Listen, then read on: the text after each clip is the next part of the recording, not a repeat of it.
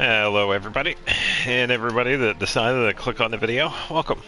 Just another Sunday playing Genshin. No real plans. I did see that the Abyss reset, so I can definitely do that later.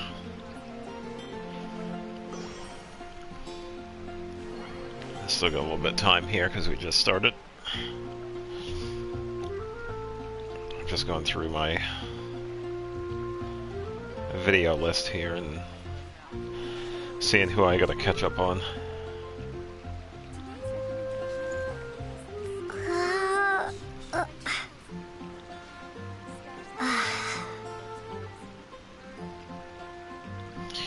Hope everybody's doing good.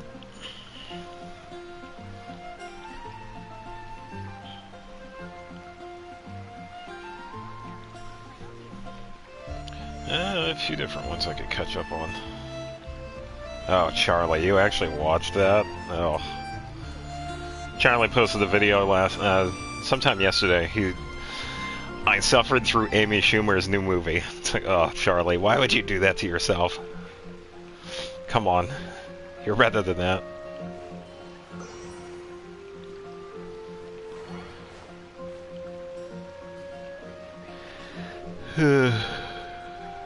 Pretty much caught up. I just got a few videos to watch. Oh, you got the claw machine to work. Nice. Charlie had it set up so that you can... I'm not sure how it works. It's like you donate and you can win a prize. Or at least you could try to attempt to win a prize using the claw machine that he had set up. It was down for a while.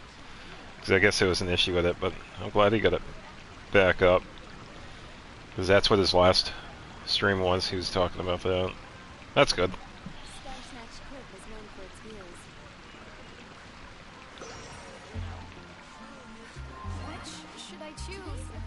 I already watched a few of these.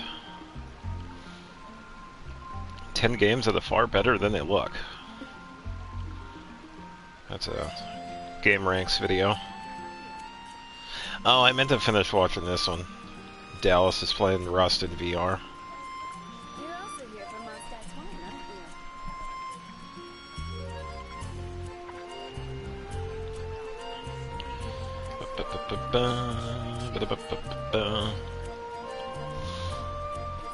Don't worry, I'll get started in this. Oh wait, let me check, because I noticed... I did hop on here earlier. Okay, so I'm at 195. I spent a little bit of resin because I was at like 198. So, I have plenty of resin for what I need to do. Do have a couple of choices, talent levels, or artifacts, or money, or experience books. So, definitely have the option for any of them. Yeah, and I did notice the Abyss is available too. So I'll be attempting that. Oh, we got an expedition reward. I'll grab that.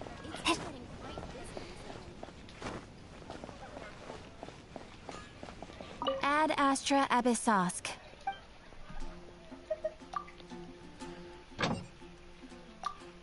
Should we give it all of them? Nice.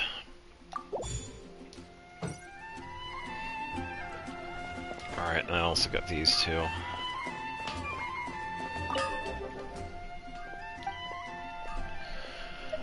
Because I had set these up yesterday. Hey, welcome.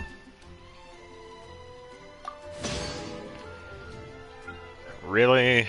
Just a casual stream today. Not much going on. I did notice the Abyss reset, so I'm going to be attempting that later.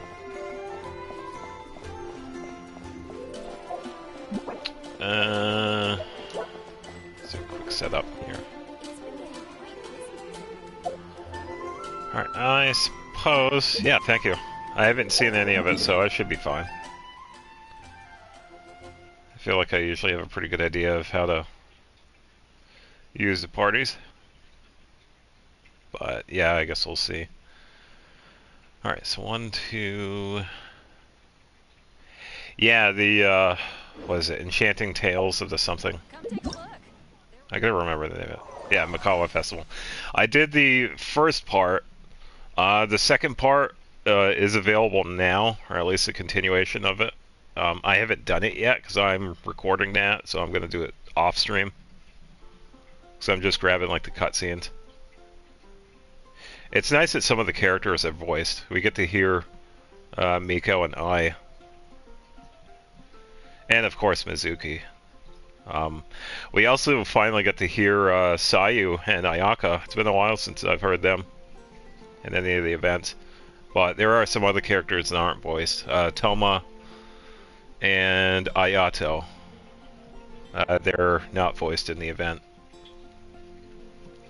There's also this one, the Traveler's Tales. I'm assuming how they set this one up, everybody was going to be voiced. There are some characters that are voiced in here, like NPCs, but the...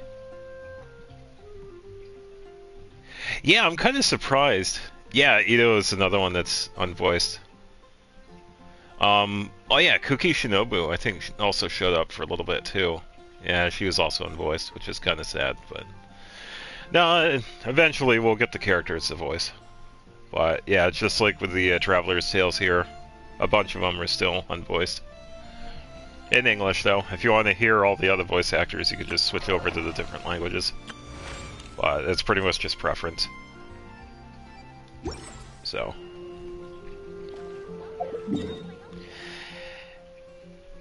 yeah, some of them are pretty funny.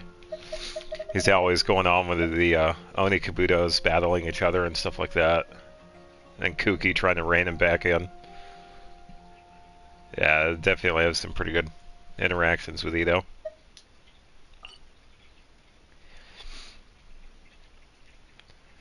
Okay, so I saw 2. Okay, so that's number 3. Where's number 4? Oh, there it is. It's like well off to this side. Alright, time for commissions. And we also have, I haven't done the Traveler's Tales, so I can grab a few of those. So, I have a few characters. I'm just about done with Kujo Sara. I have one more talent left for her, and she'll be triple crowned. I have Kuki Shinobu that I've been kind of working on. I also started working on Hu Tao and Klee. So I've pretty much just been picking and choosing which character to work on, like a week, because I don't have the time, I don't have the resin. So I've had to pick and choose. It's like, alright, do I work on talent levels? Do I work on weapons? Character ascensions? Stuff like that, so... Yeah, it's been alright. And I also have the partial work with Lanyan too. I've been enjoying using her. So she's been pretty fun.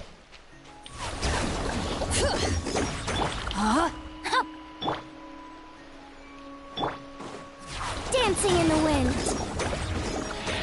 It makes for a good support. You do have to set it up, you know, like any other artifact, but it does have some promise with how it works. So, you know, if you try it out with different characters, then, yeah, you'll be pleasantly surprised.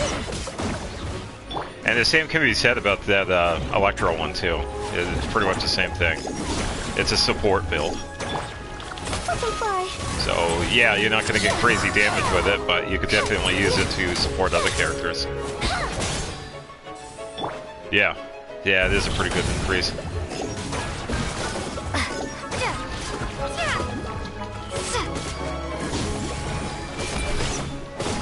I've also been working on Pyro Lumion, which has been pretty fun. Yeah, there was somebody else that I saw somebody using that on, but I can't remember who it was. They've been able to do some pretty impressive work. So it's definitely a potential set to, you know, try out. Here's the echoes of the valley. Quick heal. Alright. Alright, so let me just double check this. Axe a couple of these vids I want to get. Yeah, I've had a lot of fun with her. I was able to get a really good damage because when I'm fighting The Abyss Dragon, whatever his name is, the weekly boss in Natlan. I've been in that fight with Pyrolumine, and I've been able to get some really good damage with her. I was able to get, I think it was 152,000. I believe it was a melt hit, because I had Rosaria in the party at the time. And I was able to get that with her burst, and she's not fully built. I still have a little ways to go. She's only 455. But it's still pretty impressive, though. I just threw up a bunch of attack and gave her the Aquila, and she was good to go. Oh yeah, I was doing some really impressive damage with her. I think the average hit for her was like between 10 and 12,000 with that pyro bonus. So it was definitely impressive. It's really nice to see Lumion doing the damage. Whoops.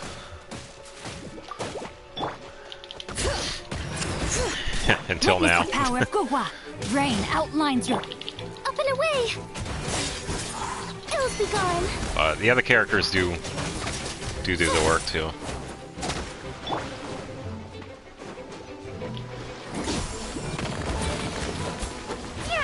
Yeah, they could have. But we also have, I'm sure some people are forgetting, we do have one more Blazor that we can get, and that is a reputation reward for the tribes in Natlan. We still have the Collective of Plenty that we haven't seen yet.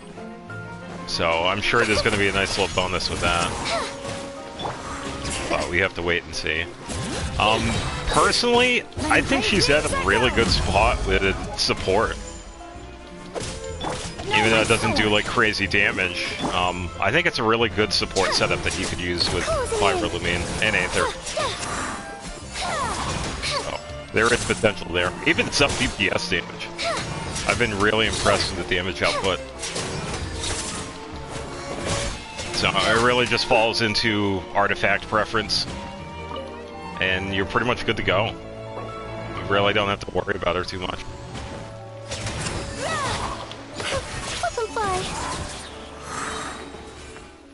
Yeah, Burgeon is another good reaction. Yeah, because I had seen a Burgeon set up with Klee, and they were able to do some really good damage that way. So Burgeon is definitely a good reaction to try out.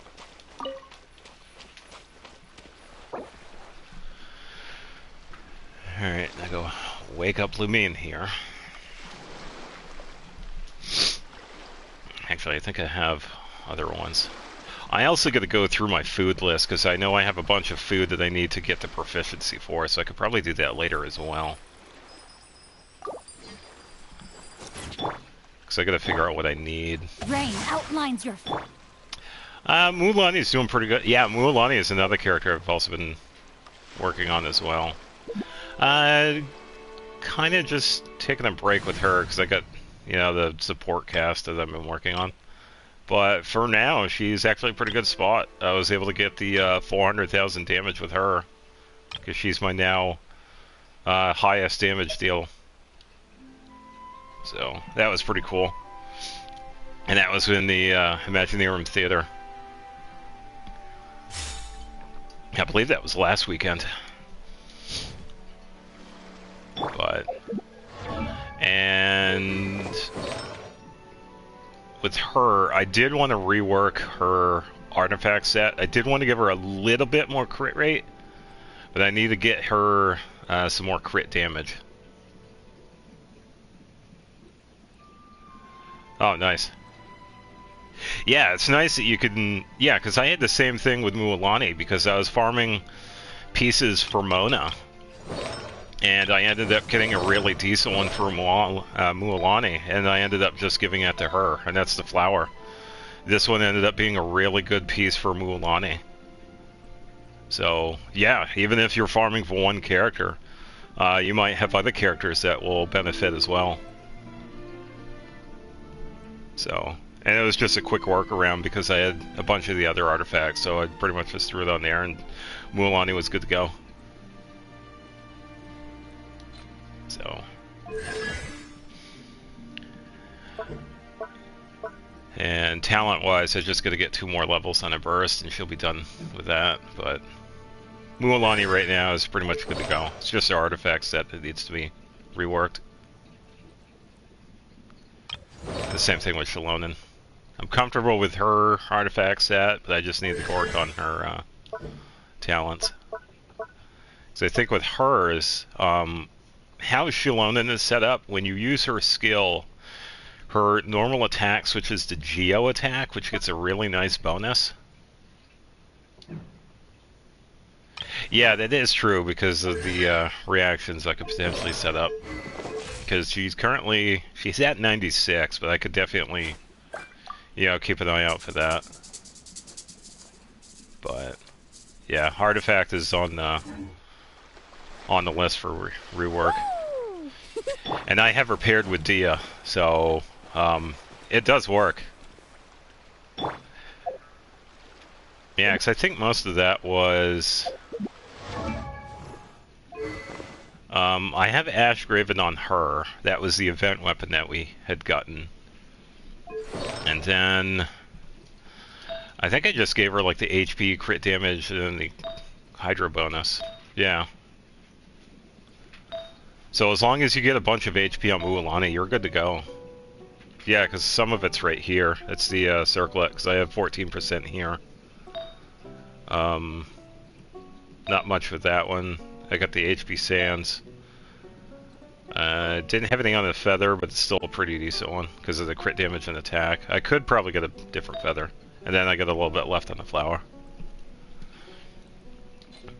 But you also got to remember too, that's not her base HP. I have Hydro Resonance in this party. Yeah, so that's another thing too. If you notice that a lot of the artifacts I have, a lot of them are only up to level 16 or wherever they're at. That's only because I kind of been taking it easy farming artifacts because of the amount of resin I need for it. And I've pretty much been doing it with like bosses.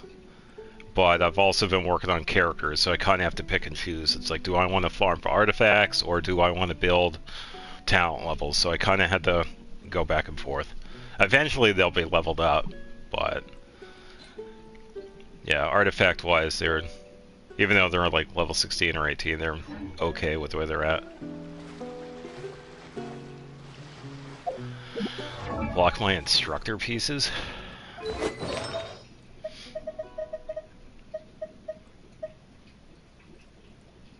Which ones are the instructors?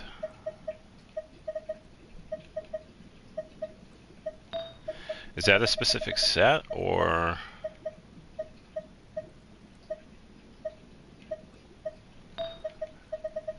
Actually, wait, I think that is Traveling Doctor Exile, Wanderer's Troop, 4-star. Okay, so they're the purple ones. Just gonna find them. Okay, so Elemental Mastery by 80. Upon triggering an elemental reaction, increase all party members' Elemental Mastery by 1 to... Ooh. Okay.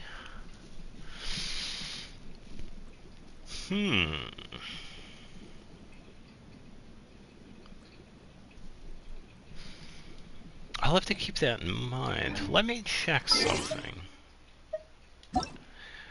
When it comes to certain artifacts, they can be... Where is it? Equipment. They can be certain levels. Does that one have...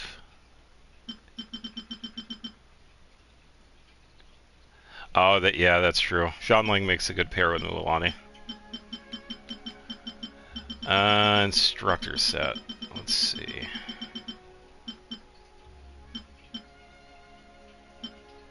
Okay, so it only goes up to 4-star.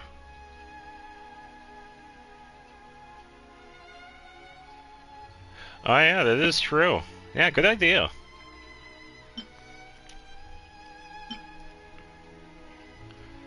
Yeah, you could definitely use that for Shanling. I'll have to keep that in mind. I run her a little bit different, but she's also a good spot that I can switch over to this one.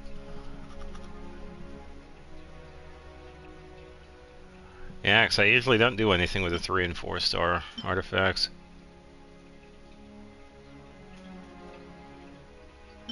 Oh, okay. Yeah, I'll have to keep this in mind. I'll have to take a look at some of these. Because I usually just use these as XP fodder for the other artifacts.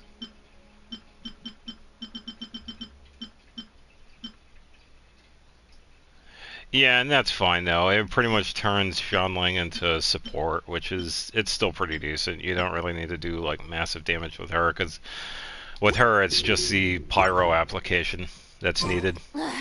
Boring. So it's fine that Isn't there anything else she doesn't have like the to do? main damage amount. Fast. Woohoo!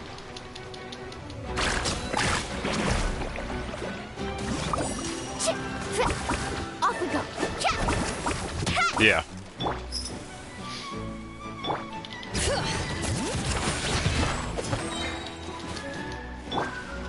Look alive.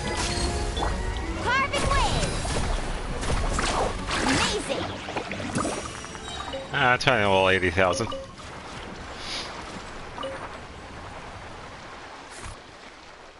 Yeah, she definitely does in the work for what I have her set up for, so.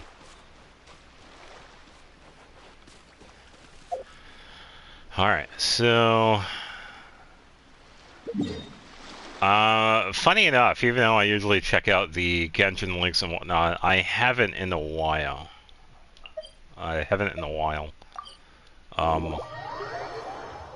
Because right now, I've kind of been on the fence with characters, because I want to save for Emily, but I also kind of want to pull for Ianson.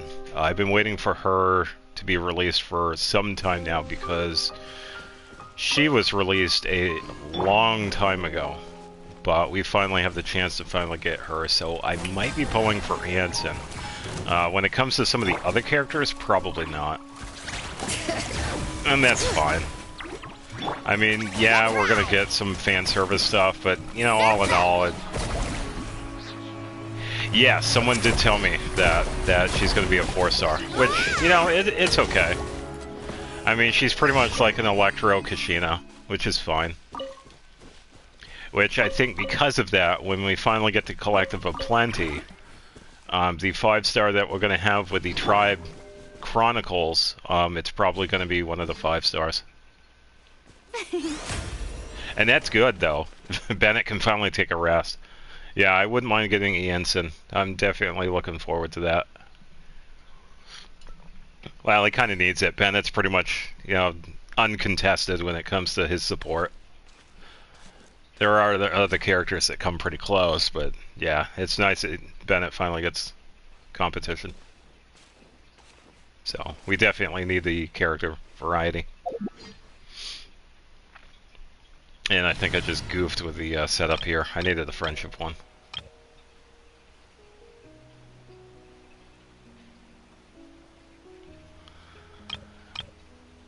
Alright, let me switch over to this one.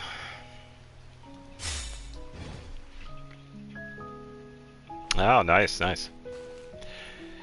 Yeah, when it comes to C6 characters, it's never really a priority. I just want the characters, like, first off, so I can try them out with teams and, you know, see how they work.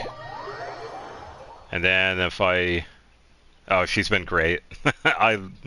She's been fantastic. She's an amazing support. Definitely really good for sub DPS.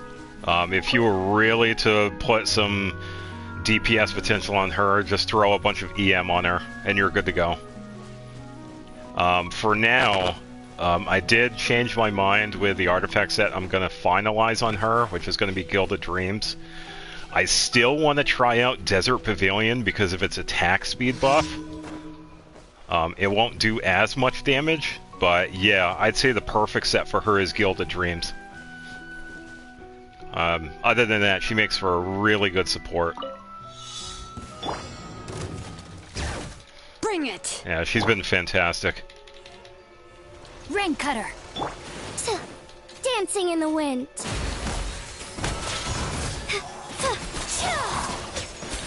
Yeah, I could, but that's also one of the things I don't do. I usually don't run shielders. Because I usually just goof around with my parties.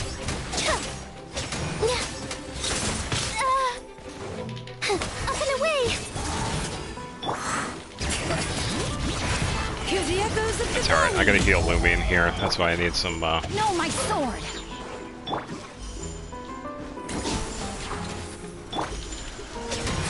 Okay, now I'll get that pyro instant.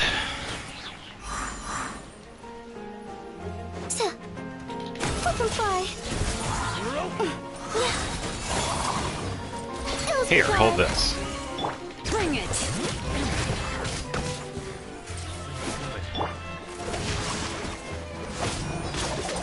Oh, that is true. Yeah, I wouldn't mind getting Mizuki. I really liked her setup too. Because she's another one of those characters where you just set her up and she's good to go as support. Unfortunately though, I was going to pass up on Mizuki because I'm still waiting for Emily and Ianson. So for now, I'm going to pass up on her. 'Cause I'm pretty good with my Animo characters. I have Sayu, which is an excellent healer now on my team. I don't know. I still feel like she has good potential. I know people have said that she's bad, but I'm gonna give her the chance. So.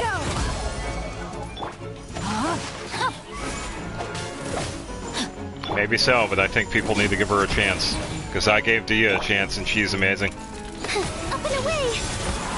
So. I know people will change their mind eventually with Mizuki. So I know some have with Dia. And some of the other characters too. So. Yeah, I'd say people just give Mizuki some time, so try her out with different teams and whatnot, and she'll definitely have the potential. I got to jump into some water.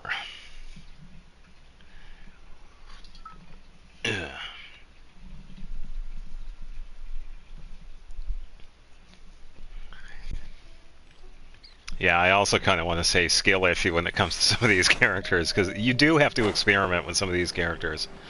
Trying out different weapons, different artifacts, to find out who works with who. So it's definitely a process.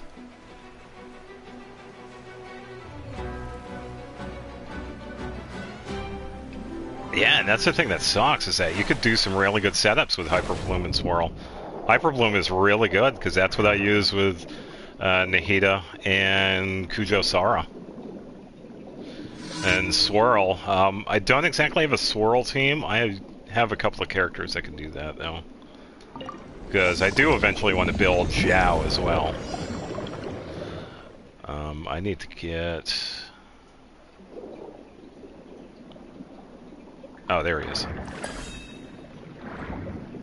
Because Xiao is a character I want to build. Sayu is at a really good spot right now, so she can definitely do that. Ah, sweet, Friendship 7.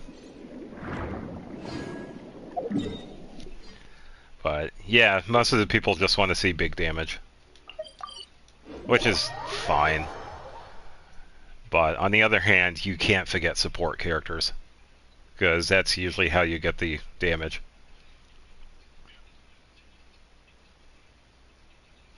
Hyper Bloom isn't bad. You get a character like Kujo Sara working with that flower set, and you're good to go. Because that's the one I use with her. Flower Paradise Lost is an excellent Hyper Bloom setup. So even though you don't get the crazy damage, you can definitely do sub DPS damage right there. It's pretty decent.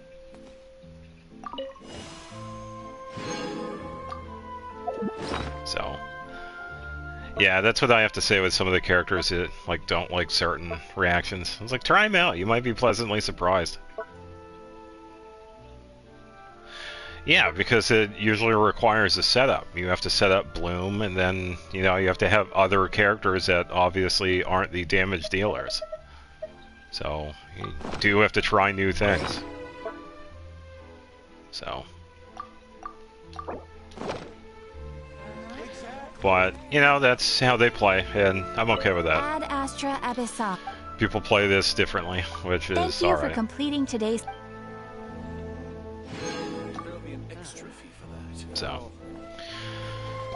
Alright, now for parametric transformer, and I think I need to... Yes, because I'm still saving for Emily, remember? I would have had more primos, but Zhongli made me broke. I had to wish for him 140 times. The broke bastard.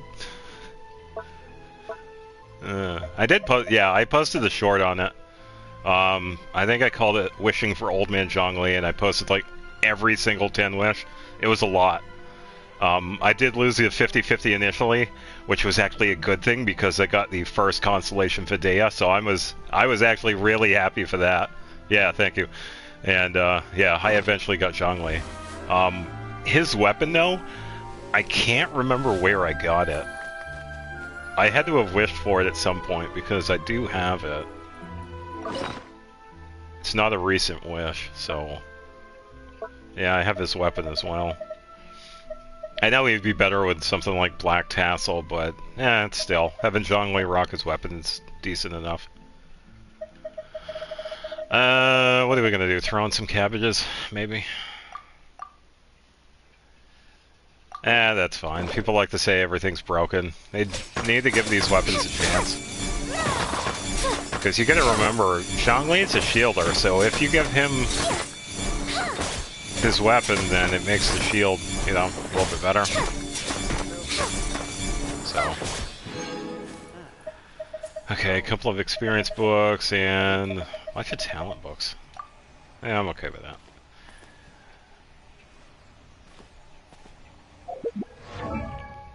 Yeah, because it probably falls back onto... Oh, he's going to be like way down. I haven't built him yet. No, I didn't want to ascend him. Why didn't... Huh?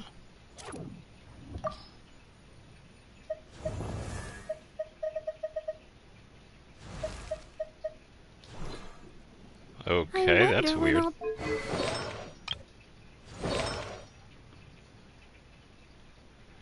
Change a couple of buttons.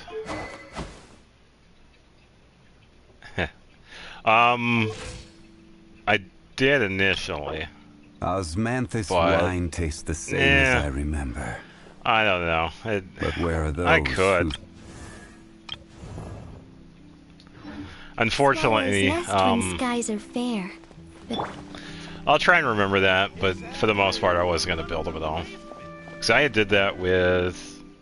who was the other one? Heizo. I think I leveled him up to, like, 40. But Zhongli was a character I wasn't going to build.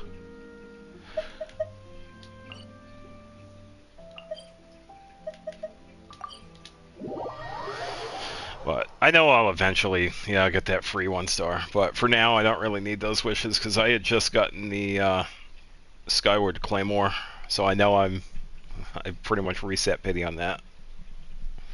So I'll just save up my wishes for now.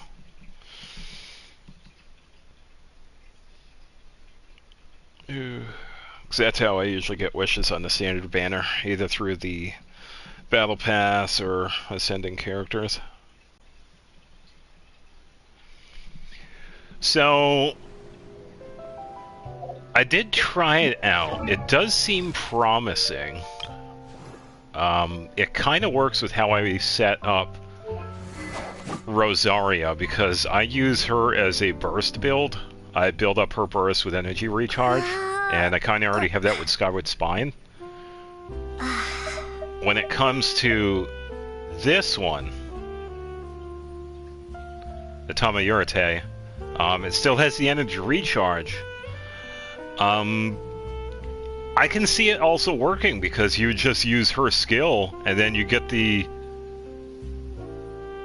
bonuses to attack and movement speed. So if you use this at night, Rosaria has that passive skill where she gets a speed buff already. So you can make her run really fast at night if you have this equipped. So I figured you could probably use this one for her.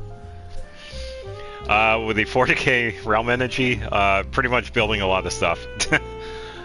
I do have another realm that's like around there. This realm is true.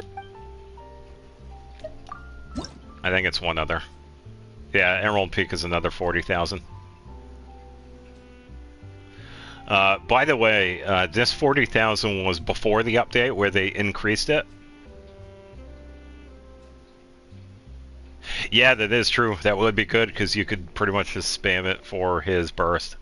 But for someone like Zhao, I could use that one, but I also have Primordial Jade. I do have his weapon, so...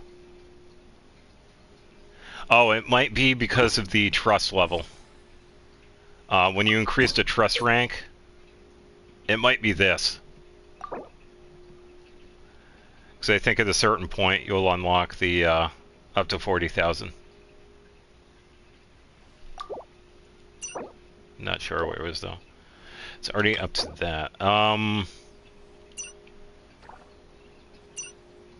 that's got to be somewhere. Because you just need a minimum of 20,000.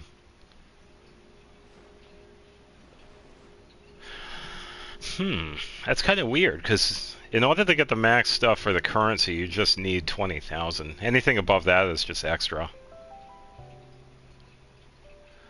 I'm not sure.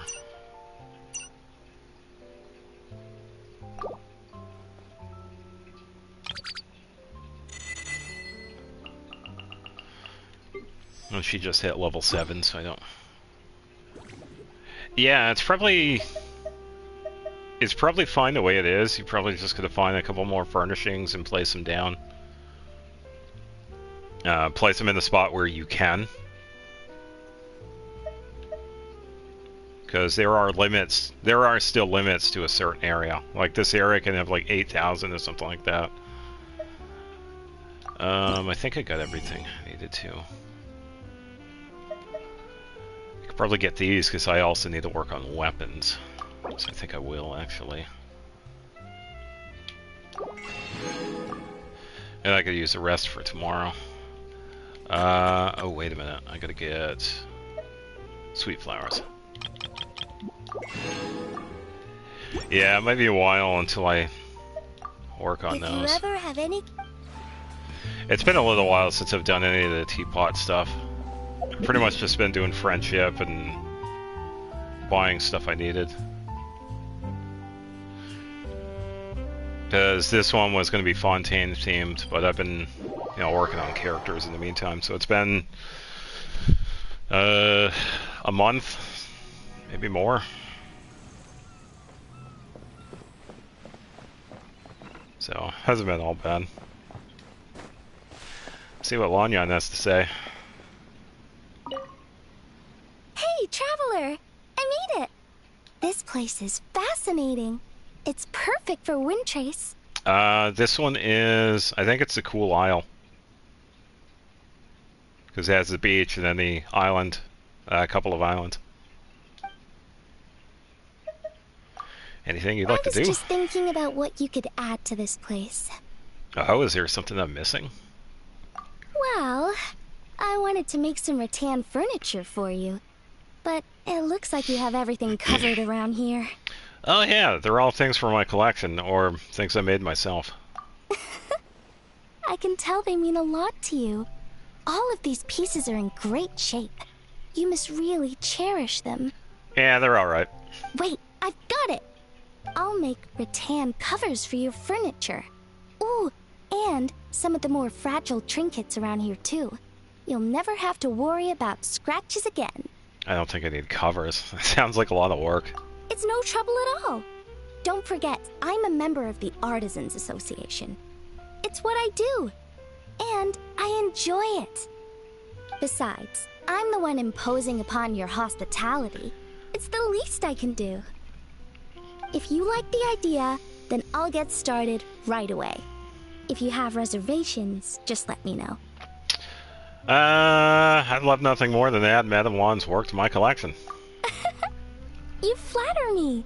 To have such an eminent figure praise my work. The honor is all mine. Alright, I humored you, so we can drop the formalities, right? Then, let me say this. Once the covers are ready, don't feel like you need to store them away for safekeeping. Use them to your heart's content. Oh, And promise me you won't cover them with any cloth to try and protect them. I barely remember what our own furniture looks like. This is a long conversation. Every day, it's like my mom adds another layer of cloth. Alright, you have my word. Great! Then I'll get started right away. Measurements first. How can I help? Actually, there is something I need from you. Tell me the stories behind all these items. Oh. I'm dying to know. I could, actually, because I do remember quite a few of them. Where do I begin? The bird back there was during the story quest for Shan Yun, I believe. What else is around here? I think that's it. Oh yeah, and you were also marking on how Ahita was smiling. Yeah, reminds me of Lambda's smile. What else do we have around here? I think this was one of the special furnishings from Inazuma. Don't really have much of the special ones here. They're mostly over here. Oh wait, I think I might have some over here.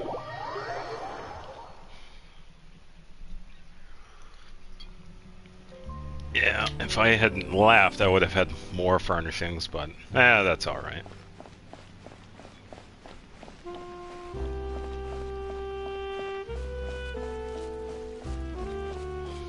Well, it kind of makes sense. Nahida is known for the Archon of Knowledge, so yeah.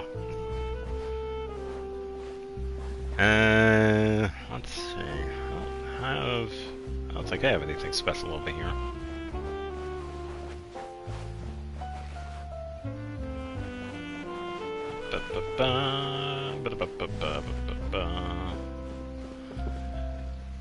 Got some fish, but that's about it.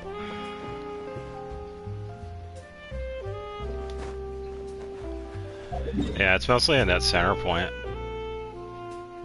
There are plants in my harbor. Oh, plants are already back.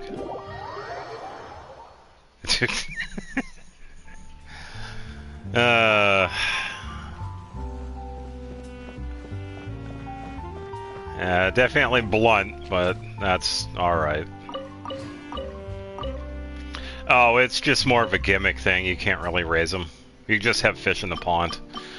They had also added a Natlan version of it. Instead of getting a weapon from the fishing stuff, like the other regions, you pretty much get a lava pond. Which is alright. You can throw some fish from Natlan in it. Oh, I gotta harvest some sweet flowers.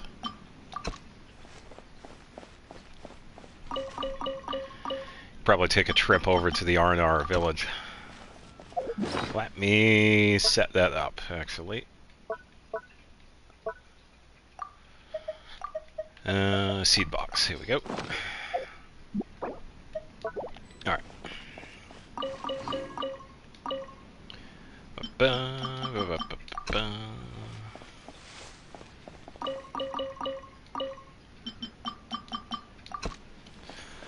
Alright, flowers good. Oh, this one was another event thing that we had gotten a while back. Oh, that would be cool. Yeah, because I know exactly where they can put them. They could put them in with the, not the animals, but the companions. That'd be cool if they did. Because they could put it next to Paimon. I don't know if they will, though. But it would be cool if they did. Or they could also put him in with the animals, because we have some other ones too. Way down the list here, I think. Where are they at? I thought they were here. Oh, unless they already have them placed. Oh, they're in a different spot. Yeah, I'll go to it. This right here, I can't remember the event. This was part of some floral arrangement event that we had a few years back. And you got to choose different flowers, different pots, and you got to put them on this stand. It was around, I think it was a little bit before, it was around Inazuma when that was released. It was around then. I can't remember who the characters were, but yeah, I have a second one over here. Let's see. I don't think I have anything special over here, but most of the other stuff is over here. I also got the stuff inside the mansion too. We could take a quick peek. Zhongli and Hu Tao, of course, and they are going to be permanent residents. Let's see. This was done during a little mini quest with a Saurian companion that we can get in Natlan. We help out some other Saurians out near the bay. I think it's southwest of the Flower Feather clan. It's on the beach. Let's see. Let's switch over the time here. We can probably start to the right. Let's see. A while back we had the kite making competition.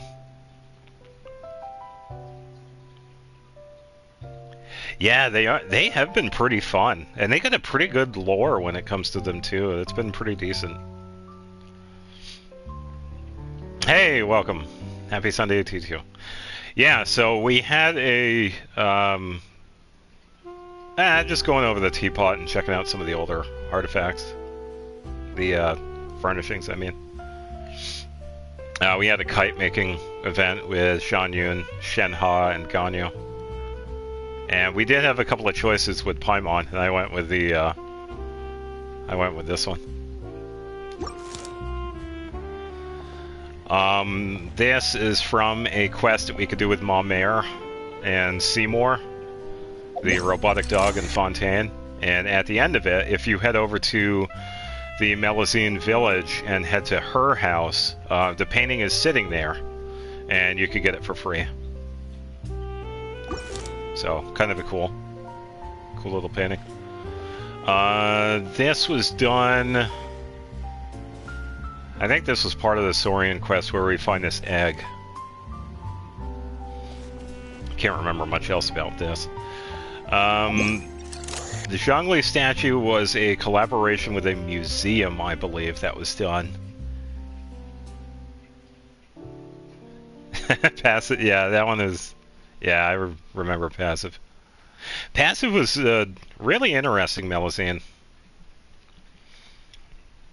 And I believe this was a cooking event that we had with Guoba.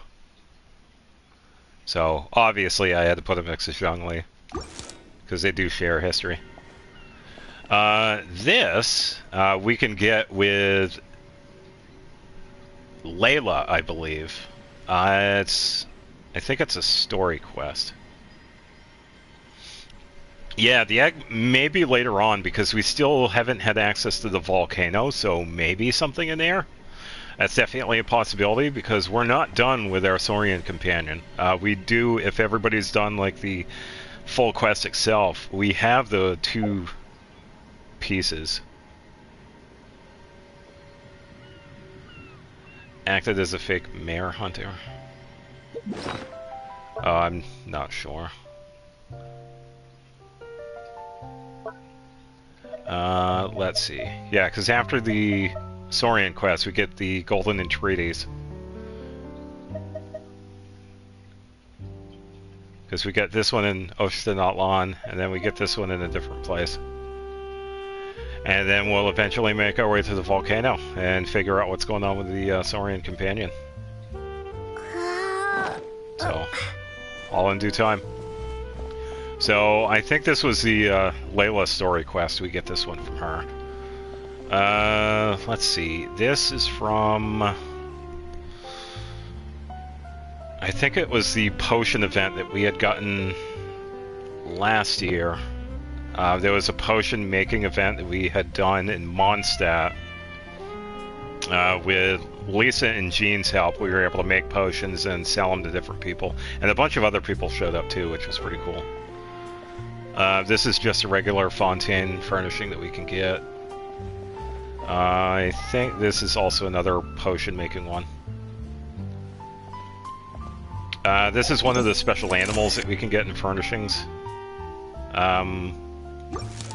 No, it's not Windbloom. I think it was just a regular... It was a separate event. Because we had the potion stand. That is this one over here.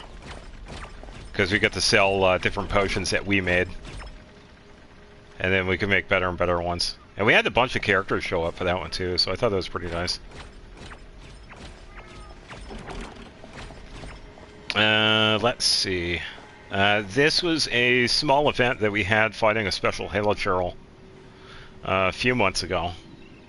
And at the end of it, we got to that. Let's see. The big guy back here is from...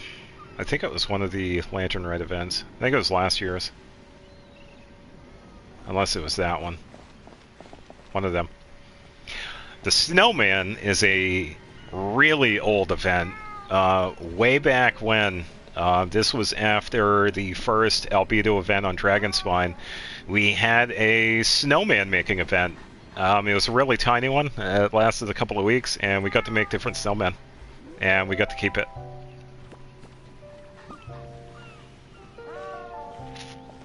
Oh, and this is also another one of the special pets. I think that one was related to Toma. Might have been his story quest or some other event. And this one is interesting too because this animal here deflects your attacks, funny enough. So you can actually spend resin to take part in events. I don't know. I can't confirm. It doesn't sound familiar. I want to say no, but I also don't remember a lot back then. I only remember bits and pieces.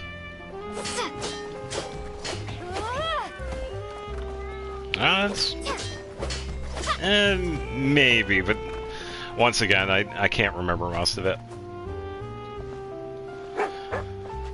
These two were with last year's Lantern Rite with the introduction to Gameng. These were two different pieces that we got from that. Because there was a mini game that we could use these. If anybody remembers Simulanka, this is one of the setups that we can get. That one was a pretty fun one.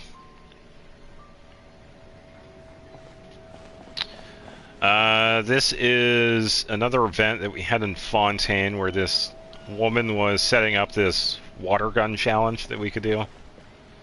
I think I had gotten the second one. I had missed the first one. Another one of those tiny events. Oh, okay, yeah. I think this is a... I'm not sure what this one is. Yeah, I think I have most of it. I think there was some I wasn't able to get because I think you were able to get 2 sets of each stand. Oh, that's okay though. It was an okay event though, but if you want to catch out the cutscenes, I did post the cutscenes. If you want to catch the cutscene part of the event. That was one of my earlier videos. I think this one was way back. We had gotten this one in Mondstadt, I believe.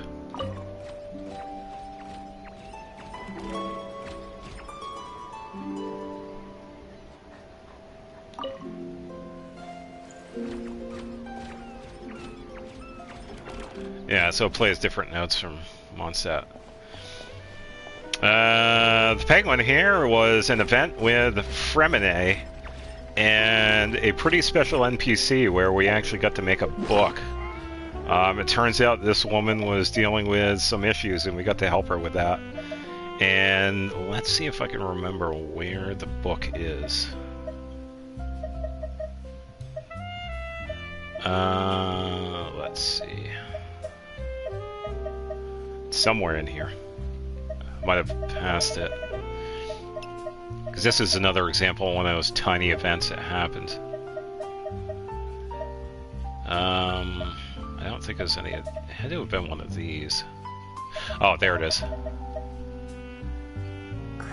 to Lexi's Fantastic Adventures.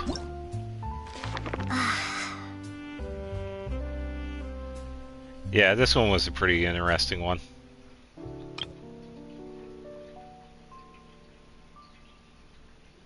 Because this one was before I was recording stuff.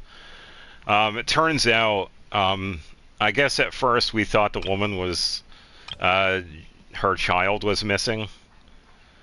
But it turns out she was dealing with like unprocessed trauma, so we helped her out with that. So it was a pretty decent one. This is, yeah, he really should, because we have seen a lot of Lynette and Lene, but it would be cool if Remine got some more screen time. This carriage is from the last Sub-Zero's festival with Nahida, and it's also one of the few that we can interact with, which is kind of cool.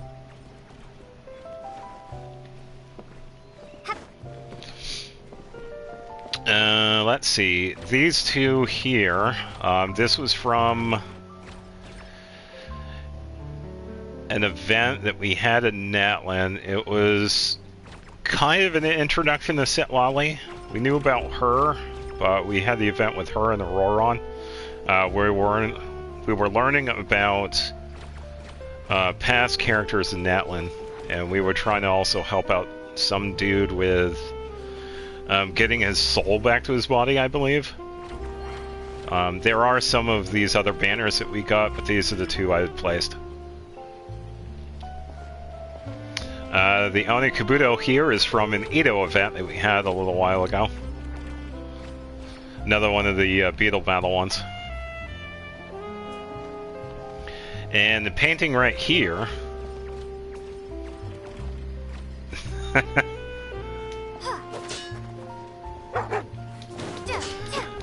yeah, it is an interesting one, because he's the only one that actually deflects the attacks. Or maybe all of them. Let's see. Yeah, he deflected. Yeah. Definitely an interesting dog. This painting, I believe, was done during the first Dragonspine event, and Albedo actually made a painting of Paimon. If I remember correctly, Lumine and or Aether took a crack at drawing Paimon, but then Albedo took over and he created this. And I believe it was the first event for Dragonspine. So definitely way, way back. And the weapon we got for that was Festering Desire. For the first one. Unfortunately, I didn't get that one on this account. Alright, now for the inside. There's still a lot of other furnishings I do have, but I haven't placed them yet. Yeah, I really like the painting. It definitely came out really good.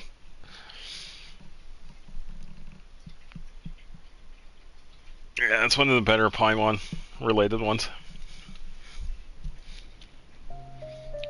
I haven't changed anything in here. Alright, so the two cat spots, it was... Oh, hello, random person. The two cat spots right here were from the cat event that we had gotten a few months ago, and that's where the other cat was from. The cat we found outside. The book right here, I believe, is the Simulonka book that we can get. And we pretty much have a open view of the town that we went to. This was just a card deck that we get. This fan here is a special one. We had gotten this one... We had gotten this from Zhang Li, I believe. I can't remember... I don't think it was an event. Yeah, that's a crazy thing. I guess a lot of people forget about Albedo because we don't see him a lot, but he does have a lot of back history. Considering he is one of the few people that we've run into that are... He's an artificial human, if people haven't, you know, followed up on him. which is pretty crazy because we have run into some people like that. Albedo being one of them. So there is some pretty crazy lore with that. This painting was done by one of the Melazines. I don't think it was Ma Mare. It might have been.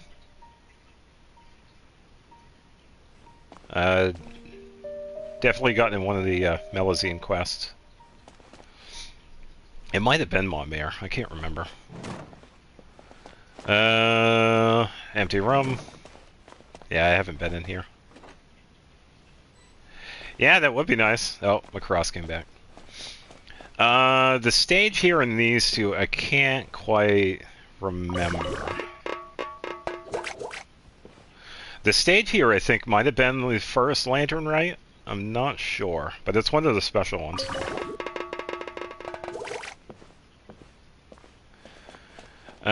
Some knickknacks. Let's see. I think we get this from Kaya's hangout, I believe. The flower... I think some of these are either story related or... Oh yeah, true. I can't remember where they're from though, so I'm not sure. The flower I can't remember. It had to have been something in Natlan that we had done. The mask here was also another, I think that was another hangout one or some related one. The hairpin here is from Ayaka. We had gotten that in a little quest with her. I might have been her story quest, but this was a while ago too. This right here was from Fontaine. Pretty much celebrating our upgrade into, yeah, Wet Socks. Playing as Wet Socks McGee. Giving us the title of Honorary Senior Researcher of the Fontaine Research Institute. So we get a little reward for it. The ladle here is from Nouvellette. It was a little thing, a little present we had gotten from Nouvellette. I think it might have been his story quest. This right here, I believe, this one is from Shiori. I think that was her story quest. What am I viewing? Oh, wow, that's a long range for that. Oh, I got Farina in here. Alright, so we got the movie poster with Wet Socks McGee and Chevrolet. And a painting of the same characters from the movie event that we were doing. And then Farina just hanging out. This is from that Sub-Zerius festival. Same with the carriage, we had gotten a painting. That one was definitely a pretty fun one. Let's see. This was from... This one was from an interesting event that we have with Chevrolet. We were pretty much helping her out working, which was kind of weird. And this is the theater in Sumeru.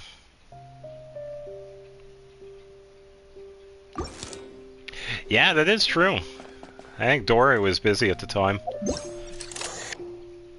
I think we did run into her during that event. I did post that. That was one of the event videos I did do. So I'm pretty sure we did run into her, but yeah, she wasn't in the photo. It was pretty much everybody else. So... yeah, now that I think about it, it is kind of weird we didn't get Dory. I mean, we got Dunyanzard. But, yeah, we didn't get Dory in this one. I mean, we also got Soul Rush, too. She showed up. And that was the first time we actually got to hear Soul Rush. If anybody has ever done the Oasis in the Sumira Desert, that's a character that we run into initially. Yeah, I remember reading into that one. Oh, Fireclaw's on.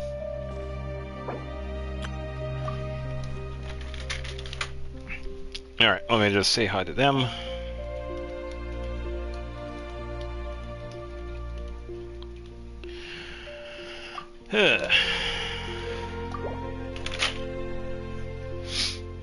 Alright, let's see. This one was done a couple months ago where we pretty much got to help rescue animals, and some of the characters were involved, which was pretty cool. So because of that, each character pretty much gave us, in a sense, a doll for each one of them, and some of them were really cool. We got Sethos, Shiori, Xinyan, Eula, Hutao, and Xingqiu. And my favorite one is definitely... Oh, it's a toss-up between Xinyan and Hutao. Some of them. I'm pretty sure I do have some PC players that also play on this. Let's see. I think it's just as standard. Yeah, I think they did a really good job with these. They definitely came out really good. Yeah, I was really excited because this was day 2. Because I had just gotten Hutao and then I get a doll of her. It was really cool. And it pretty good high quality too. But yeah, the Xinyan one is definitely another pretty good one. But yeah, it was a pretty short event, but it was definitely pretty cool. Yeah, Sethos is another good one. Good choice. I think that's it for the downstairs. There wasn't anything down here. Because up here, I just have the hangout. Because this is where I keep the photos of the hangouts. This one is the revised one, because I had gotten some new ones.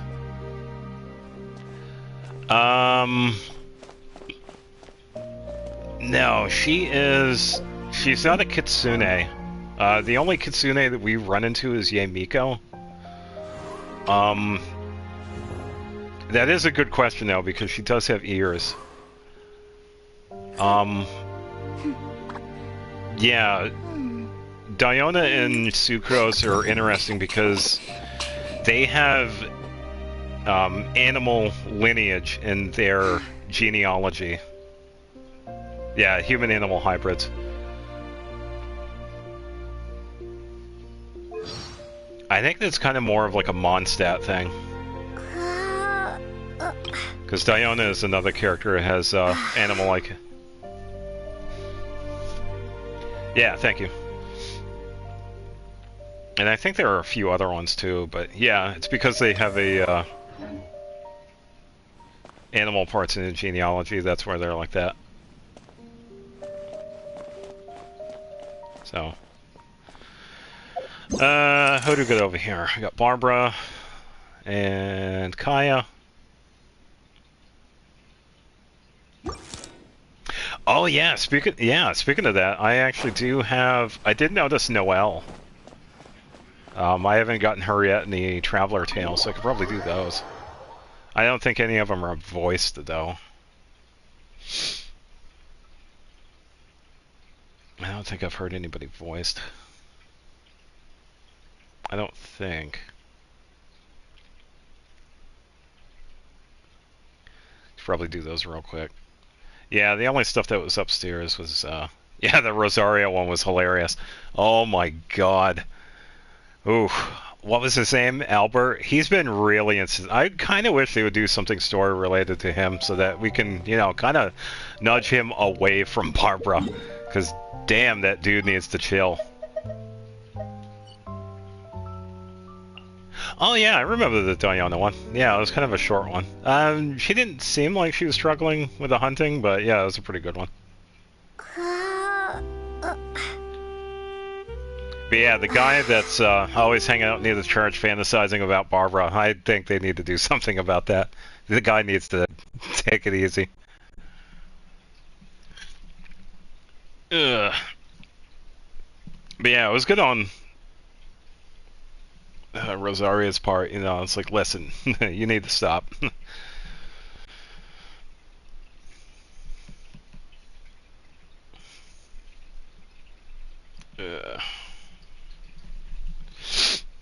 Alright, so the first one over here is Noelle. I'm gonna try... Oh, she's hanging out over here. Okay. Oh, it did? Ah, thank you. Let's do... I can't condense because I already got 5. I'm already on top of it. So I could do something a little bit different. I'll show you.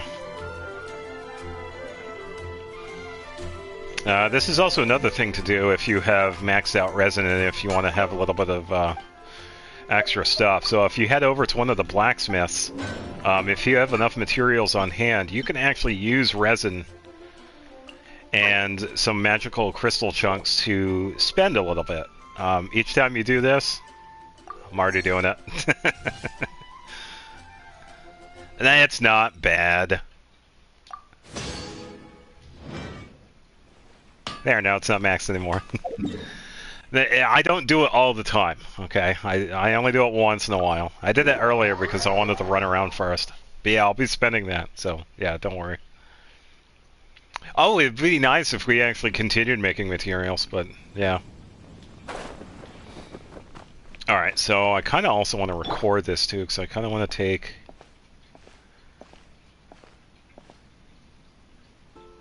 Alright, so you'll see a little pop-up, so I'm recording this. It's not going to record my voice, but I'm just going to...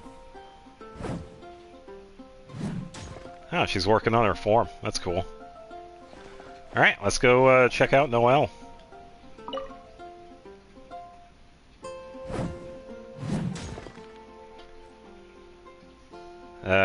Noelle? I thought you were Ellen for a second. Oh, honorary knight. Hello. Ellen's off moving some new wooden dummies in. Is there something you'd like to ask her? Not really. I'm just simply passing through. That's right. I've been discussing swordplay with Ellen over the past few days, and the topic of Master Jean's legendary guild blade came up.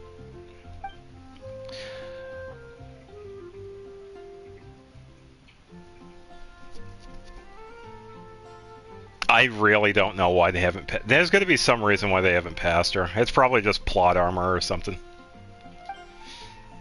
After talking it over, we decided to use wooden dummies to practice. Helen's great with a sword, you know. Her every move is incredibly precise. But although I know that moves like this require exactness and finesse, I practice a lot, I still can't quite accurately grasp the essence of the technique. You'd think she would, because she's been at it for years. I'm already doing my best to maintain control, but each time I swing my sword, I always end up destroying every dummy at once. I just haven't reached that level. You're using a claymore for her gale blade.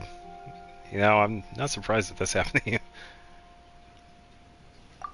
It might just be this, so it's possible. I love to practice with a one-handed sword, but they're all just too light. They feel so alien to my hand, I can't comfortably wield them at all. Imagine how strong she would be with a sword. She's crazy with a claymore. Although most of those blades are just too flimsy and go flying off the hill as I wave them around, sometimes burying themselves straight into the ground. Yeah, if most people don't realize, Noelle is actually really strong. Last time I was practicing outside the city, one little mistake sent a blade flying right up to the top of the cathedral. And it slammed into the steeple bell. I believe it. Oh, that is nuts. The sound was like thunder, and that sent Sister Victoria into panic. She rushed straight forward to our headquarters, saying that the city might be under attack. Oh my god. Master Jean had to spend a good long time explaining things to her before she was calm enough to leave. I know. How could you hate Noelle? Noelle is one of the sweetest characters you could run into. You cannot hate her at all. I already asked Mr. Wagner to forge a super heavy single-handed sword for me, although I'm not sure when he'll finish that. Oh, okay, so she requested a sword. I do hope that this blade won't get flung off when I swing it. We gotta give her something that's like Adepti related or something that's really durable. Yeah, so that was really cool. Alright, so I got that recorded. Yeah, when it comes to the recordings, I don't record my voice on it, so I pretty much just get the scenes themselves because they're not voiced. So usually how I do it, I pretty much just speak as the character. That usually gives me enough time to have people read it too. So, yeah, I don't think I've ever met a Noel hater. I've met some Noel mains, and their Noels are, ooh. If you want to see some damage potential, look no further than the Noel man using Ito's weapon. Good lord, the geo damage. Alright, oh, we got to run into Amber again. Alright, let's see what Amber is up to. Oh, the crazy damage. Oh, if you ever see a Noel using Stone Thresher, you're in for a treat. Oh, she's not basic. She is not basic at all. You throw a bunch of crit damage and geo bonus on her, and... ooh.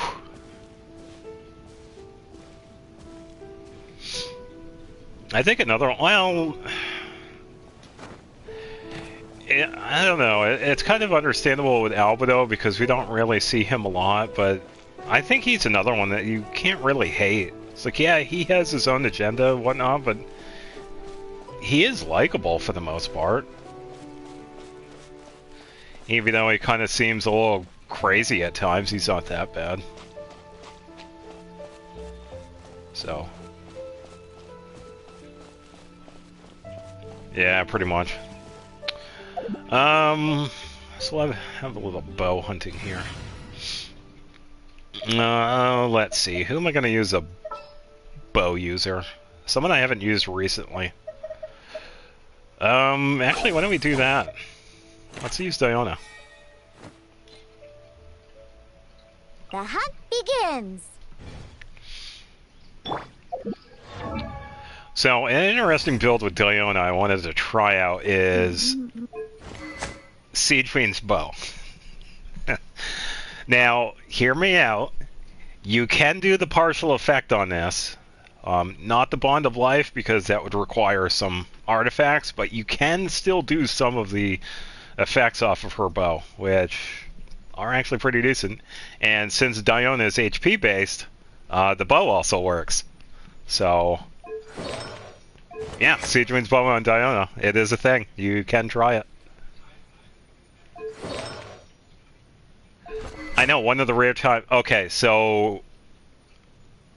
back when I was pulling on Farina's weapon... when I was pulling on Farina's weapon, I got Siegewene's bow. And... then I got Skyward Spine. And then I got Farina's weapon. I think it was about... I think it was about 70 wishes, or so. Yeah, the bow is really good for some of the other characters, too. So if you need, like, an HP-based weapon, it's definitely an option. But, yeah, on the rare occasion I did pull on the weapon banner. And I was cutting it close, too, because I think I had... for me, I was cutting it close, because I had, like, 7,000 primos left. So, I'm glad I got the weapons. Because the Skyward Spine is really decent for Rosaria, because you get that little attack speed, too, so it worked out. Yeah, this is one of the few times where I don't regret pulling on the weapon banner. So, with Diona, pretty much just a bunch of HP. I mean, she's not a crazy build, but she definitely makes up for a good support. So, something like Tenacity or Noblesse Oblige works out for her. I could probably give her... I could give her the Zhongli setup, because I have a bunch of HP on that. Because this one has that HP plus 25%. And then... take this one, but switch it with Bennett. Where is... okay... Because I usually just give her HP anyway, so. Let's see, what do we have here? Can give her this one, and then for... Yeah, I just give her the healing bonus.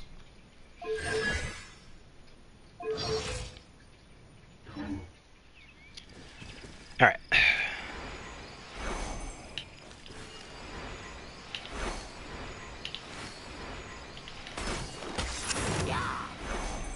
Yeah, so nothing crazy.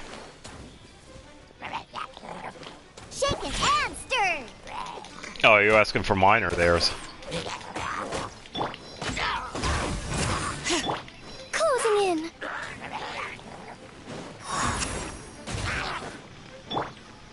Think you can bully me?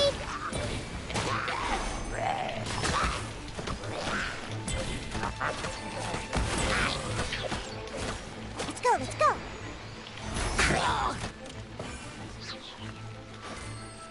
I would imagine it'd be like the @ thing. I believe you were talking to, who's that, Jay?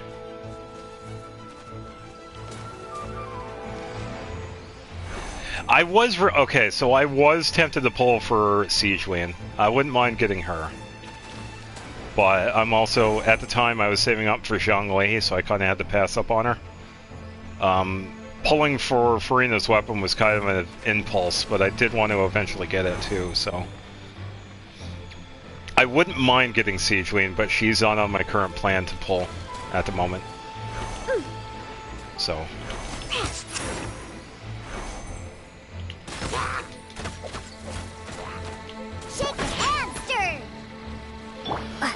But, yeah, I wouldn't mind eventually pulling for her. Pyrolumion putting in the work. Here, hold this. I didn't even hit that barrel, that was good. Yeah, see, that's why I'm also wanting to pull for Ianson, because I know Emily's not going to be for a while. So... Currently, even though I am saving for Emily, I am going to be pulling for Ianson.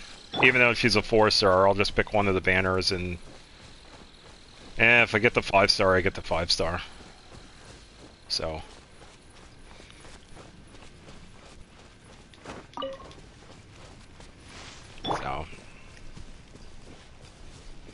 Is there a barrel over there? I don't see one.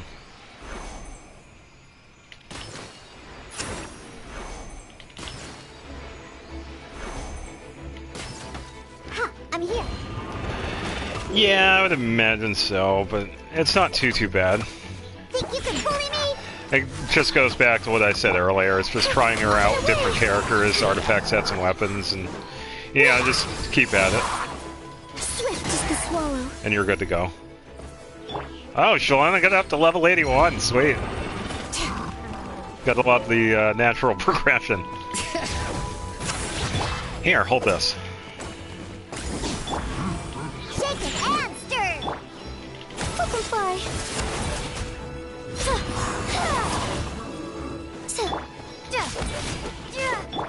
Let's go. Can't handle your drink. Oh, I ran away. Think you can bully me?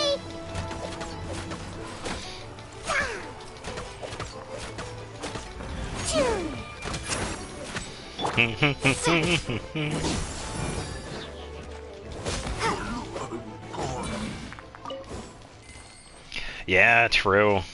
I mean, I'd say pulling for a Siege Queen is worth it. She has a decent character, and we kind of get like a Melusine-like character, which would be a good pairing for New Valette. So it does work out. But yeah, at the time, I don't have any plans on pulling for her. Same with Mawika too. I wouldn't mind getting her as a character, but I just don't have any current plans with her. Alright, so I could probably change the time of day, maybe. And I'm at the point where it's like I kind of would rather work on the characters I have instead of getting all of them, because I have more than 50. I have plenty. And they would just be another... They all end up on the back burner. I wouldn't have any time on building them, because I already have so many other ones I need to build on. Which character do I hate the most? Now... I don't hate any of the characters, but I do have characters I wish I didn't get, and characters I wish I don't get. I don't hate any of them, so I will say that. I wish I didn't get Micah, because I don't really have any use for another cryo character, because I already have so many other ones. I don't need any other... What is he, a polearm? Where's Micah? Yeah, he's a polearm user. I have other polearm users. Even so, you can set up for an attack speed thing, because he does get some buffs with that, so he does find use, but I kind of wish I didn't get him. Yeah, it's a C6. It's just like Yunjin. If you want to have like a really good setup for stuff like that, you need the C6. And it's kind of why I didn't... It's like, I'd rather get other characters that I'd rather... want. Characters that I don't want to get, Tainari is one of them, because I'm kind of covered with Dendro. I'd rather get Emily, and I'm good on bow users. I have so many built bow users right now. Ganyu and Yuan, and I don't really need any of them. Emily's sort of built, but she only borrows the set from Rosaria. But I'm good with bow users and Dendro, so I don't want Tainari. Jean and Diluc are kind of on the same way, but... Oh, Arlecchino and Nuvolette, because of fan base. Okay, yeah, that's kind of the downside about it. I'm sorry you feel that way about the characters, because I agree, the characters are really good. Yeah, when it comes to the fan bases, I will say try not to let other people make the decisions for you. I mean, it is your own choice to dislike characters because of that. But yeah, if you like the characters, you know, stick with your own feelings on characters like Arlecchino or Nuvolette. If you like them, and that's okay. And there's nothing wrong with you standing by that decision, because that's how I kind of felt with Dia. Even though a lot of people hated Dia, I wanted to give Dia a chance and to prove that she is an amazing DPS, and she is. I was able to prove it by getting some really good luck on her. And I could, even though I probably won't say that as much with Micah, I can say that with every character. So... don't be afraid to say, hey, I like this character, because there's nothing wrong with that. All the characters are good in their own way.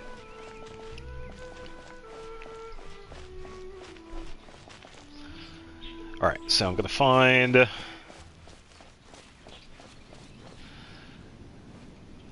I think I've found a few. I haven't run into any toxic... I rarely run into any toxic people. Is she... Where is she?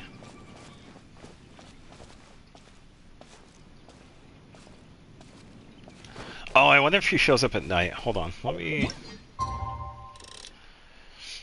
Oh, unless she's above.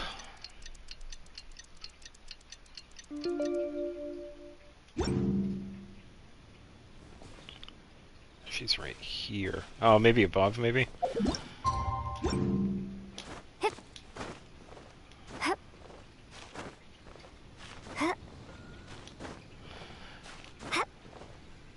Oh, there she is. Yeah, I can imagine how it is on the other servers, because I play on the American server, so personally I don't see the toxicity.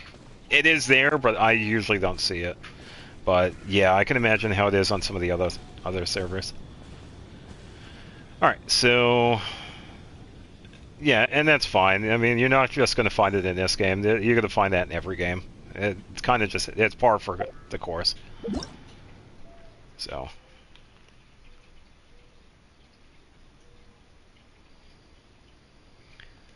Alright. Damn it, Lumine, you had to have your eyes closed. Well, I'm saving it now. The odds. Thanks a lot, Lumine. Alright, let's see what Amber has to say. Razor. Razor. He's not here either. Oh, she's looking for Razor. Traveler. Did you see Razor on your way here? No, why?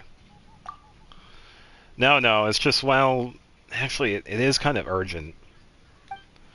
When he visited the city a few days back, he was going to have some cake with Klee, but the shops were all out and he didn't get any. Klee got up early this morning and bought some so she could go to Wolvendom and give it to him. She would run off all alone, and Captain Kaya not discovered and stopped her.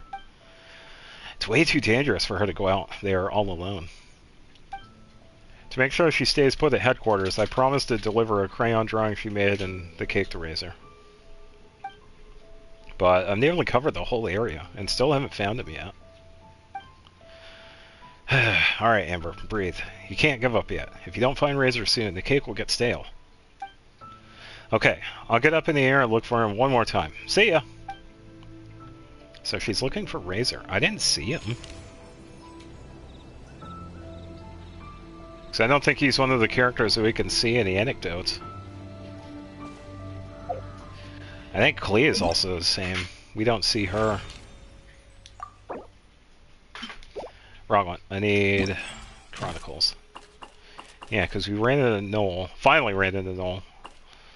And yeah, the only other three is Shan Yun, Sucrose, and Chumling.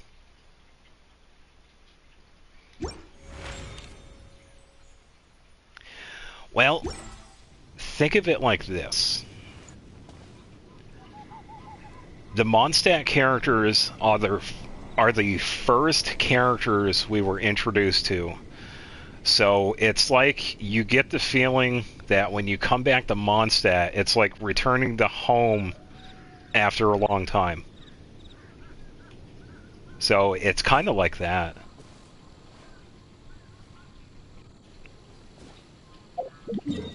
And even though there's a lot of, story stuff that they could flesh out with some of them, a lot of the Mondstadt characters are pretty solid with their storylines, their hangouts, the backstories of each one of them.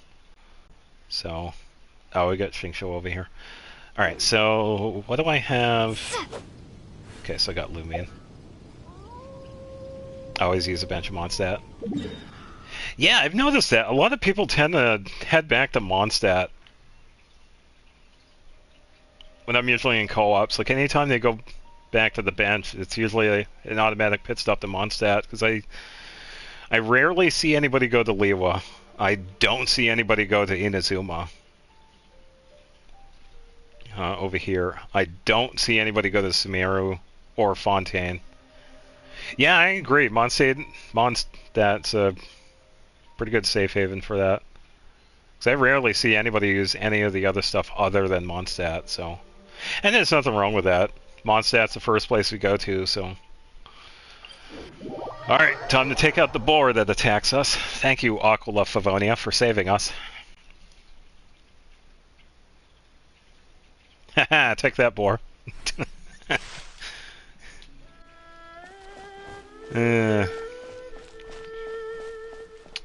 Yeah, so when it comes to, if you want to save time, if you want the fastest one, the Natlin bench and the Liwa bench are the fastest. If you want to go like speed run mode or whatever, but personally, just go with anyone. It really does not matter. It's just preference. Meryl. Alright, he's right up there. Yeah, it's really just preference with any of them. Alright. This.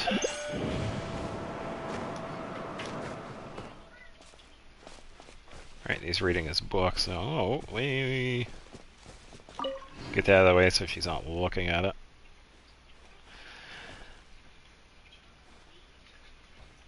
Alright, so is... Yeah, and Catherine is like right next door too.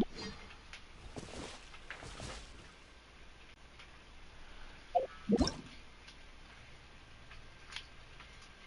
get a decent one. Alright, Lumine, don't close your eyes. Oh, God. Damn it, Xing Chong, you didn't hear me. Alright, saving it now. Good job, Xing Chong.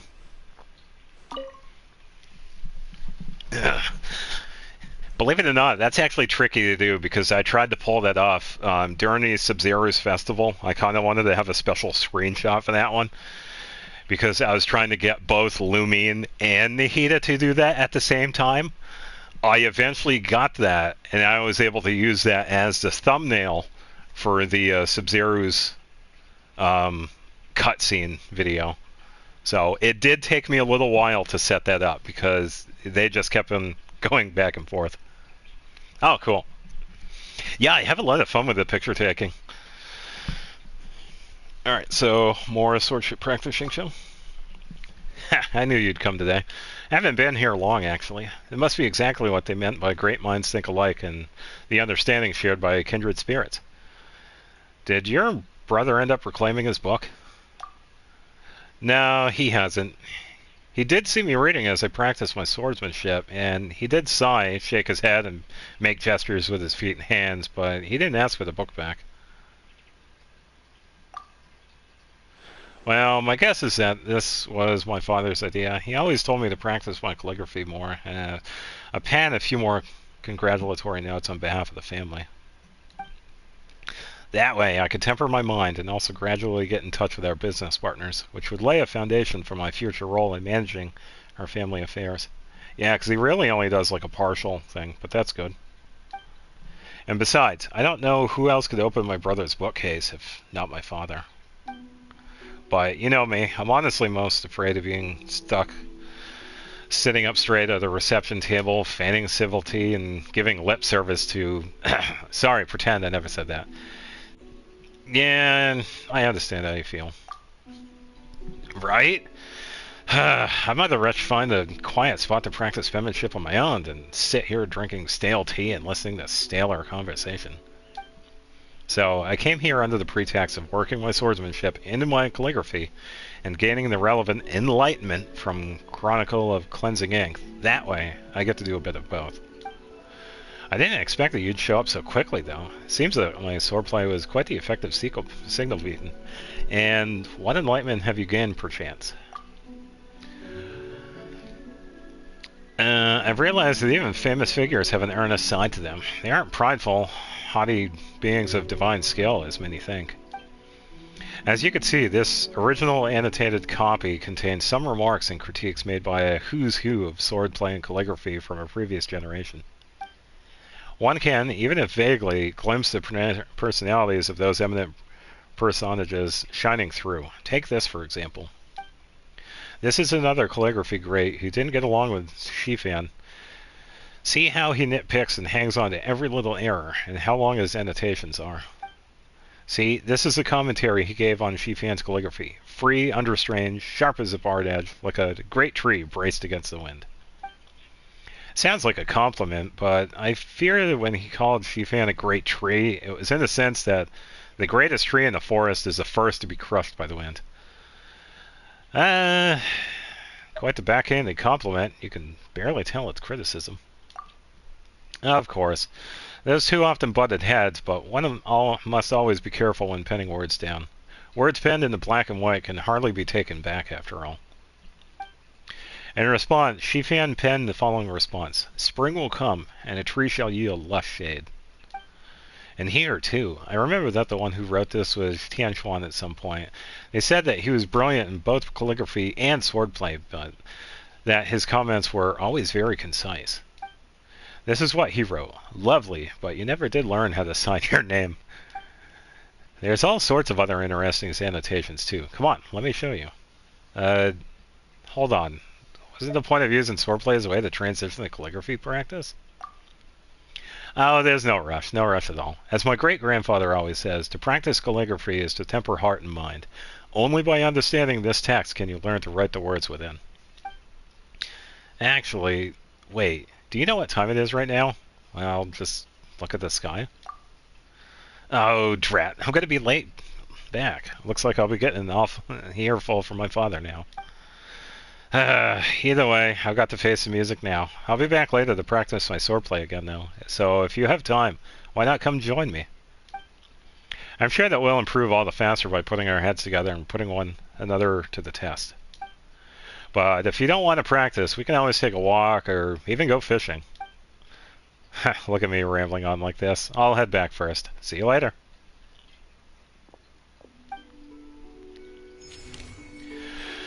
So, when it comes to characters, as far as I know, there aren't too many that are related to another, so yeah, I could see that Xingqiu and Yelan being related.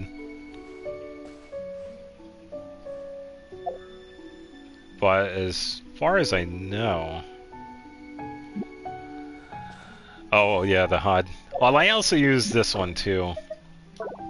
Once in a while, if you only want to get like different angled shots. But yeah, the in-game one is also decent enough too, because you get more variety with it. But yeah, the HUD removal is definitely a good part.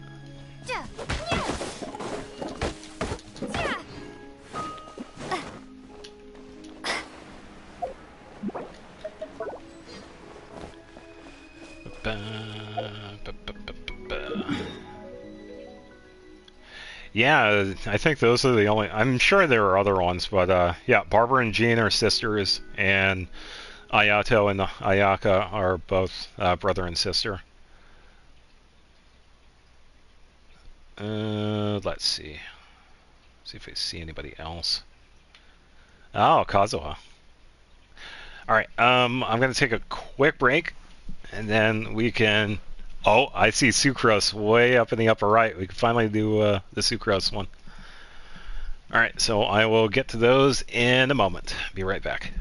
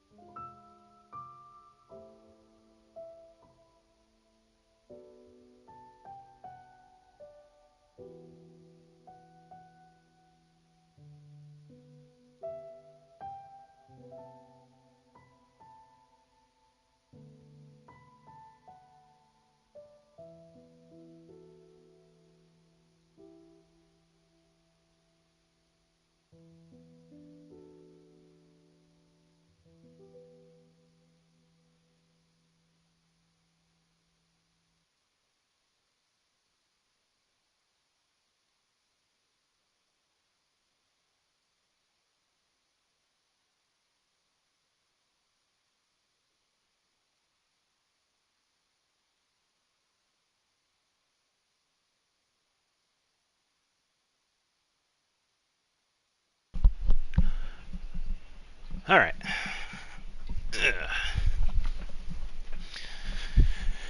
Okay, so... Okay, we're sitting at 194 resin. Do gotta use that soon. Okay, so we have Kazuha and Sucrose. I know Kazuha is not voiced, I'm also going to assume Sucrose is not as well.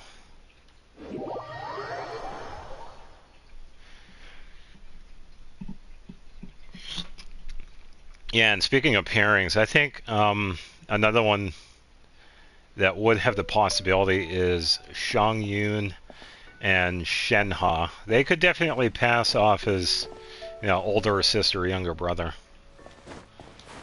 But as far as I know, they're not related.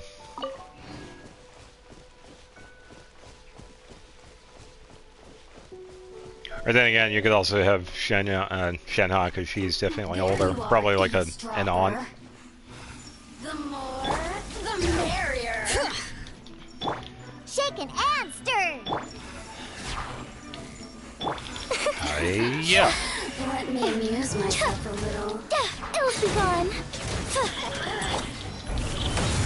The more, the merrier. The systems shine no longer. Woohoo, free stuff. Alright, let's see. Looks like Kazuha is sitting down. Or is he just standing there? Alright. Okay, so let's record this, and then let's take another picture of Kazuha.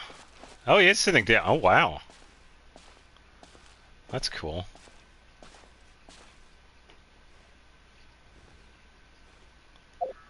I didn't expect that. Alright, let's find a nice... Actually, wait. I don't really do too many of these, so let's do like a background one. And then... Let's wait for a good point to stop, because I want to make it look like she's looking forward. There you go. That was not bad. Alright, Kazuha, what's up? Yeah, because we've already talked to him a couple of times. He seemed tired. Run into some trouble, perhaps? And nothing but the usual minor problems one runs into while on the road. Such strength. Still, it's best not to push yourself too hard. Oh, nice. I haven't played Witcher 3 yet. I probably should. Take a short break today. There are leaves nearby. I'd be happy to play you a tune. May its melody accompany you from where the wind blows and into the distant future. That was a really short one. Yeah, compared to the other characters, Kazuha was definitely not long-winded, surprisingly. So I think the longest one we've run into is Fischl.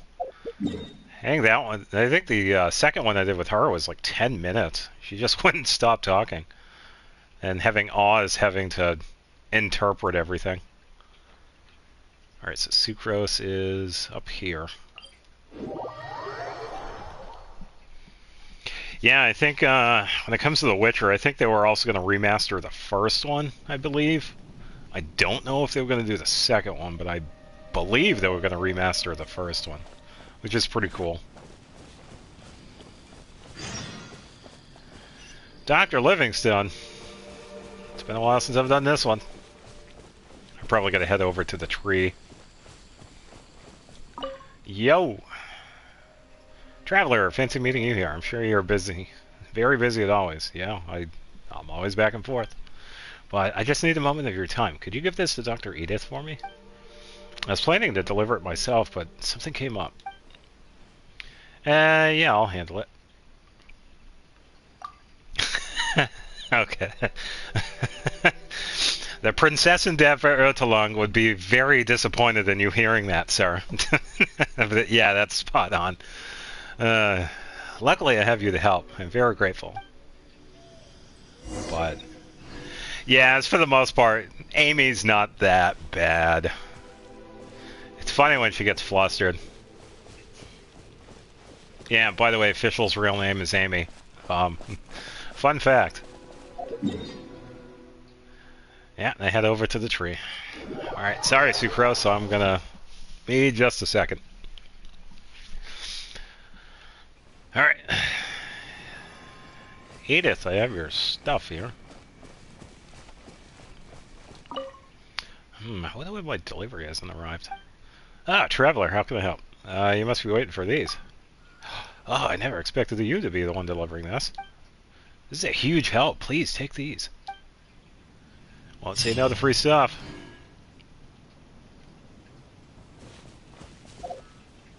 Hey! Thank you for stopping by. I appreciate it. And thank you. Alright, so we got Sucrose up here. Let's see what she has to say. Because we haven't talked to her yet.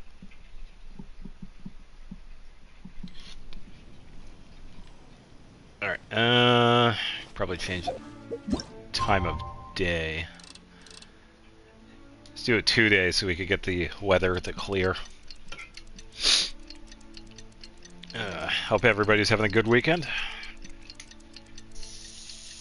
I've gotten a little bit of snow, which is alright. Just gotta watch out for the freezing rain, but it hasn't been too bad.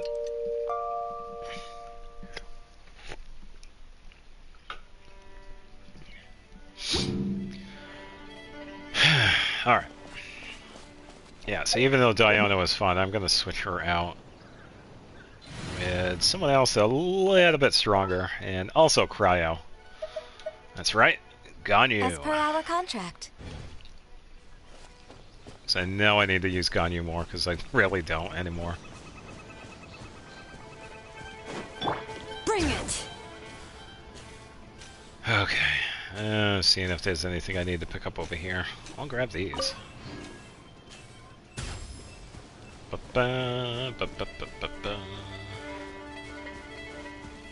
Yeah, place is barren as always.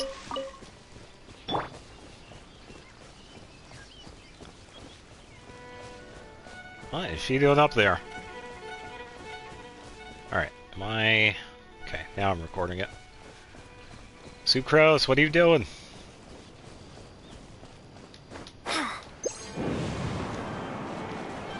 Being fancy with it.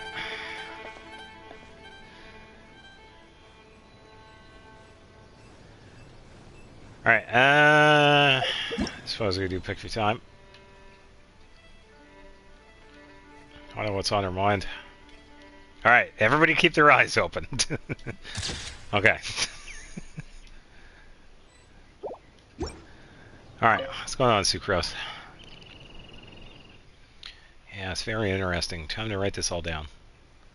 Yeah, good question. Why do you climb so high up, Sucrose? Ah, Traveler? Oh, I didn't think anyone else would come here.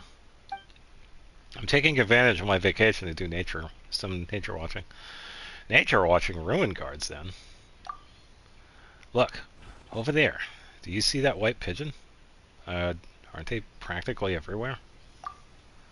Yes, but only in places high, safe, and inaccessible enough to humans where they show their most natural, authentic appearance. Ah, speaking of which, see? Patrolling ruin guards don't disturb them at all.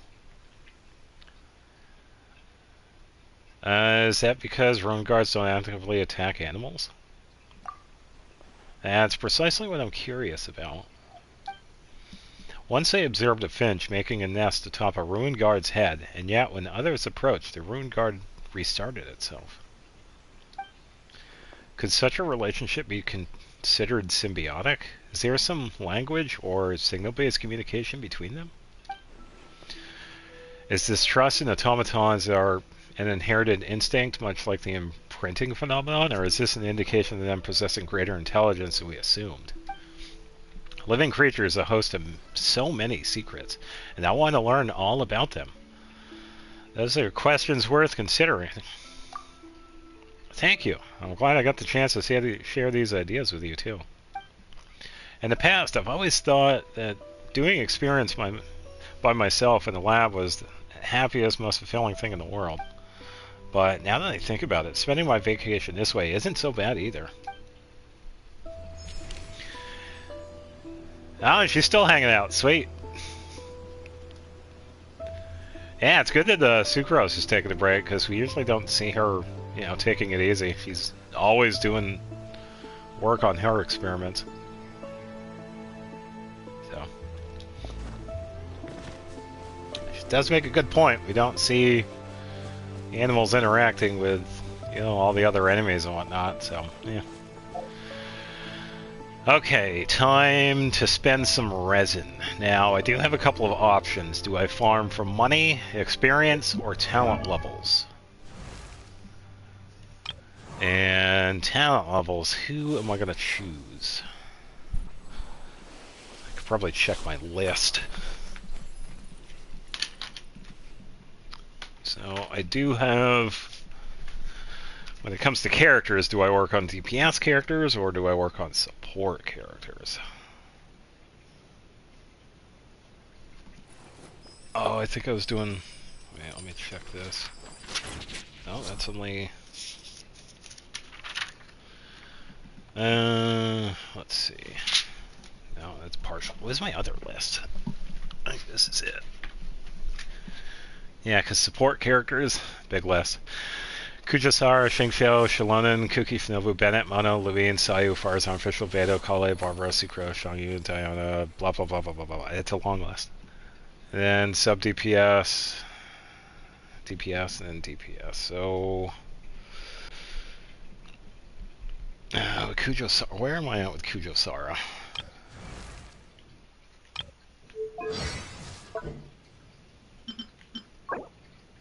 Okay, so I need one more Ashen Heart. I do have a Dream Solvent. I need to farm Elegance.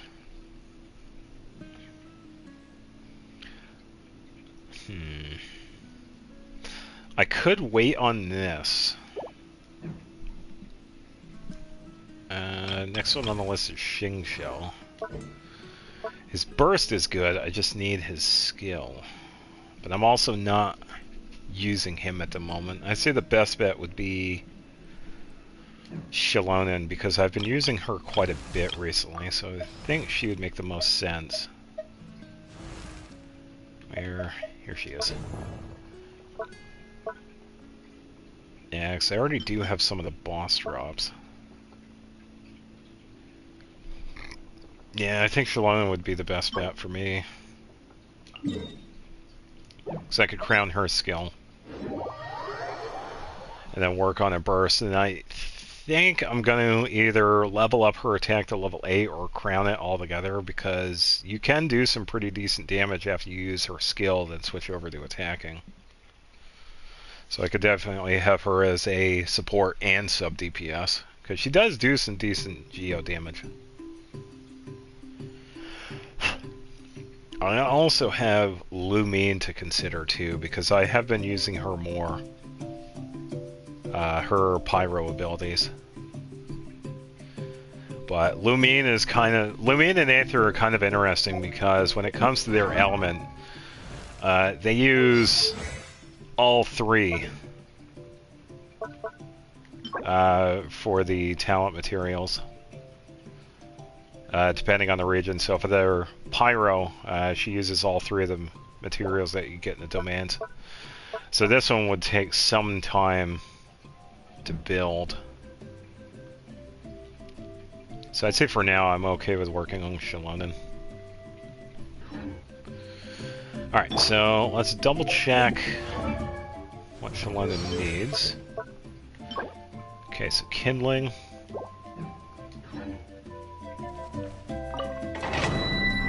And I can work around the characters based on what we need for this. Okay, so Dendro, Electro, Cryo, Hydro. So I could probably try out Mualani in here. Okay, so which one's Myriad? Okay, so this one's the one I need. Let's see. I do want to keep Lanyan so I could get some friendship experience for her. I could probably try this. Mualani, Lumine. And go with this. Hey guys, how's it going? This one's gonna be a fun one. So even though Lanyan's not doing the crazy damage, she still has a pretty good setup. Yeah. And since I want to build up on Shalonen, potentially either triple crowning her, this would be good to go. So I could finish up on her skill now, and then work on a burst later.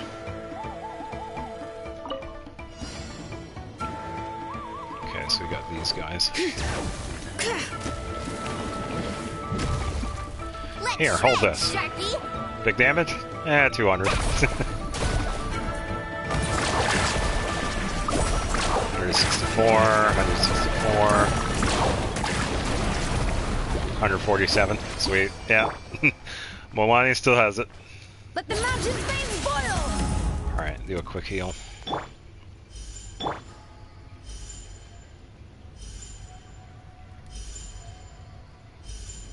Yeah, because I would also like to see how high I could get Shalonen's healing going as well.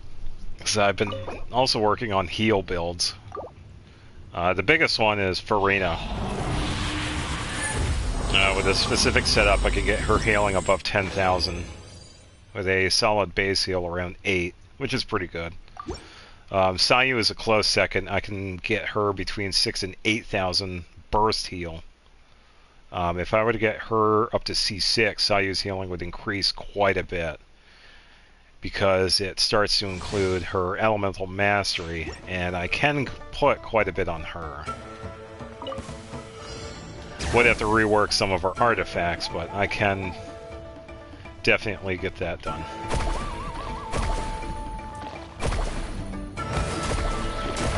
One.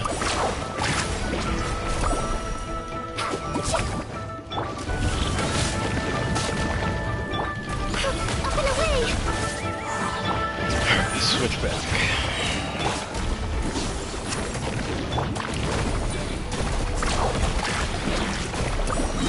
Yeah, some pretty good damage from Mualani. Let's go for a big damage. 338, not bad.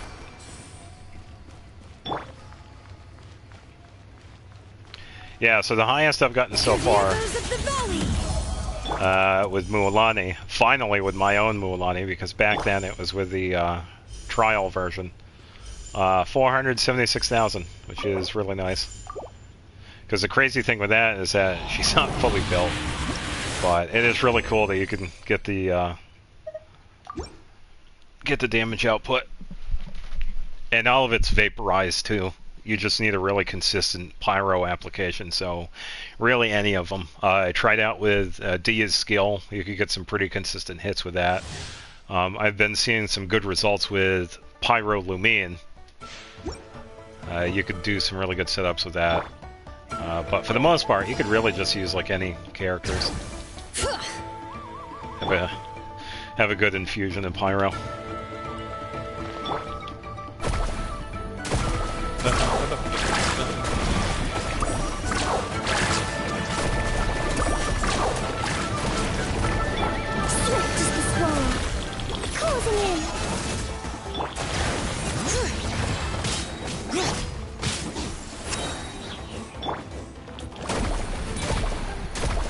Kill it outright. Not bad. Yeah, so definitely gets a job done.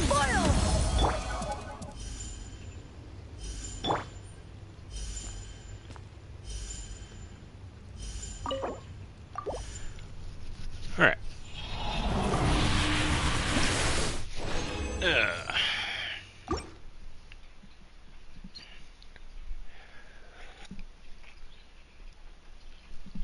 Yeah, I was thinking after this, I could probably head over to the Abyss, because that was reset, so I could definitely try that out. The last time I tried it, I believe I got to...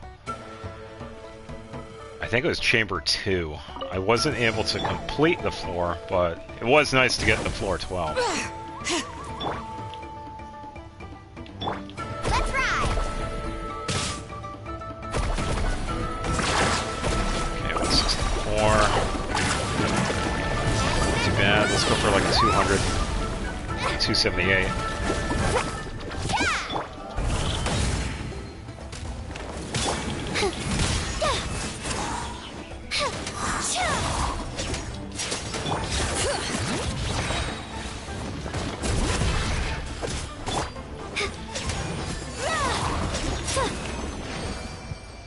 Alright, not too shabby.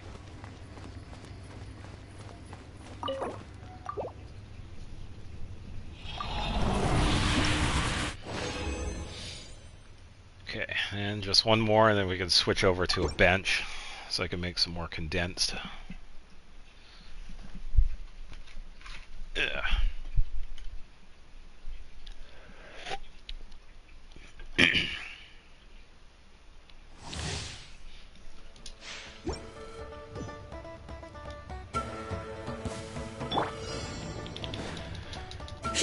Alright, switch to that. Pyro. And then try not to die.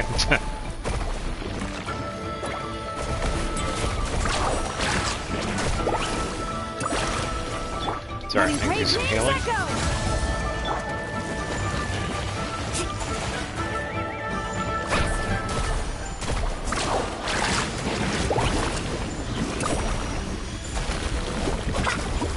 Dancing in the wind.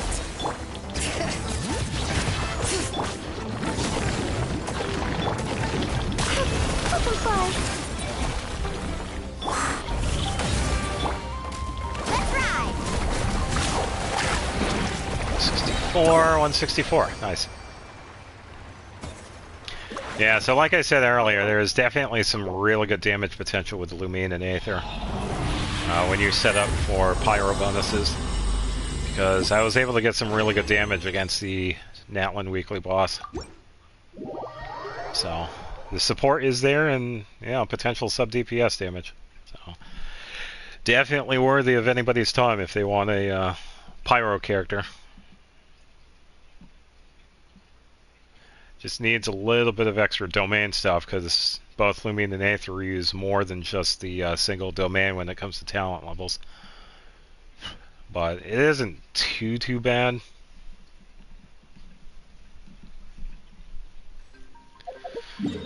Alright, now for a bench.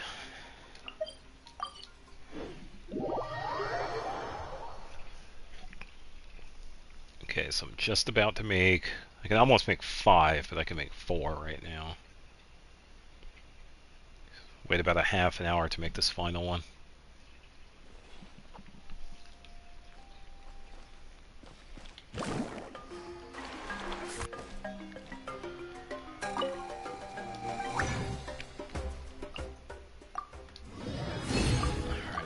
Done. Okay, so I should be able to make it right off the bat. So that's 1 crown done. Okay, so her skill is done. Then the next one would be burst. I'm okay with leaving her attack there for now. I will be getting more for that, but I did want to at least get her skill and burst done.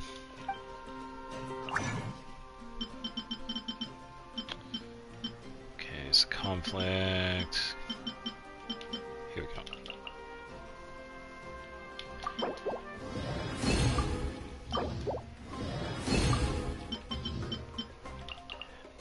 Yeah, definitely a good amount.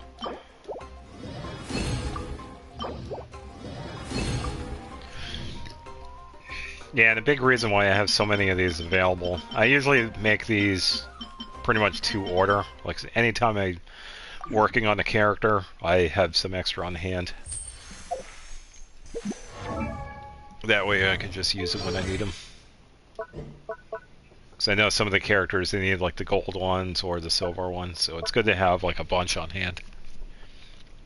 Alright, so I'm thinking probably up to level 8. Yeah, because that's for the pretty much the weekly boss drop. Okay, so we're sitting at 1.7 million. That's not bad. Alright, we can probably test her out. See how she'll do damage-wise.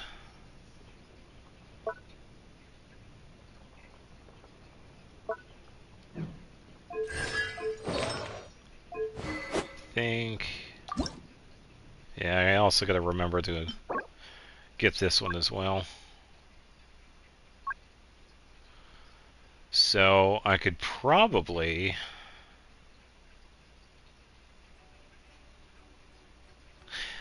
switch over to our weapon. I did I think I finished up with, yeah, Mappa Mar. That's what I'm using for Lanyon. That one's all set. Yeah, I could probably work on this one now. So I have the resin. I've been meaning to do this one anyway. Okay, let me just double check which one it is. Okay, so it's like the knife looking one. Alright. Yeah, because I just need 4 of these. Could probably check and see if there are any other weapons that uses these. So I could switch over to a different weapon for the resin that I have. So let's double check. So I don't want to go overboard because I kind of want to be strict with my resin usage. So I only need 4 for those. Are there any... Gotta remember what I have for Natlin weapons. There was this one. Okay, this one uses the masks. I think that's it for the swords. What else do we got?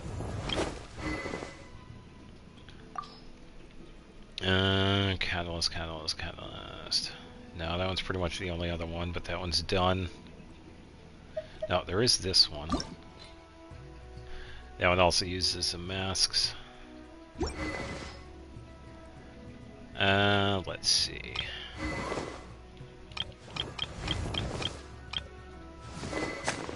What do we have for bows? I don't have any... I don't have the Natlin bow. I haven't made that one yet, so I think I'm good for now.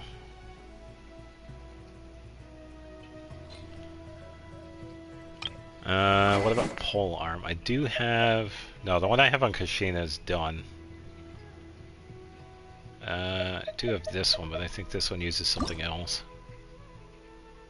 Yeah, it uses the Inazuma masks. I'll be doing that later. I think the last one is Claymore.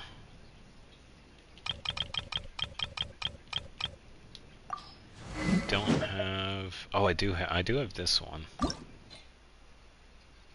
Okay, so that one uses these as well. And I do kind of want to level up this one as well, because it's a pretty good one for Gao Ming. So I think I will...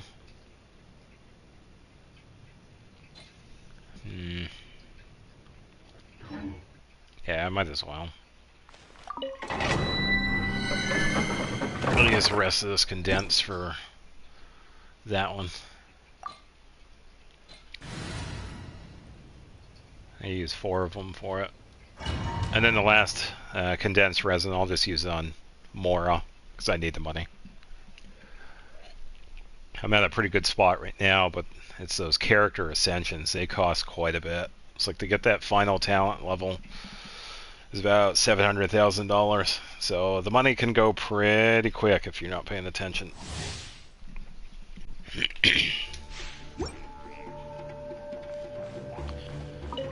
Alright. Bring it! Hear the echoes of the valley! Yeah, I gotta get that sweet Mora. Check this out. Let's go, big damage!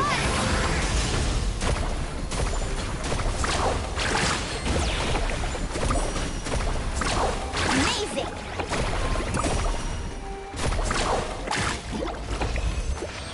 Yeah, not bad.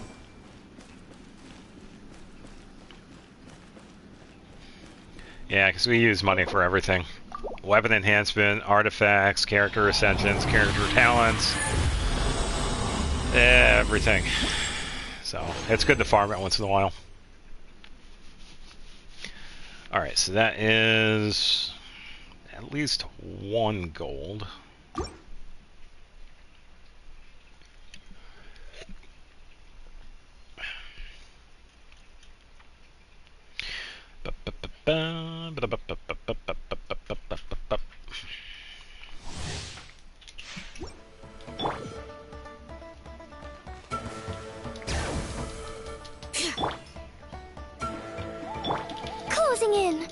Yeah.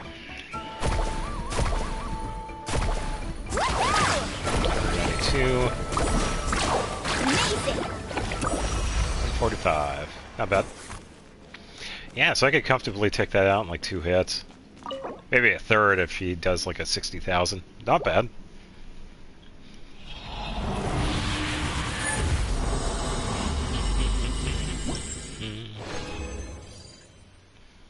Oh, that's cool. Alright, so that's 2 and 3. I might have the 4th right there because of the smaller ones. Let me check. I'll head over to a bench and I'll make a few. So I could probably switch over to... Probably switch over to a different weapon. Because I would like to get some materials for that spear. That new spear for the current event in Inazuma. Because I don't have any of those masks.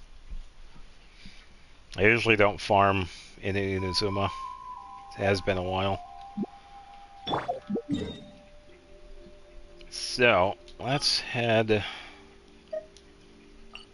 to Inazuma. Now, I'm pretty sure I haven't done the event yet. I think I have to go here. So I should be good to go in town if I just travel here. So I'll be doing this off stream. So I'm recording the event for the cutscenes.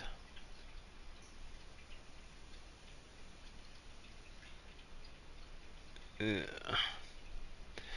been a pretty decent event, I feel.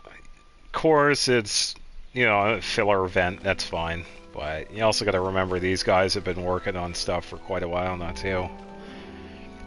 Because we still have the Natlan stuff that, you know, they're finalizing.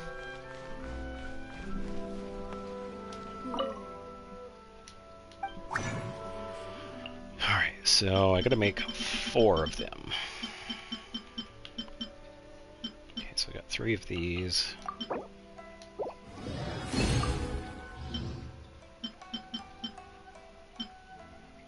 Okay, so I can make 2.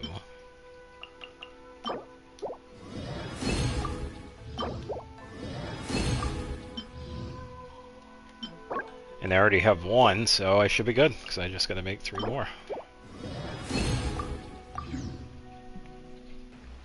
Sweet. I was able to save some resin. That is always a plus. Alright, so that weapon is good to go. Probably could see how much it costs.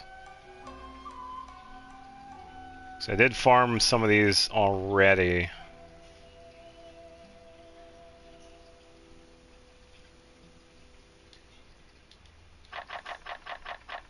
Let's do like 240 and switch over to this one.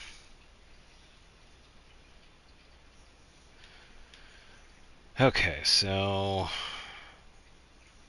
yeah, 240 out of 769. So that's not too bad, and we're spending a little under 250,000.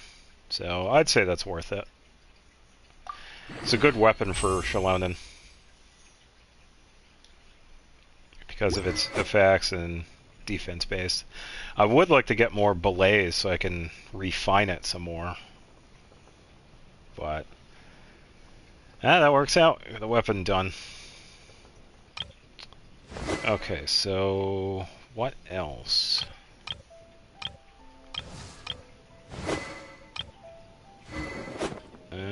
Could do sacrificials. No, wait, sorry. I just remembered. Polearm. I want to get this one. So I need these. Because I want to try out this polearm, because I feel like it's a pretty decent one. So I just need those masks. So I could use the last bit of resin on this one. I don't mind. I'm going to be using it anyway, so.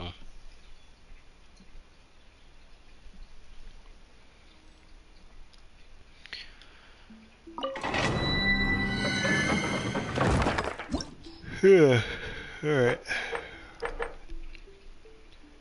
Alright, so all characters shield strength, so Geo Cryo.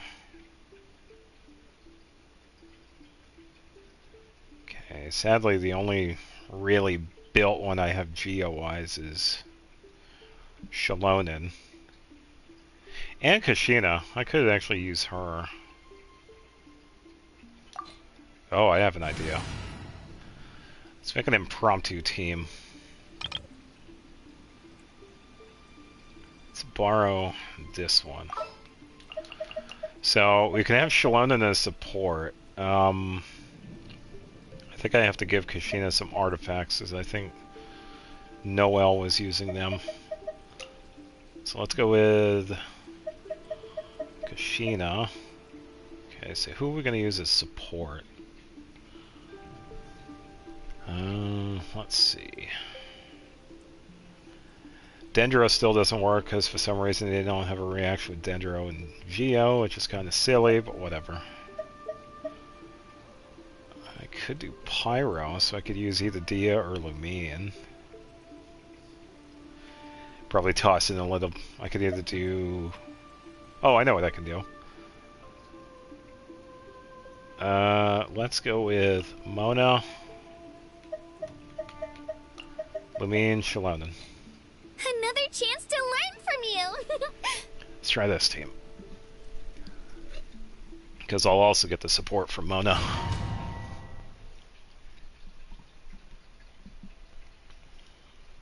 Just gonna check on Kashina's stuff, because I haven't used her in a couple of weeks.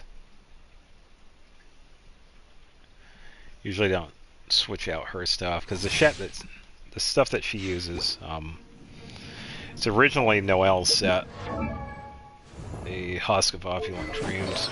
I think it's good to go.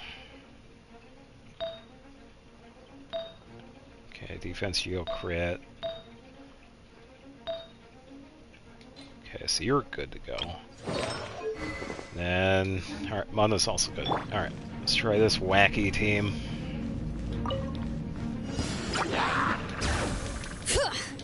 Letting grave names echo!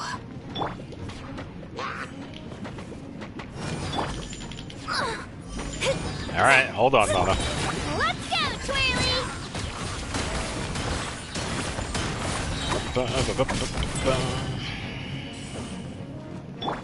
Bring it! Let the mountain's veins boil! Shadows of fate! Hiya!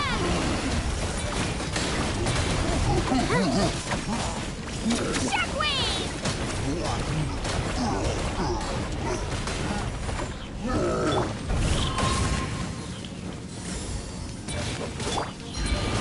Delve into destiny.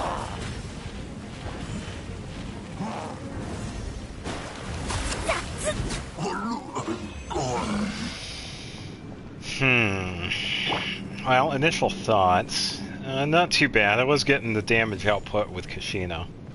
The biggest thing with her currently is that I need the crit rate. That's why she's doing the damage once in a while. It is there, but I just need better crit rate on her artifacts. Not the craziest amount of damage, but yeah, it kind of works. Kashina is a good sub-DPS support.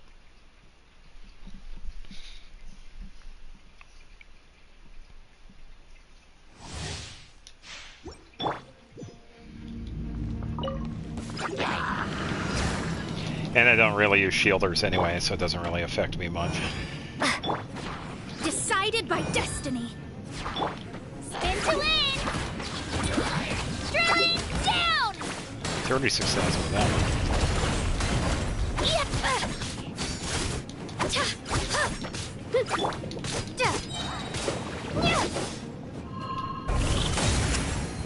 Yeah. Letting grave names echo! Shadows of fate! Let's go, Twirly!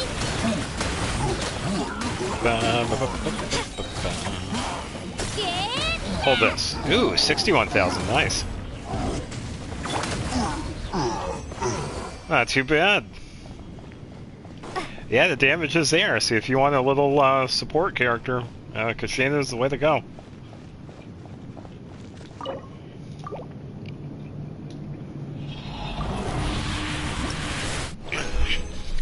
And the one I use for her is an Inazuma artifact set called Husk of Opulent Dreams. It is a Geo-based artifact set, and it kind of works with, if you have the character outside the party, it gets a couple of stacks towards Geo and attack, and when you're inflicting Geo damage, you also get stacks towards it, which gives you that Geo bonus, which is really good for characters like Kushina, Shalonen. Noelle is a really good one to use it for. Nien Wong, pretty much any of them, but it's really good for like the damage output characters. Alright, so just a little bit more for that last condense. So if you want a pretty good damage dealing Geo artifact set, Husk of Opulent Dreams, if you have Inazuma unlocked, it's a pretty decent one. Because it's also, the 2-piece for it is defense based. It gives you the defense percentage. And then the 4-piece is at a stack towards Geo damage and then character outside the party. When the character is not doing anything, they lose the stacks, but you could gain them pretty quickly by switching to a different character or inflicting Geo damage. Alright, so I need masks.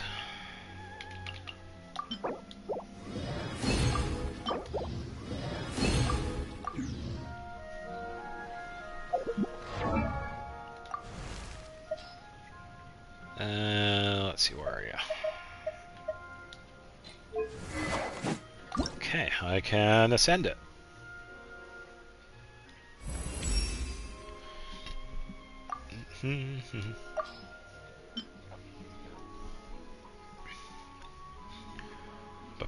Okay, it's 28.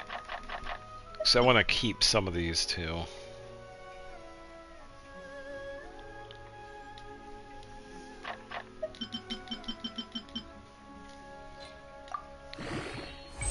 Alright, so level 50. Then we can send again. And the same thing over again.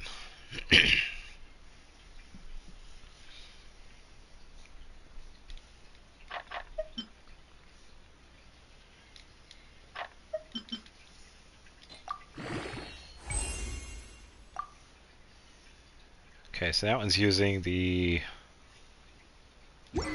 purple one, so I'm gonna make some of those.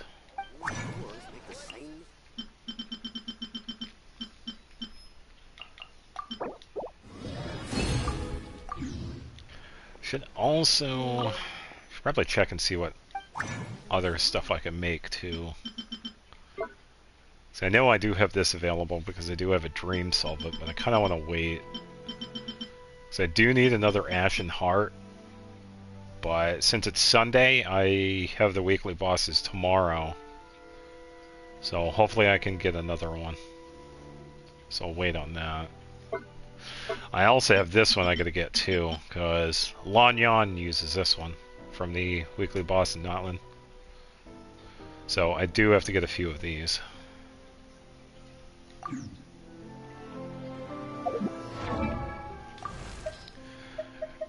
Alright.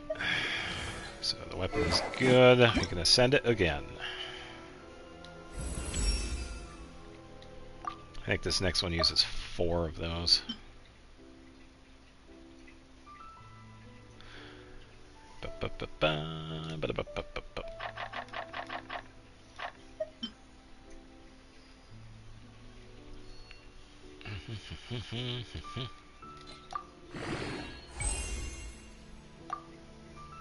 Ah, 6 of them. Alright, so we don't have enough. And then Temerus, maybe Flora. We can find these in Ochtanotlan. So if we need to find If we need those drops, we could just find them.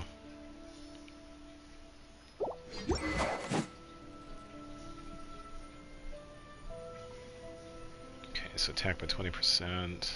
It's not bad, though.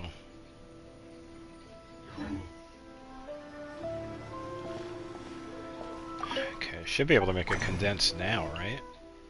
No, a little bit longer.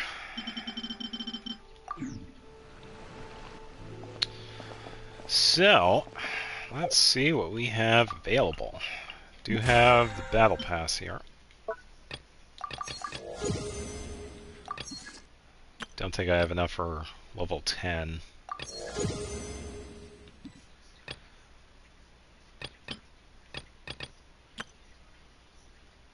Enhance 5-star characters for a total of 30 levels.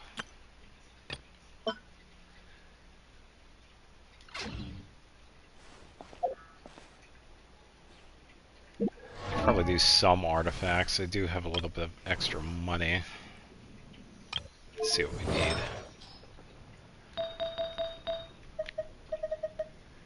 A couple of 16s, but nothing too crazy.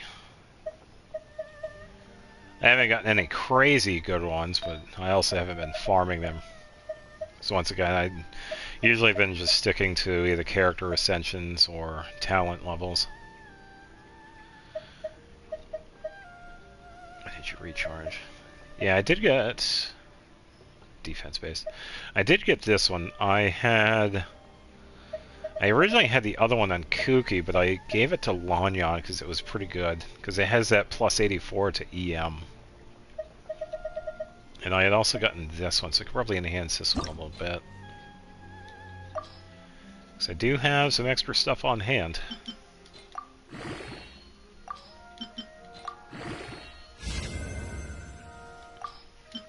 Yeah, I need as many bonuses as possible here.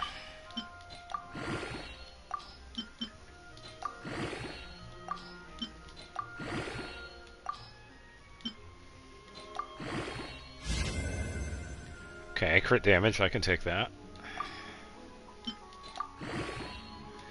Increase this to level 16, then we can switch over to a different one.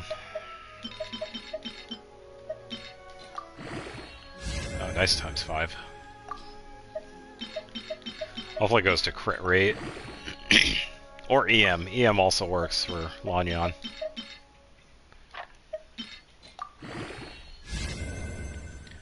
Okay, so one more level. And I'm stopping at level 16 because I don't have too many artifacts too. So that's when it starts to get a little bit more expensive.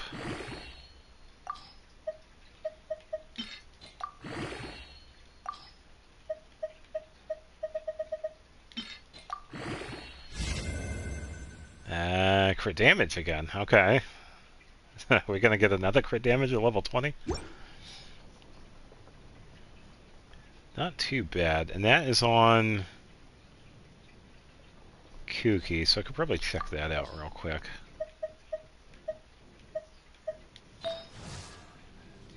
Oh, wait a minute. There we go. Okay, so with the increase, 21,104. It's alright, it's just a partial build right now, because I want to get 4-piece Gilded Dreams with her. But I have to wait because I'm also getting that set for Lanyan as well. Alright, so feathers for now are good. I got this one on hold mostly because it's a defense one. It has a crit rate and crit damage, but because it has a defense on it, I'm not sure if I want to keep it. Kind of depends on where the levels go. If it all goes to crit rate and crit damage, that's even better. But if it goes to defense, I could probably use it for somebody else. Somebody like Shalonin or Noel, characters that use defense. Alright, so timepieces. What do we got? I have a 12.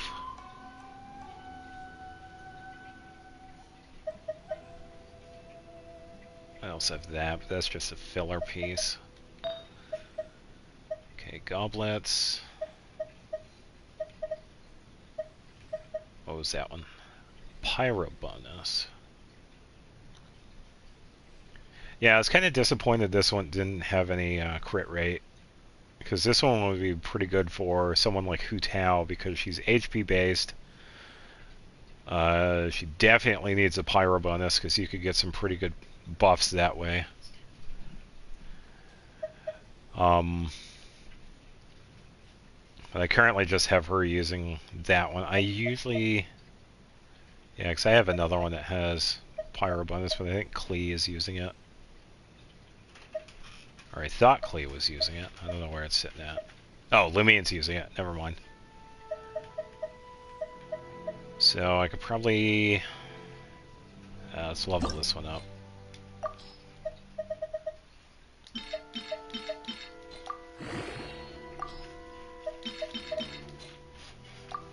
Hopefully I'll get that crit damage.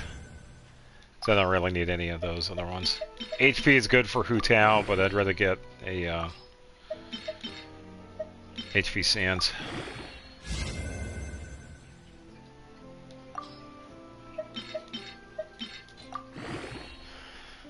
Yeah,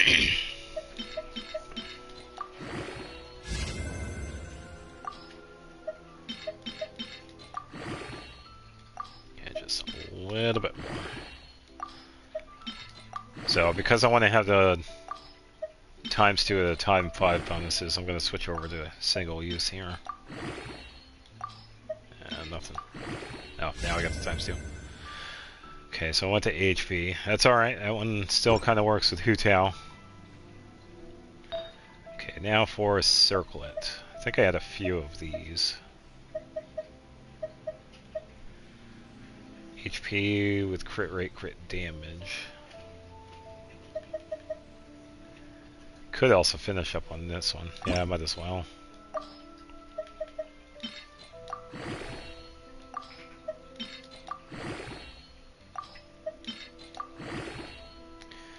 Alright, so I'm also seeing... I could strongbox some of these too, because I haven't... Because I want to keep that one too. So I could do...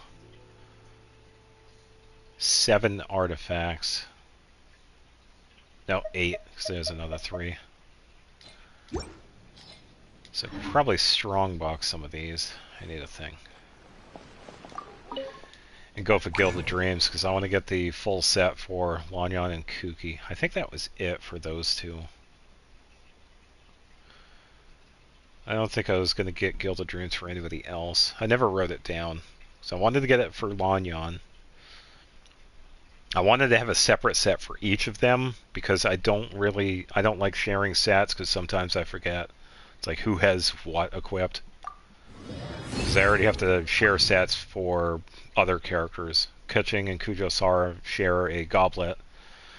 Yoimiya, now Lumine, Klee, and Hu Tao share a couple of the Pyro sets pieces. So, definitely would like to make some more. Here we go. Guild of Dreams. And I've already done some of these, but they're all garbage, so I don't mind tossing them in here. Should have one left over. Alright, so I can have 8 potential ones.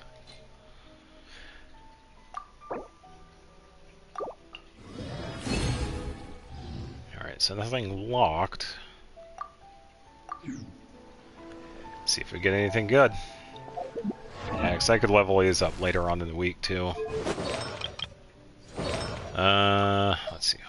Where are you?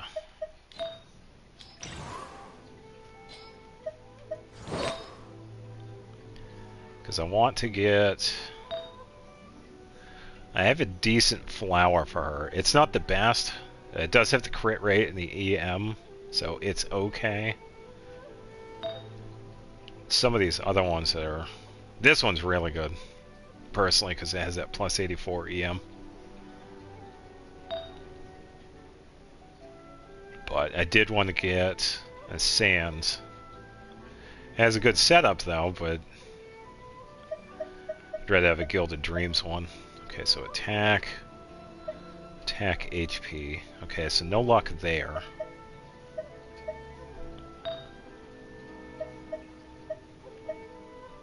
Okay, so attack. Electro.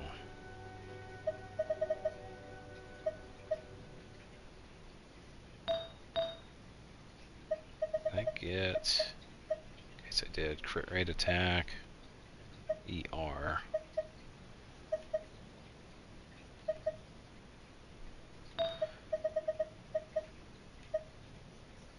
Okay, HP defense. Yeah, because I'm still waiting to get a Guild of Dreams goblet. But one that has the EM. I think... Yeah, because the goblet's the one I need. Because I already have a circlet.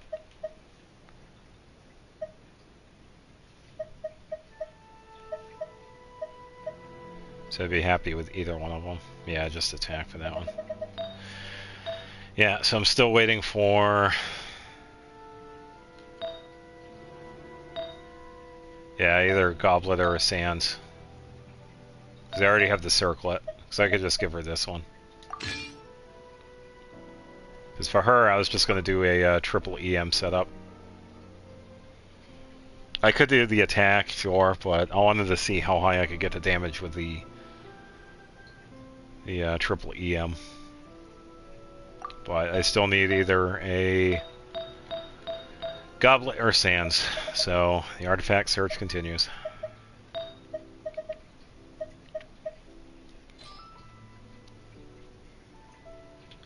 And I think Kuki's pretty much good for now.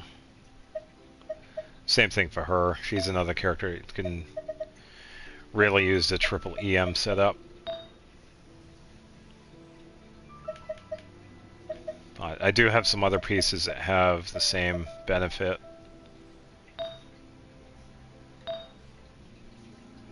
Because I have this one, Wanderer's Troop. It's an EM based.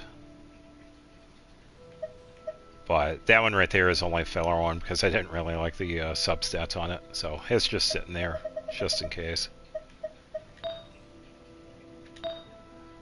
But I'm pretty much good with the flowers and feathers. It's the other pieces that I really need. Alright, so I think I was able to make... Okay, so I did make that. So I could just grab... Switch over to Lanyon so I could get Friendship.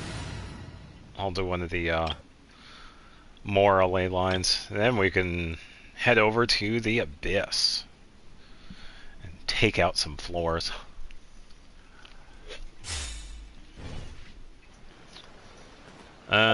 Let's see. Should be pretty quick, so I don't really need to change teams. Alright, so we need Golden Cloud here. There's one. Off to Koseki Village. Yeah.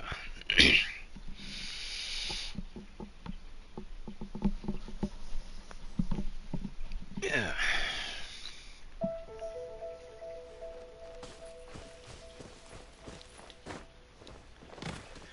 Okay, so I should also... I did level up some artifacts, so nice, I do get it. Sweet. So I got BP level 10, so now I can get the rewards. Don't worry, I didn't forget those. I got plenty of the unctions. It's gonna be getting a lot of stuff. Sweet. Fragile Resonance is good. Let's see. So I think I'm now at 4. Yeah, I know I have 4. And we have an acquaint here. Now...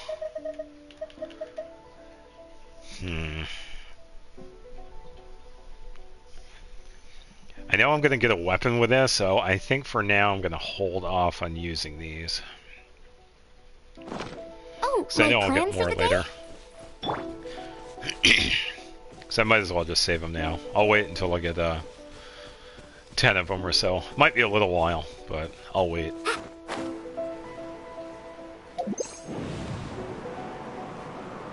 I should probably taking a look at the ground here. Pretty good mine spot. Surprised.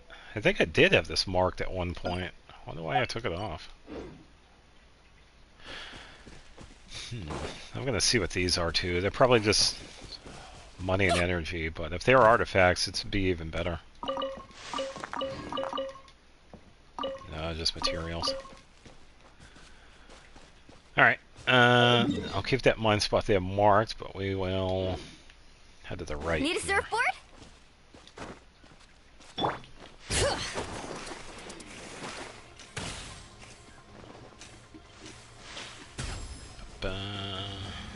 Alright, wait for the cooldown. And let's go. You bring it.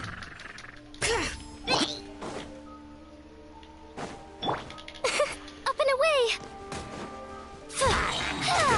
Swift as the swallow.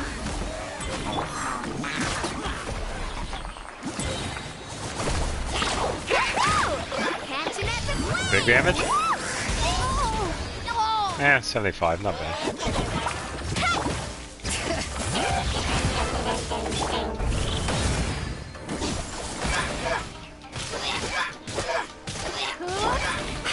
Let them fly. Yeah. Yeah, so a big reason why I wanted to do the triple EM setup with Lanyan is that she gets a passive ability that increases the damage of her skill and burst, and it's based on her EM. So I would like to see how much damage I can really get with that. Because when it comes to her burst, I can get around 12,000, like it's the standard animo damage. And for her skill, it's a little bit less. I think I've gotten like 4 to 5,000, which is okay. She's really just a support. So it's still nice to see. But once I crown her skill and burst, and get the full setup of Guild of Dreams, we can really start seeing some of the elemental mastery kick in. Okay, so without further ado, let's head over to Mondstadt and take on the Abyss. So I did notice this earlier, it did reset, so I have not done this yet. So hopefully we'll have some good luck.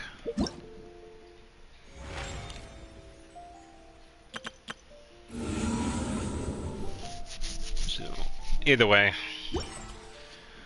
should be good to go. If I need to switch out artifacts with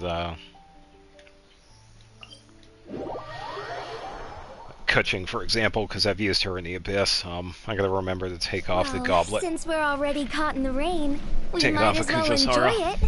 Saves us the energy of running for shelter, at least.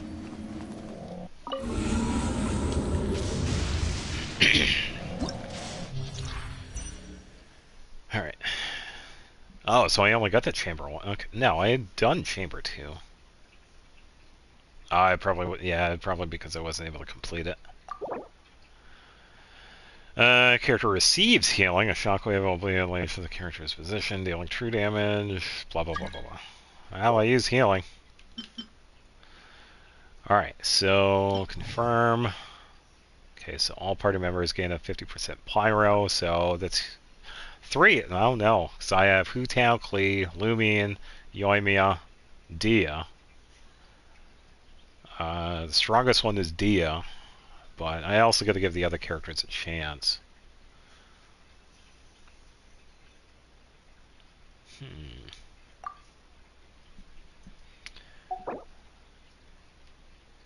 Okay, so we could probably... Because I usually base the characters... I usually base them on who the enemies are. So I could probably have Because for the second half, I could do someone like Yoimiya. She's really good for the single targets. Same with Hu Tao. For the area of effect stuff, I could probably use someone like Dia or Klee.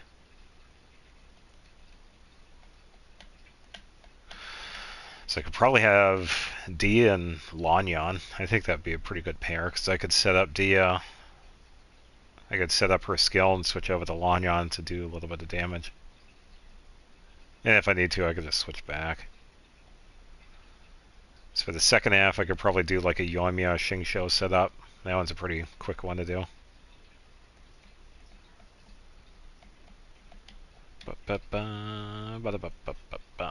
Yeah, I think I'm going to do that. I think Xingqiu's all set. I would have to check his artifacts. But I think they're pretty much good because I don't change them. So, for the first half, let's change it up.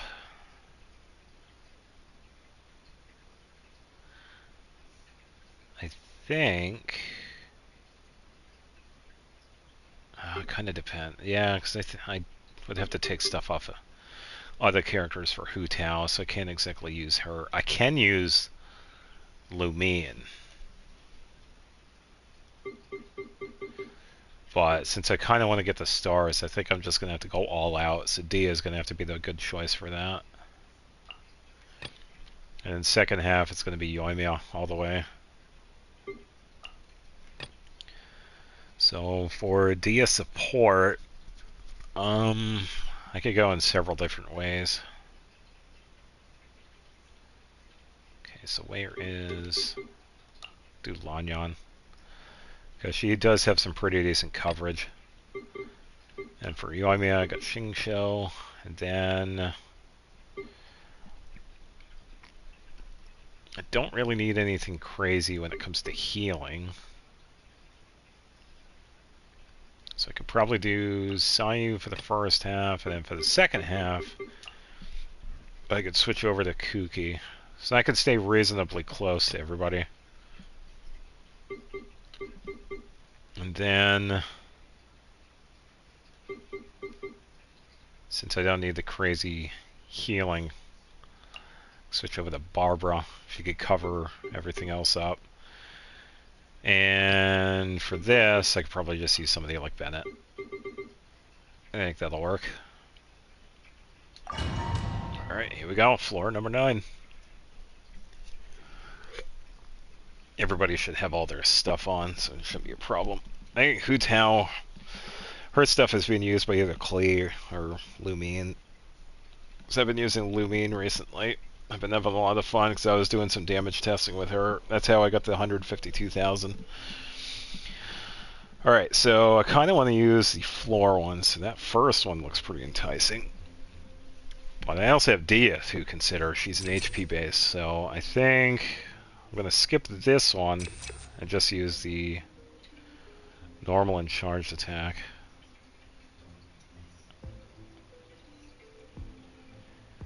Then again, HP. I think I'll be fine with this. Alright. I'll protect us. Hi.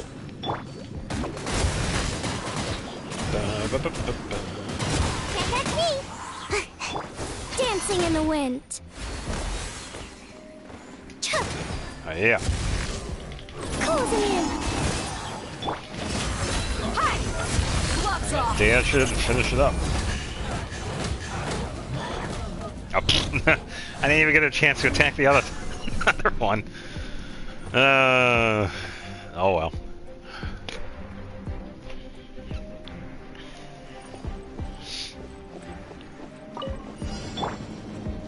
Everybody stand! We're bonded. Witness the power of good. Time for a lecture. Yeah, this is not going to take any time at all. The Yoimiya setup with Xingqiu is pretty quick. It's not fine-tuned, but it definitely is a good setup. And having the other two is just a bonus. Alright, so I already have that, so I don't need that again. Healing effectiveness, I don't really need it. But I'll take it.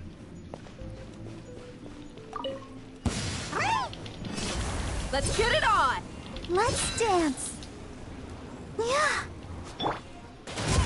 Let's get everybody with Sayu here. I'm out of here. I missed that one. Hope and fly.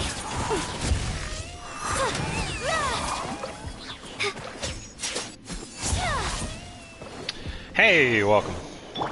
Buckle up! Currently taking on the Abyss, and I am on floor number 9. Just started.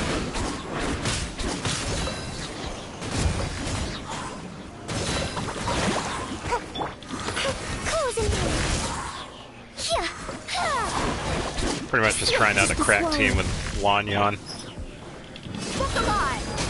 Oh, yeah, that's going pretty good.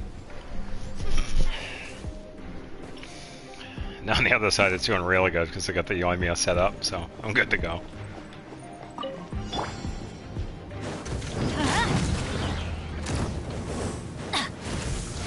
Stand with me!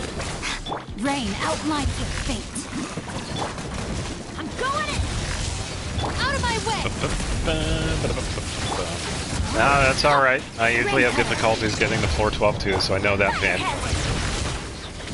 So, if you do go back to the Abyss, I wish you all the luck.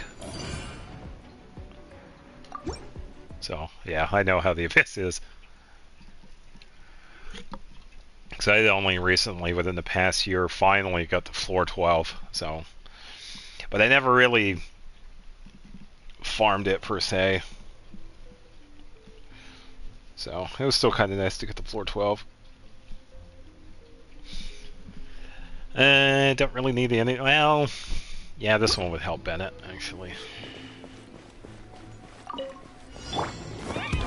I'll protect us. Huh.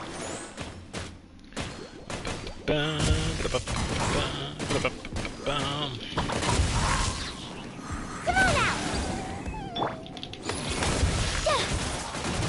Let's get it on! Don't be sad, Saurians. I'm hitting everybody.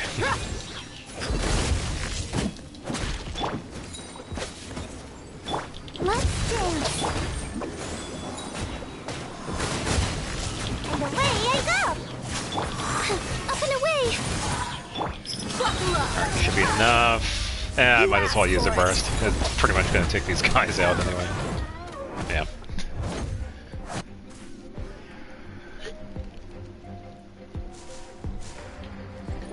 Alright.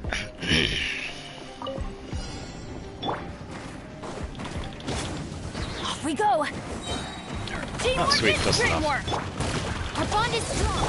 Know my sword. Feel that. Let me leave you a Time for a light show. Ooh, nice little 64,000 right there. Alright, floor 9 complete. Now to floor 10. Now, there is one issue. If I do use Kuching, she only has 4 artifacts equipped. Hey, no worries. No worries. Just have fun with the Abyss, because I know it's tough. It's tough for me as well. So, please, don't feel bad about only getting to certain levels. Yeah, Arlecchino is pretty good for the Abyss. Alright, so damage dealt by a character is increased by 50% when in Night Soul Blessing, so Mualani. Mualani is pretty much the strongest one when it comes to that. I could definitely use Shalonen for support. I could probably use her for one of the characters. Kashina is too, but she's more of a sub DPS at the moment. Okay, so who do we have? I think... Hey, that's not bad. Even at level 80, she could do some decent damage. Just throw a bunch of HP on her and a little bit of crit damage and the Obsidian Codex, and you're good to go.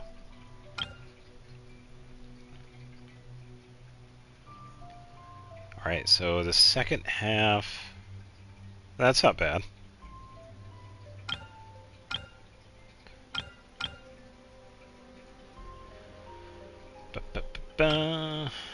trying to think. I need some area of effect for the monsters. I could probably use Nahida. Maybe. I could probably do... Let me think. I could probably do a Burgeon setup with Mualani and Nahida and probably use a Pyro character. Hey, don't! 80,000 Vaporized Mualani is pretty good.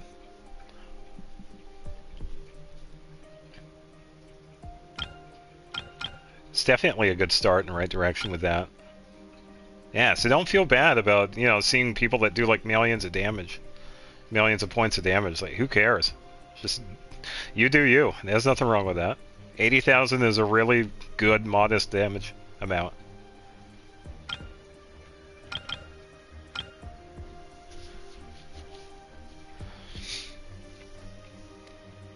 Okay, so I could probably do Bloom Burgeon. So who would I use for Pyro? I'd probably use Lumion. I could give a chance of Lumion in the Abyss. And then for the second half, probably do Yoimiya again, I guess. Oh, I know what I can do. Okay, for the first half... Where is she? Mualani. Second half... Yoimiya. Yeah, so my wishing right now, I'm currently saving for... I'm mostly saving for Emily right now. I had to skip on her banner because of Natlin itself. Emily was in a really unfortunate position by being the banner just before Natlin and Mualani, so I had to skip on her. So I'm saving for her, and I'm also waiting for Ensign to be in the banner too. So I'm saving for those two right now. When it comes to Mizuki, I'm passing on her. I wouldn't mind getting her, but I'm passing on her. Same with Siegewein. I wouldn't mind getting Siegewein either, but I also have to pass up on her as well. And same as the other banners that are going to be released. But I do wish everybody to, you know, if they're wishing for them, you know, good luck. Because they do seem pretty decent. I know Siegewein is a pretty decent damage dealer. And Mizuki, I feel people need to give her a chance, even though she just got released. Yeah, Varessa is another one.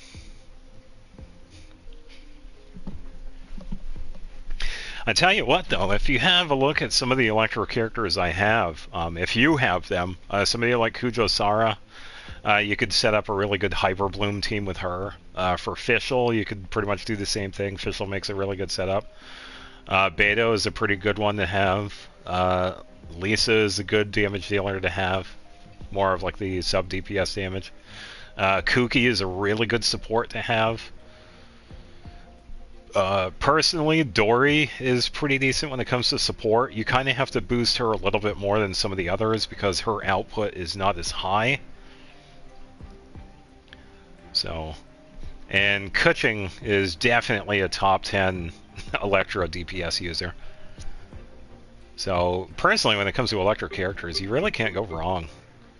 And yes, including Dory, she does have the potential. And you can't forget about Razor.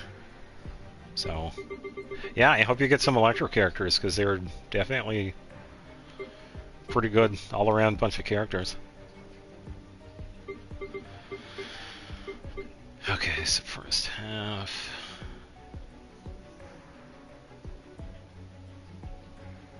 Kinda want to do Nahida and probably a Pyro, so maybe like Klee. I think Klee is all set with her stuff. Then second half, Xing Shell.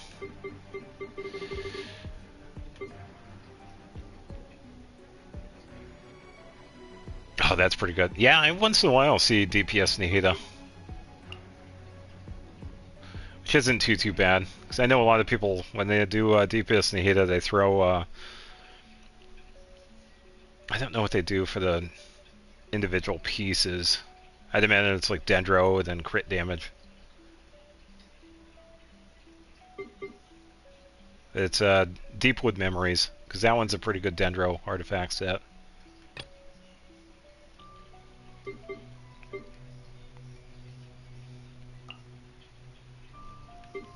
And then Let's have Shalonen tie up the end.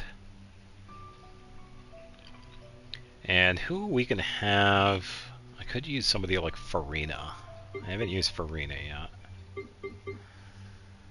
Could also use Sayu. But I suppose I could use Farina. Give Farina a chance.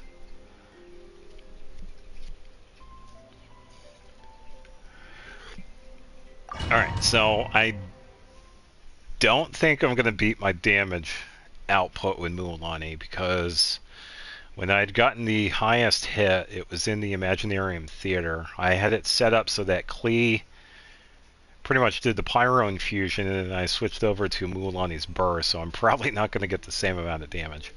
Gonna go with HP, because I have a bunch of HP-based characters. So I guess we'll see what happens.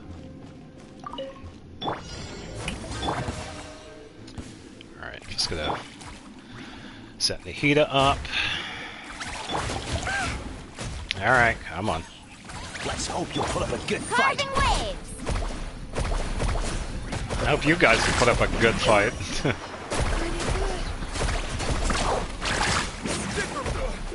Forget it. Strike light rises. Yeah. Everyone hold hands. What is he doing?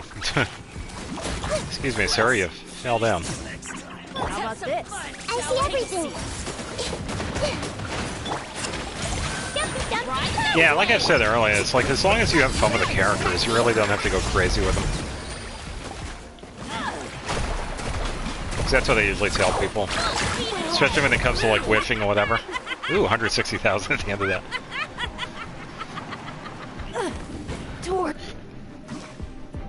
Yeah, and that's fair. When it comes to like the specific team builds like Hyper Bloom or Burgeon, that's when you start getting into the more fine-tuning aspects of it. But for the most part, as long as you're having fun with the characters, that's really all that matters. Your journey ends here, Lord of Sand. Your sacrifice is ready. Rain cutter. Here comes the fireworks. Probably take out this guy first. And done. Alright, so I did notice I got to heal Mulan, so that's definitely first up. I'm glad I have Farina on that team. Because I have no issues with healing.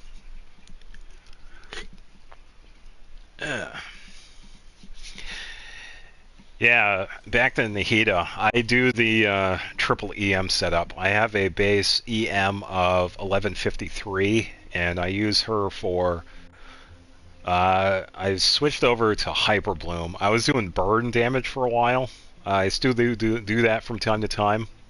I'm mostly careful with that because it does go pretty quick in co-op, so I am pretty careful with using her in co-op when it comes to burn damage, but for the most part I use her for Hyper Bloom, which is still pretty The most pretty important decent. part of going out to have fun is, well, going out. Alright, Let the world come alive! time for some crazy healing here. Boing, boing, boom!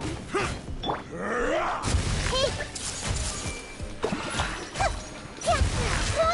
Watch this. Let's ride! Come on. Excuse me guys, pardon me, coming through. Out of the way or get blown away. No, you. Oh, you got Emily. I'm jealous. Check this out! Best of luck! Oh, chill out! Don't mind it. Navia is also a good one too. I wouldn't mind getting Navia. Nice. May I present? Boing, boing, boom! Yeah, some pretty good teams. I mean, New Valence's another good one to have. Carbon wave! Amazing! I'm good. Oof. Yes, you are. Qualified after all.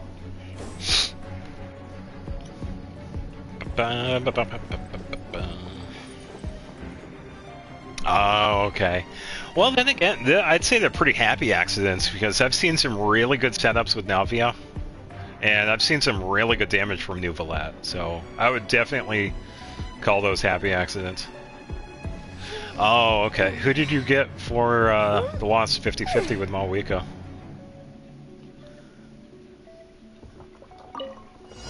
Finally, some target practice. Stretch your wings and raise a storm! Get with me! Lightning, purify! Where do you think you're Oh, you get Chi-Chi? Oh. Alright, personally, I'm still waiting to get Chi-Chi. I've been only getting Kuching. Light show.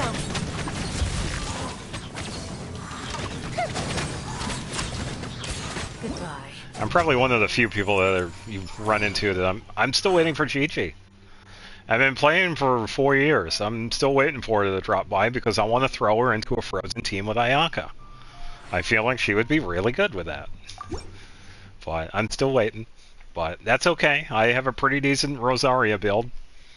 Even though she sees 5, Rosaria does the work. But still, I only need 2 more for Chi-Chi and you'll have a resurrection, which is pretty cool.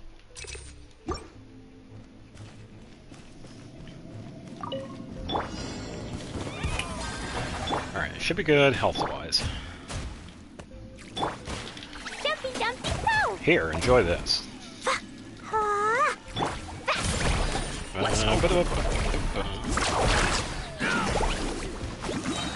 Oh, okay. Yeah, I think I might have seen DPS builds with Chi-Chi.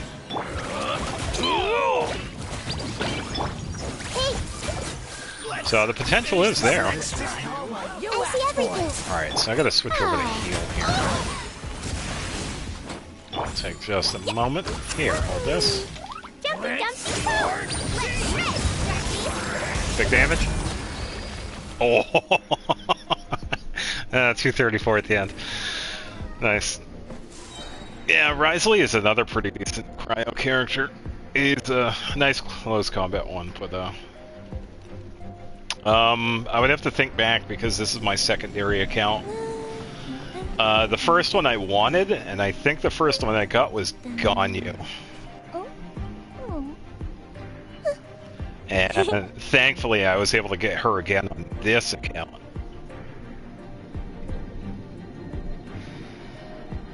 Because back then I was one of those Ganyu mans where we pretty much just set a bunch of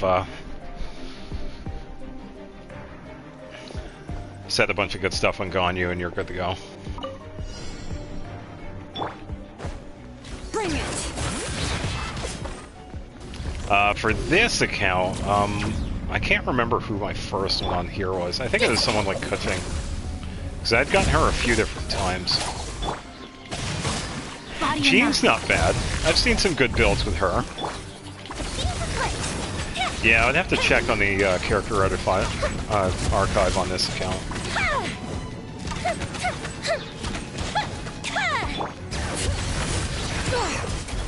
Hear the echoes of the valley. Here we go, we got burst for... Get with me. Rain cutter. No, that's alright. I don't have her either. Sword. Firehead!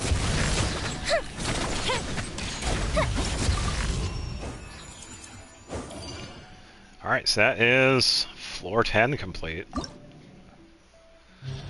Okay, so... Wow, all party members have their elemental mastery increased by 200.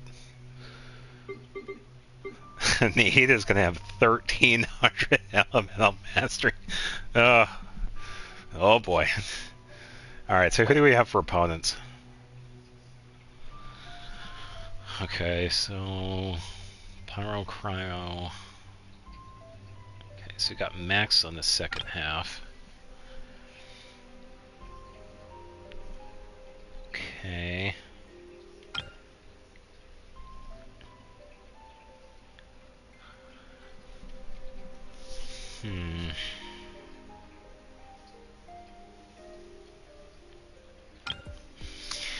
Yeah, I could definitely use Nihida with one of these. Probably the second half. Because the first half, I don't really need to do dendry reactions. Because I can either... I can use Electro for the first half. Then again, that Bubbler Seahorse, I could probably switch over to a different one.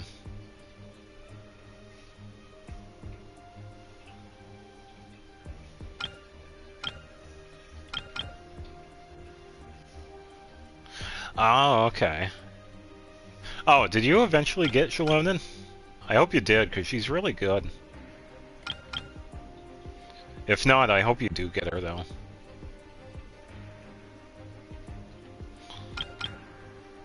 Alright, so I think I want to use Kaching for this next. I think I want to use her for the first half, but I have to back out, because I can't change... Or wait, can I do it here? Yes, I can. Let's see. Where is Kaching? Alright, so you have Cinnabar Spindle. I gotta give you... Oh, okay. I hope you get her then. Alright, so I gotta give Kaching that. Wow, where are all your... Who has your artifacts?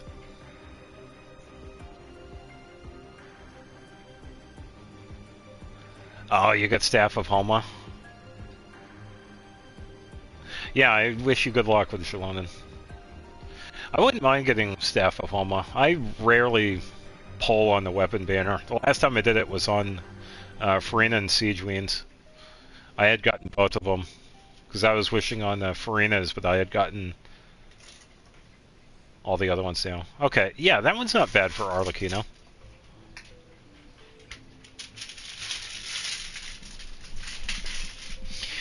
Where did her artifacts go? Who has her stuff?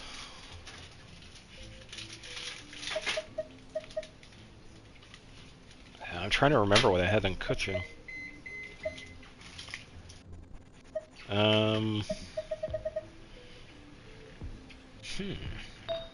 I know I had this. Oh, was it Lumine? I think Lumine has it.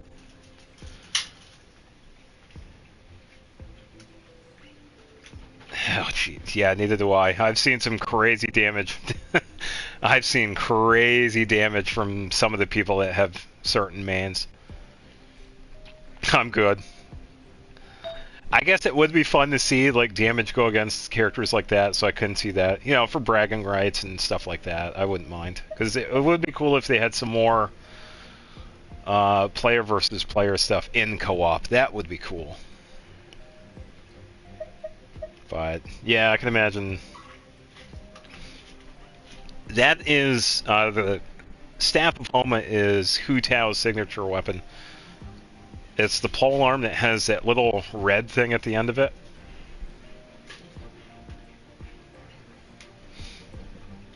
Yeah, it would be, because I've seen some damage from some of the mains on here. And you also got to think of the people that put, like, money in this game, too. Like, money.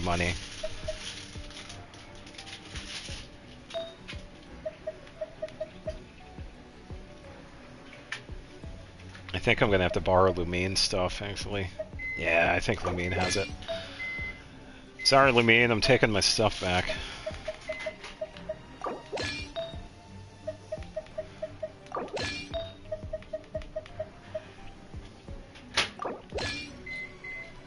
Alright, so Kaching should be good. 2600, 75, 134. I could probably do this. 75, 222.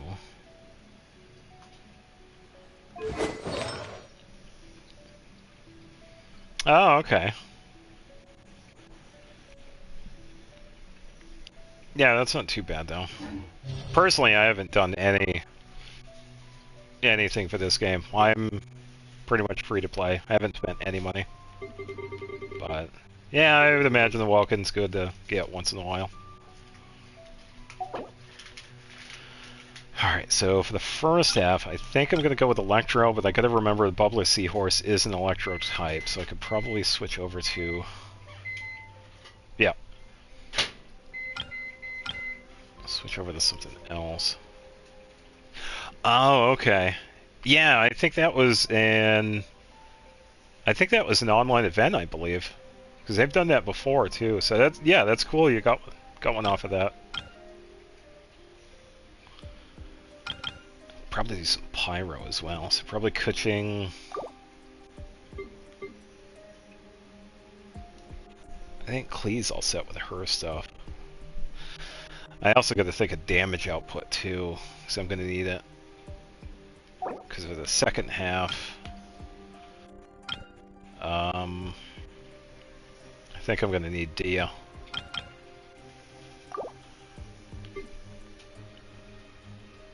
Okay, so Kuching, Dia.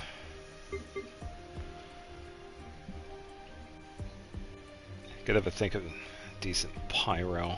One that I have built.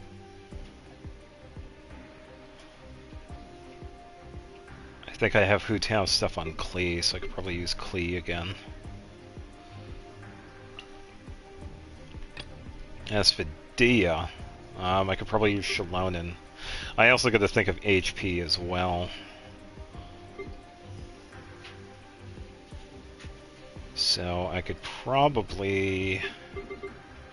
So I also have Mona. Mona would be help. Oh, that's true. Yeah, the resin's pretty quick. So I have to pick and choose every week. It's like, hey, who do I want to build? Who do I want to work on weapons? It's like, do I farm for Mora? Yeah, either Mora or XP books. I'm pretty much right there too. I have to pick and choose. Kinda want to have Mona with Dia, so I think I'll do that.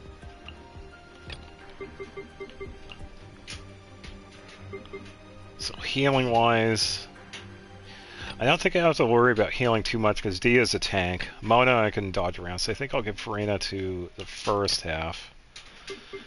As for the second half, probably Kuki and Shalonen. I think that'd be fine. I'm currently on the PlayStation 4. Yeah, so I think I'll use this team. This one should be good. I get the passive healing from Kuki when I use her skill, and then I get the burst healing from Shalonen, so it should be good that way. I just gotta keep an eye on Mona. Yeah, I would like to play this on the PlayStation 5. The load times. Mostly because of that.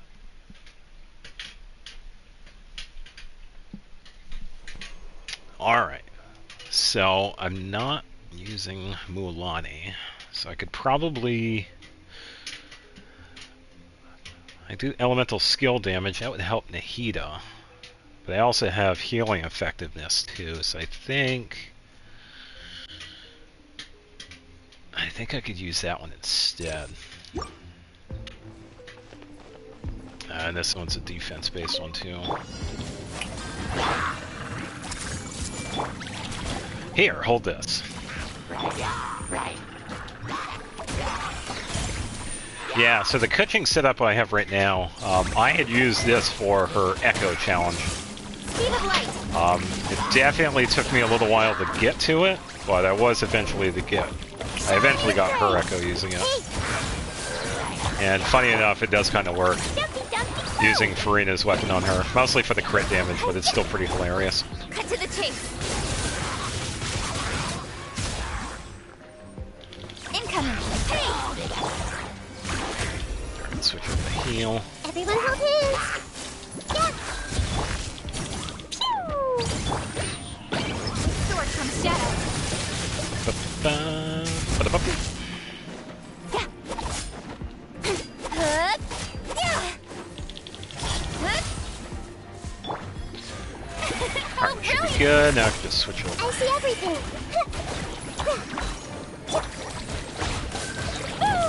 Jumpy, jumpy, go! Yeah, I tried to switch. Don't blink. Hey! Hey, stop bouncing around. There we go. Yeah,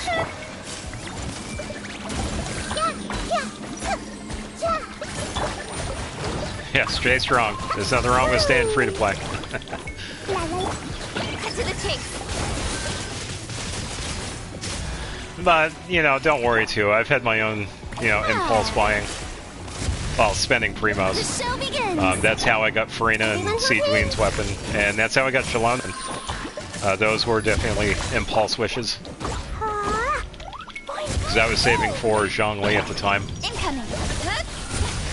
So, don't fret. I've had my own impulses when it comes to this. But because of that, it worked out. I was able to get Farina's weapon. I was able to get the Skyward Polearm for Rosaria. I was able to get Siegewine's bow, and I was able to finally get Zhongli. I still have no idea when I wished for his weapon, but I got Zhongli's weapon. But that's a separate story altogether. Written in the stars. Alright, let's see what Mona can do here. You're dead meat. Oh, 61,000 from Dia. Nice.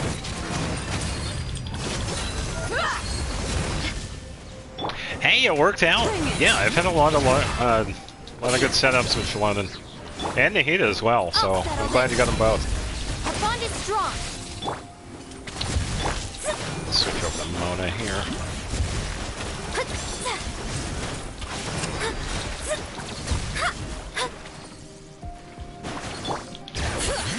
Alright, now for the burst healing, just in case. Because Kuki's a little low. Delve into destiny. Cookie's not exactly built for this, so I kind of have to be careful with her. Decided by destiny. Be careful here.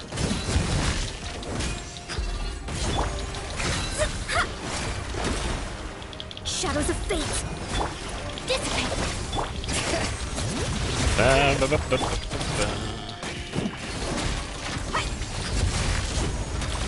alive. Hi. Nice little hit. Yeah, I'm really glad that I had the impulse to get Shalondon. And I am glad I had enough to get Nahida as well, because Nahida is such a good Dendro application character. So good with Dendro. Alright, I suppose I can do energy recharge. Doesn't really help me, but I'll take it. Oh yeah. Don't have her weapon, but that's just an added bonus. Hey. Yeah. Dumpy dumpy go.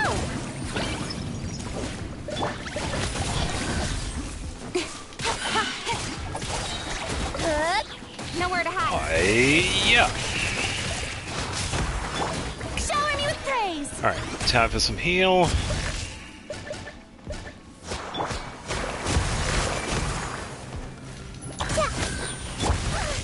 Alright, stop pushing her around. You'll pass out yourself.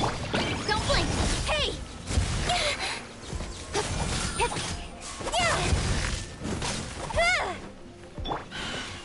Alright, healing's good.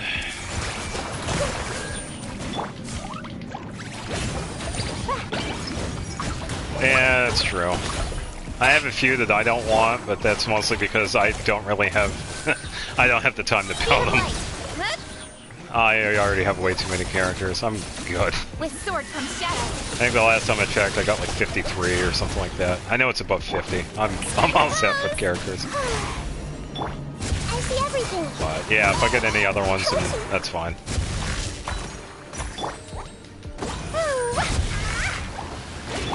Don't blink.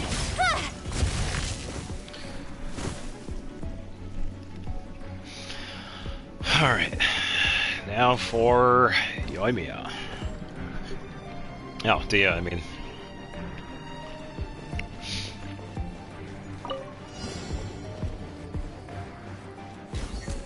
Oh, I'm sorry to hear that. I would really like to get Emily because I like it. I want to give her a chance. Hear the echoes of the valley. It's just unfortunate that she was such in a bad spot because she was a banner that was the previous one to Natlin.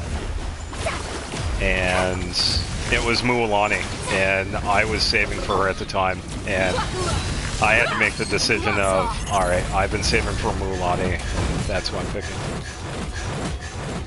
It's true. But that's alright. I do want to give her a chance, because I feel she does have potential. But it's okay if other people don't enjoy her. That's fine. Let me see. Let's get it on! Ha! Cha! Ha! Ha! Yeah! Should be just about done. Sweet. Switch between these two. You need to hurry up. Alright, let me time this. There we go. Using burst to dodge. Shadows of fate. Yeah, of course.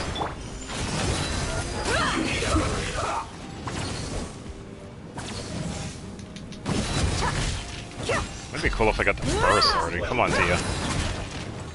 Bring it! Our bond is strong. Let me scry. Buckle up! Alright, there we go. Meat! Let's go, Tia. Probably could have used cryo for this. Let the mountains Too, raise water! Stand with me! Should be okay though. Into destiny. Set up Mona Fate is here. upon you. Send this quickly.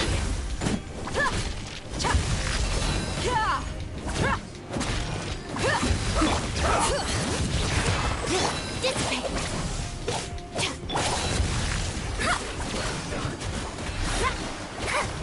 Let's not waste time. Don't worry, dude over there. I got you too. You need to hurry up. Our bond is strong. Let me scry. An unfortunate fault. Oh, Mona's Decided by good. destiny. Look alive.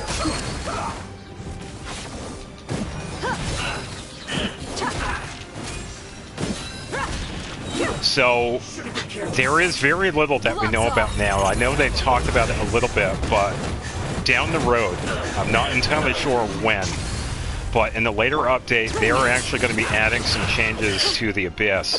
They're going to be adding more floors, and they're also going to be finally increasing the talent levels to level 15. And it's going to be with an item that we're going to get from the Abyss. Delve into I destiny. don't know when this is going to happen. I'm pretty sure this was one of the Genshin leaks that we learned within the past year, so I know this is going to be eventually, but we are going to be seeing an increase in the floors of the Abyss. Because I think they were also going to be adding co-op to the Abyss as well, which I think is also a part of it. Send this quickly. I don't know if that is true though. This is only stuff I've heard in passing. So please don't quote me on this, because it's only stuff I've heard. Fate is upon you. But yeah, because if we take a look at the talent levels, it does say in there that we can increase talents up to level 15. That's where some of this is coming from. And it has been a long time since they've done anything for the Abyss. So, I don't know when they're going to add it. I would imagine sometime like during Snezhnaya or something like that. It's not going to be anytime soon.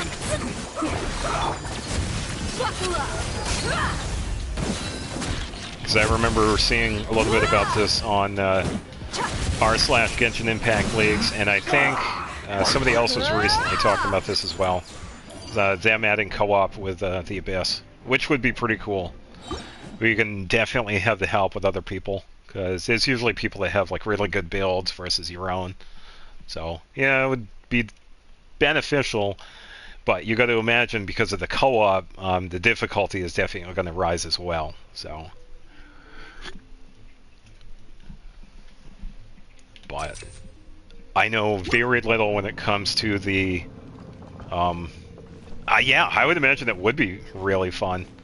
I think they were going to do, instead of like the full co-op where you can have 4 players, up to 4 players now, I think they were going to have only 2 players, where 2 players can have 2 characters each. I think that's how they were going to do it. I could also be wrong on that, because I only saw this stuff in passing. But I would imagine it's going to be some time before we see anything like this. So it would be pretty cool. It would definitely be another interesting thing they add to this.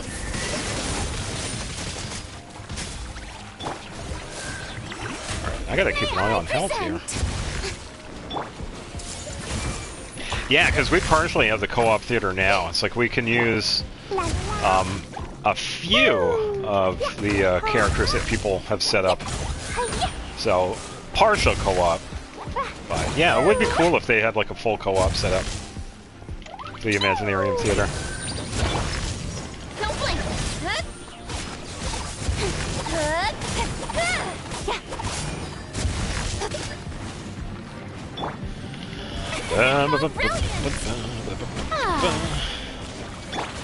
Everyone hold hands. Yeah. Boing, boing, Here, hold boing. this, seahorse. With sword comes shadow.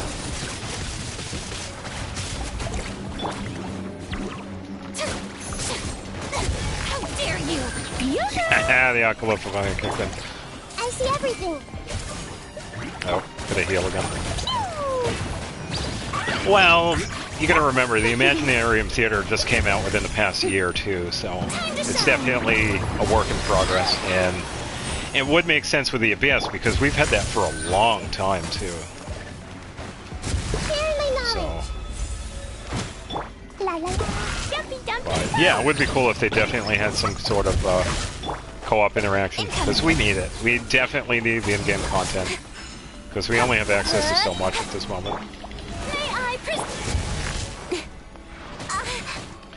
Hold on, Kuchin. We're going for a trip. Alright, now we can use Farina. Ooh, almost lost the heater there. Hold on, Clay.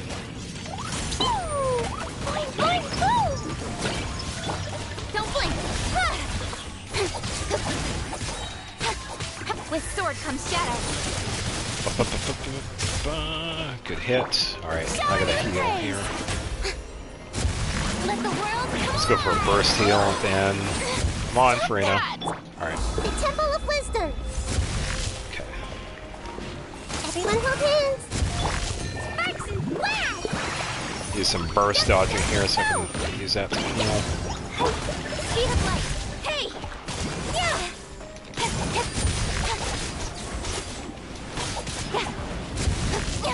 Oh, nice. What'd you get? Hopefully something good.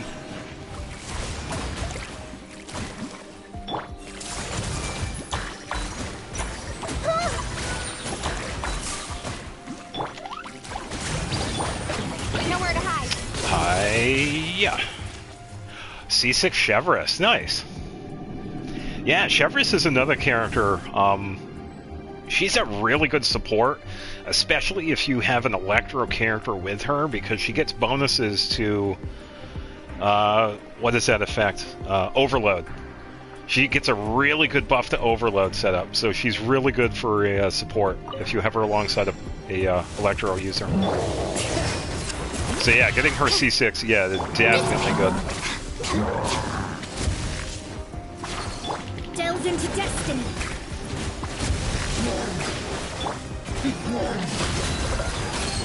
Alright, I want to take this guy's shield out before I use Dia's burst here. Letting brave names echo. My bond is strong. Lightning, Jericho. Written in the sky. Should be just enough after Mona's burst here.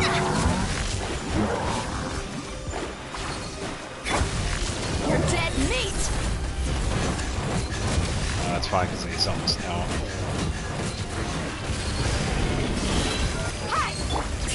Alright, should have plenty of time for these guys because I know they're a little bit tougher. Just gotta keep an eye on Mona and Kuki here because they're a little squishy compared to the other guys. Guided by destiny. Let me switch just enough. Let's get it on. Nice. Yeah, the weekly bond Scara is really it's a good setup for if you want to test damage. I agree with that one. Dissipate. Shadows of fate.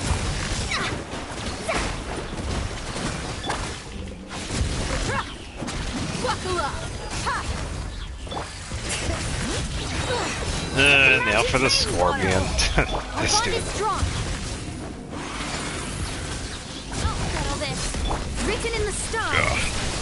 Delved into destiny.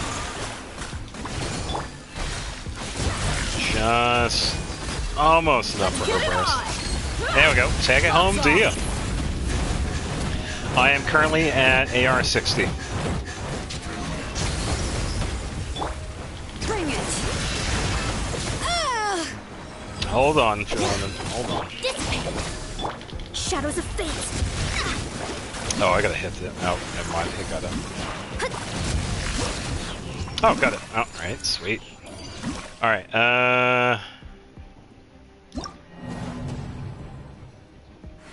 oh, no. I didn't get enough stars. Oh boy. That's alright. Hey, that's not bad. AR-57 is pretty good. It's just that experience. You gotta be... Well, as long as you have enough time to play the game, because I know people have lives. As long as you're consistent with like daily commissions, events, stuff like that, you'll eventually get AR-60. So, I wish you luck in that endeavor. It does take a little while, but it is worth it. Because once you hit AR-60, the experience that you get for your AR level, it turns into Mora. So it's a nice little passive money gain that you can get when you're doing commissions. So I thought that was kind of nice. Alright, I might try the Abyss again. I could probably try out some other characters. But I'm going to take a quick bathroom break. So if anybody wants to grab a drink, I will be right back.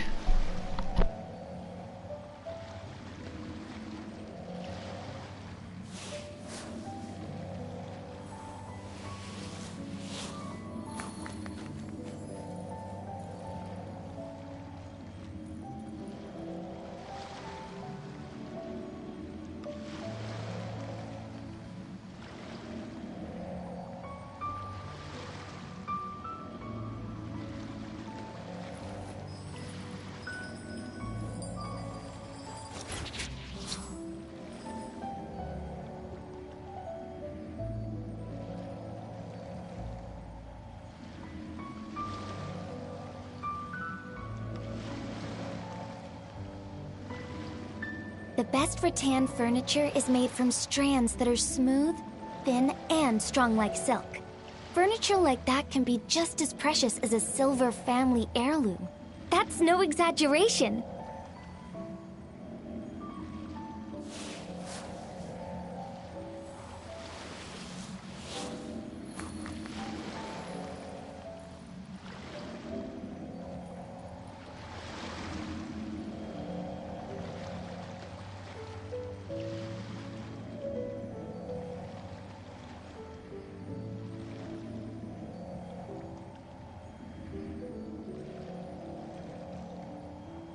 Alright, and we're back. Ugh. Alright, so... trying to think where we could save some more time with the Abyss. Swallows It's mostly nest the when defense skies are one. fair. Thank you, thank you. Because I would like to reach floor 12. Because this is usually where I end up with winning the Abyss. It's like I can almost make it to floor 12, but I can't. It's usually the floor 11 I have issues with. Yeah, give me that sweet money.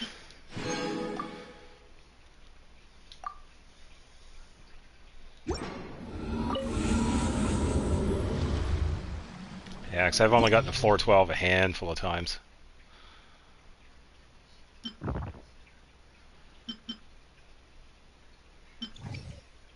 Yeah, especially the second half of it. Like Chamber 2 and Chamber 3. That's usually where I struggle. I usually do okay with Chamber 1.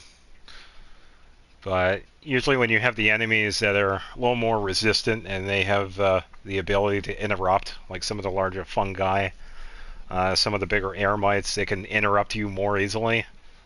That's usually when I have issues. Because I don't shield. I don't use shielders. I'm usually dodging around to use them like burst dodging, stuff like that. So, yeah.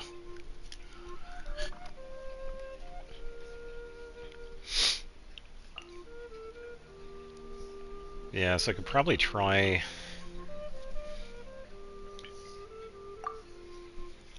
try a different team. Because I feel the kitchen setup would be good. I was doing okay with the healing. That was definitely there. All of the shields. Or probably none. I'm not really sure. Because I know with Navia, all you really need to do is have the reactions to crystallize, and you're pretty much good to go with Navia. Yeah, pretty much all of them. Yeah, crystallize is the way to go. You definitely have options with Navia. There are a few artifact sets that work with that. You could use the one in Fontaine. Oh, Goose is on. Yeah, okay, we can, you can add him. I'll probably take a quick break from this. Oh, it didn't kick me out of the menu. Oh. Sometimes it does. Oh, there it is. Yeah. Hey, it's Nilu. Oh yeah, that's right. They had, Nilu.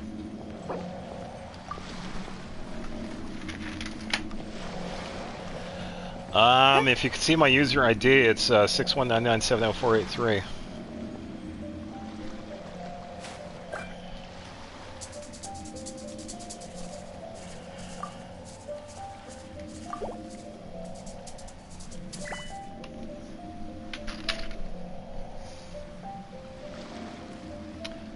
Pretty good, Goose. I'm doing pretty good. Or... Oh, are you watching it? Because, this might change it. I could speak a lot faster than I could type, so...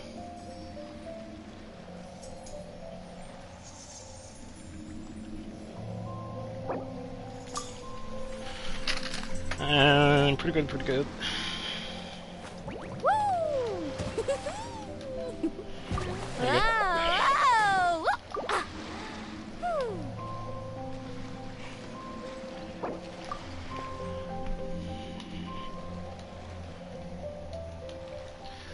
I have fast as well.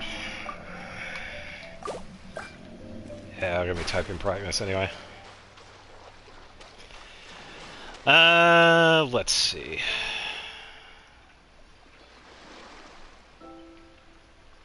Well, I think it also depends on the server too, because I'm on the North American server, which is the 6. So that might be the case, but you should be good to go.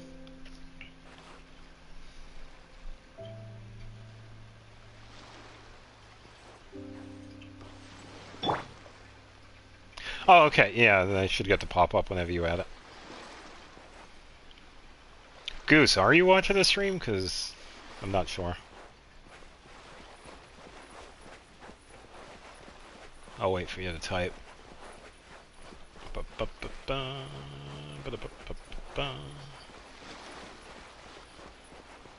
First, get into position like this.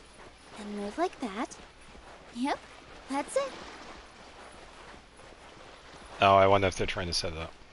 I have resin. Can we do a ley line? Yeah, we can do that. Sure.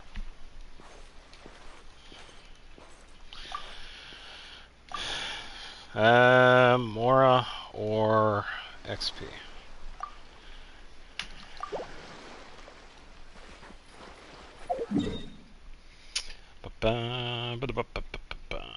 I'd imagine they probably don't matter.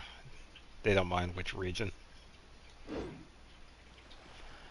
Alright, money it is. Take it away, Mr. Krabs.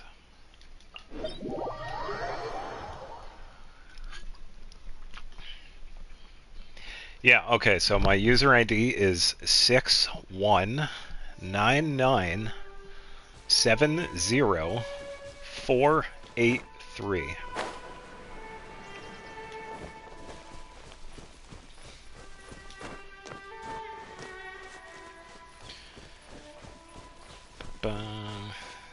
Goose, I'm heading over to one right over here.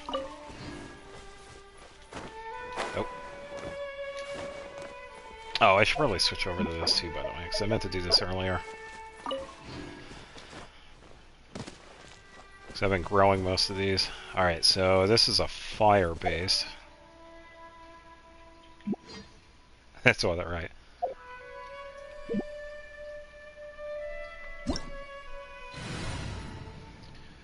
I'm gonna keep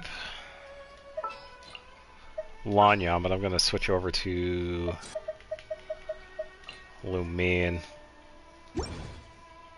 Gotta give Lumine back her stuff. Alright, Lumine. Okay, accepted that. Alright, which one am I accepting?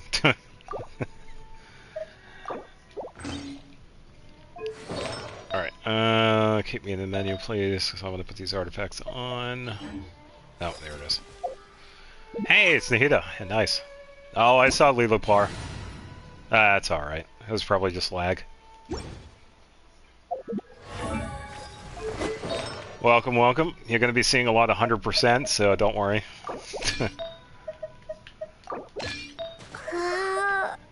Just setting up Lumine here, because I'm going to use her as pairing with Lanyan. What did I have? Careful of those, they do blow up. Positions. Oh, it's this one. Alright, pyro bonus and crit damage.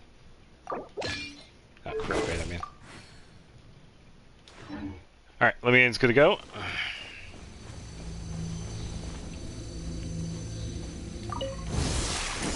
Everyone hold hands.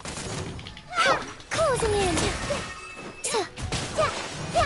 All eyes on Those me. be gone. Ooh, 41,000, nice. Roll. Big damage? Nope. Hurt a little. Open fly.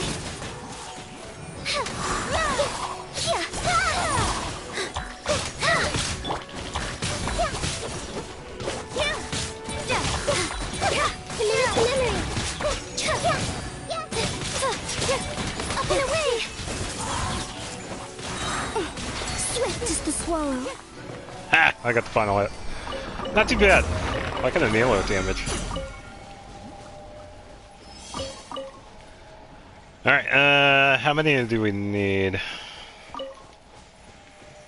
Oh, by the way. Of course.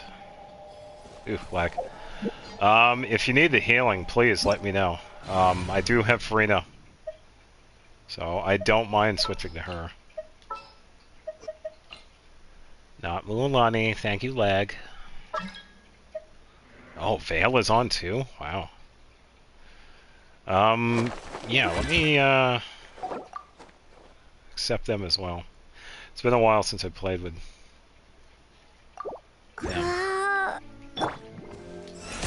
The show begins.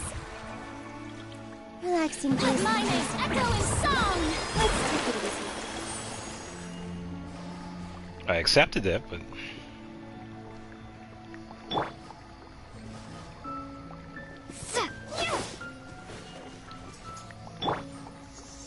I guess he didn't want to accept it or whatever. Oh, he might have been going to somebody else too, because I know some people... Oh, sure thing, I see Goose. the value in my own work, but I also see the meaning in all the endeavors of the Yeah, people of course. Take it easy. Fontaine. I believe I will continue to take pride in fulfilling my duties.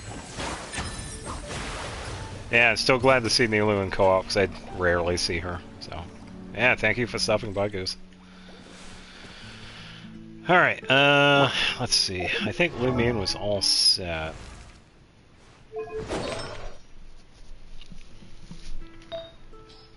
I don't really think there was anything else I could give her.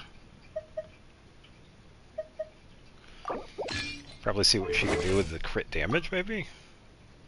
38, 149. I could also do this. 38, 237. Oh, I kind of want to test that. I'm going to test some damage. I'm kind of curious about that. Melusines are beautiful Who creatures. would be good They are the pride of Fontaine. Be sure to befriend for them. this? I don't want to kill a Cause boss them like no outright, harm. though. Probably fight this one.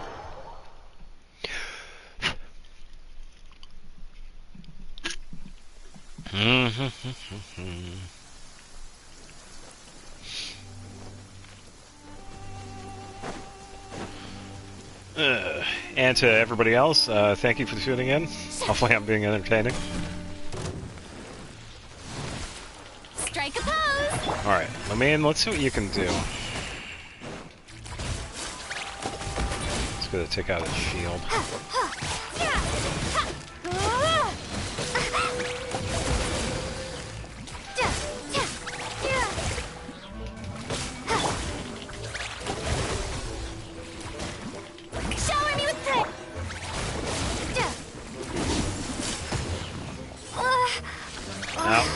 Taking a break.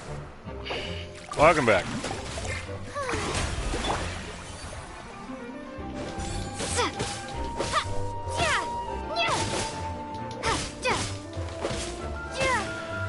So I kind of want to try out Burst here. I just got to build Burst again. Just got to do a little bit of dodging.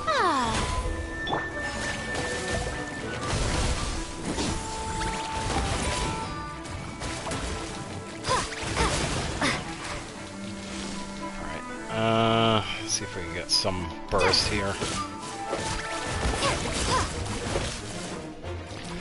I love that co-op lag.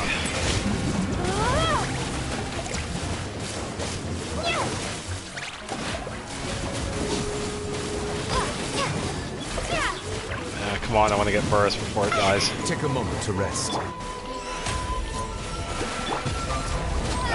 I won't be able to get the... Hold on. That didn't do a lot, did it? I think it missed.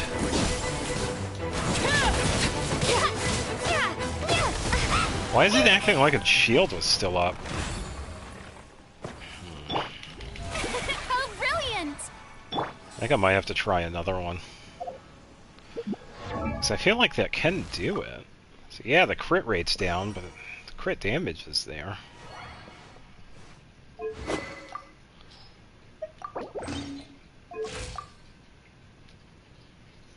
Oh, wait a minute. Okay, so what if I try Farina's weapon? The other issue was the circlet. What if I give her crit rate?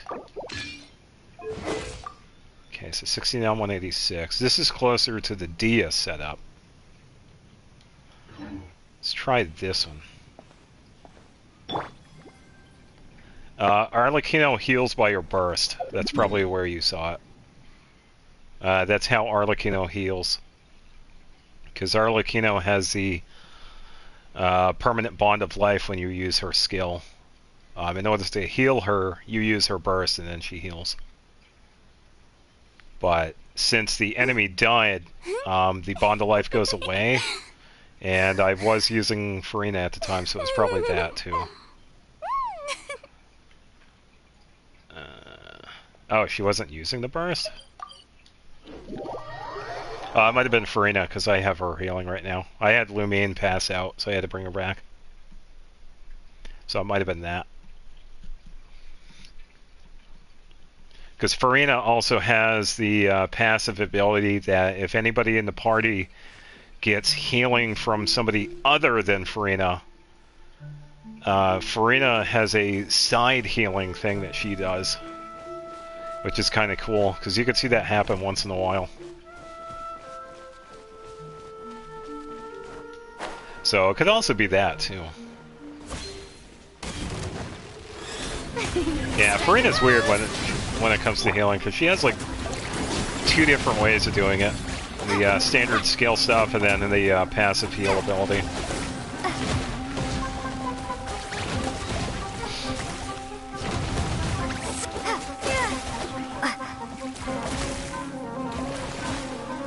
That pyro thing did not last.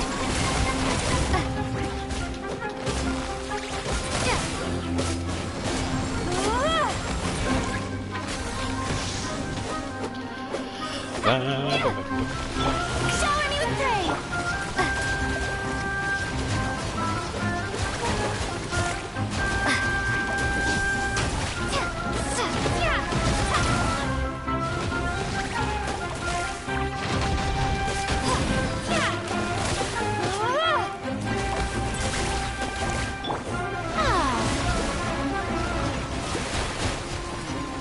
Oh, okay.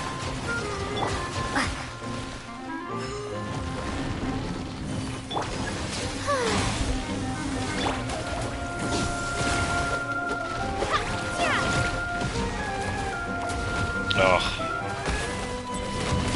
Hopefully not, because I would never be able to do it. Because if they did put the dangerous capybara, I haven't defeated him yet. I kind of struggle with that one.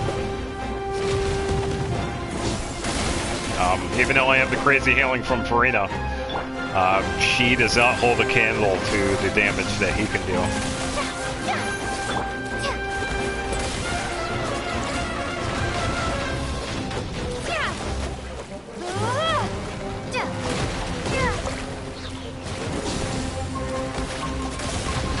Yeah, because Navi is set up. Yeah.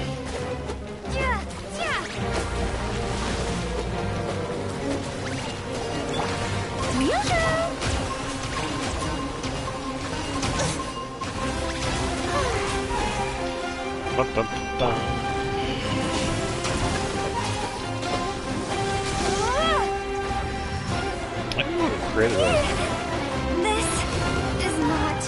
You're fine, Lumion. Stop faking. Nah, I'm good. This guy's shield's a little bit tougher because I'm using Lumion. But I think I'm gonna have to switch to something else. A little bit of a struggle. Let's see. Let's go after... Let's try this one. I'm just picking like random bosses because I want to test the damage here. Because I've been working on... I want to build Pyro Lumion because I want to see how she can go. I want to see how strong I can make her because I've already done... that's fine. Take him out, that's okay. I believe all of them are unlocked. I think there are a few of them that I haven't fought yet. And I know there are some I haven't defeated yet. How brilliant! As far as I know, they're all available. Okay, so you're in Fontaine. Let's see who you're hanging out next to. Oh, you're in Natlin. Alright, let's see if I could guess. Oh, the robot over here. Ironbeard? Yeah, I fought this one a couple of times because I was also getting the achievements.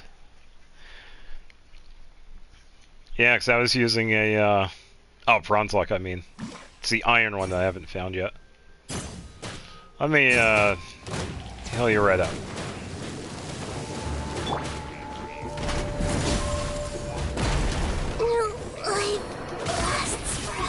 Nahida, wake up. Stop faking. You're fine.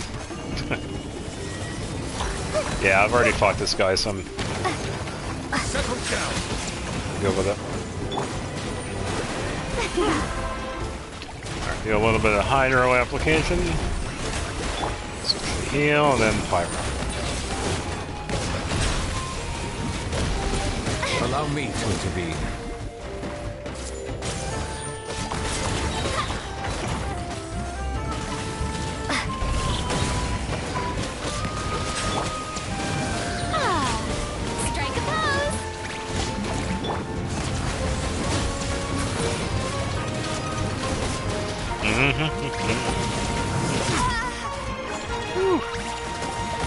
Make yourselves at home.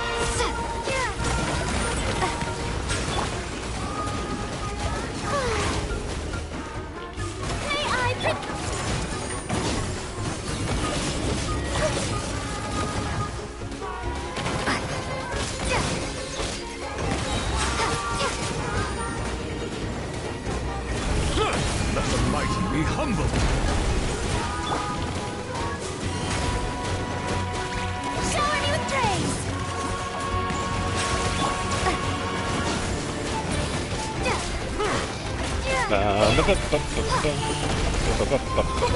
Not too bad. Oh, time to heal. The time is beckoning. How brilliant!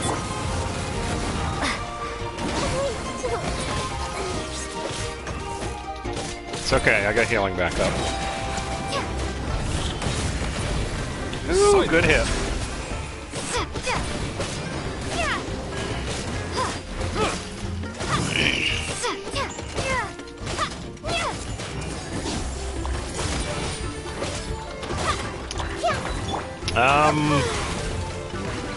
Not seeing a lot of burn damage from Nahida. What's your setup like?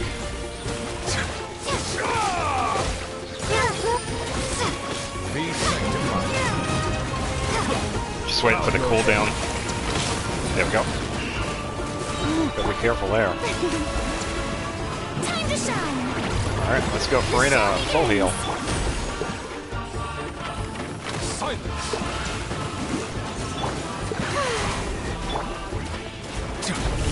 I see everything. Ooh, 73 thou. Nice.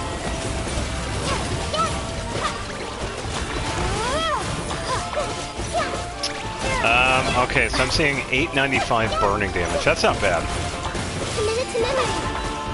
So I'd imagine, say probably like 600 or 700 elemental mastery. That's not bad.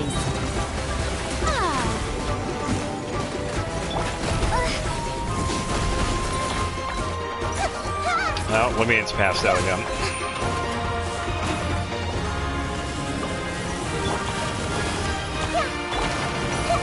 Let my name echo the song. May I present? Just gotta wait for the cooldown.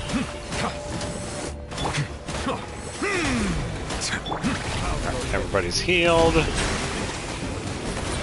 Now for some pyro damage.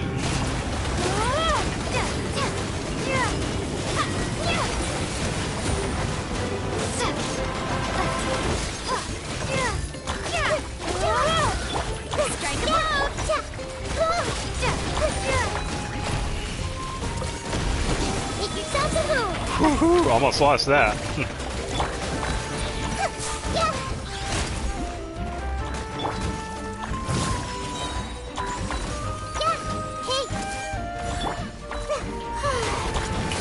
Alright, set up some hydro here for Bloom. Oh, Lemian's out again. It's alright, I got healing.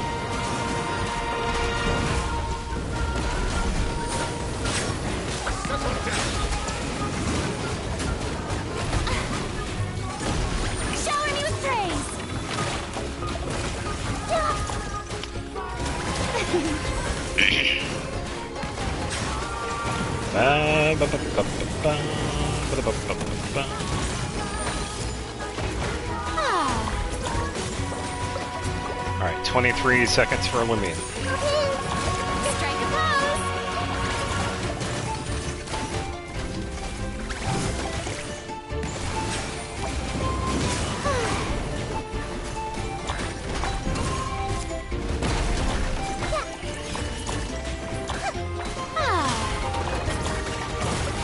Two, one, Lemian's back. Take a moment to rest. No, don't worry, Farina is fine, New Valette. Don't worry about that. And Lemian's down again. That's alright. Not bad. Free stuff, won't say no to that. I'll be back a moment. I'm gonna do a, oh wait, I gotta find land for this one.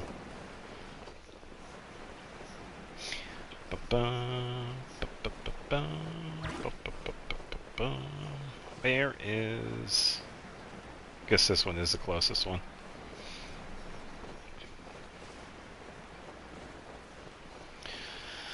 Oh, that's yeah, because I think you were doing the, what, Dendro bonus Deepwood Memories. Like the DPS setup.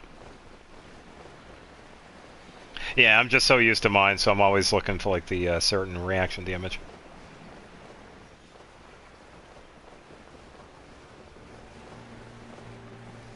Yeah. Yeah, and I'm assuming Deepwood Memories, because that one's pretty much the go-to when it comes to her. Alright, should be tie enough, but... all the waiting.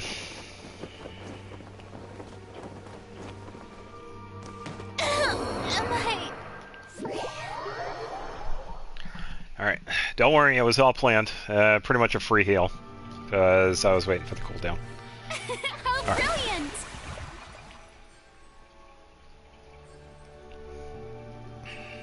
Oh look, it's like Lumine never passed out. So, let's see. Actually, I got time now. I could take a look at them. Let me check information. Okay, so you got a fair amount. Oh, and you got Emily too. That's nice. Alright, so since I got Farina, let's take a look at Farina. Alright, so 27,000 HP. Pretty even attack and defense. Okay. Traveler's Handy Sword. Nice, that's an old one. Golden Troop. Okay, really good for Farina for her DPS. C0886. Not bad. Should probably check. Yeah, 60 on 105 with 46. Nice. Yeah, good setup for the DPS Farina.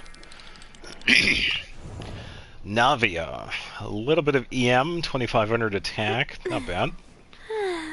40 on 102. Any Geo bonus. Oh. Yes. Okay. Wolf's Gravestone. Good choice. And it's an R2. Not bad.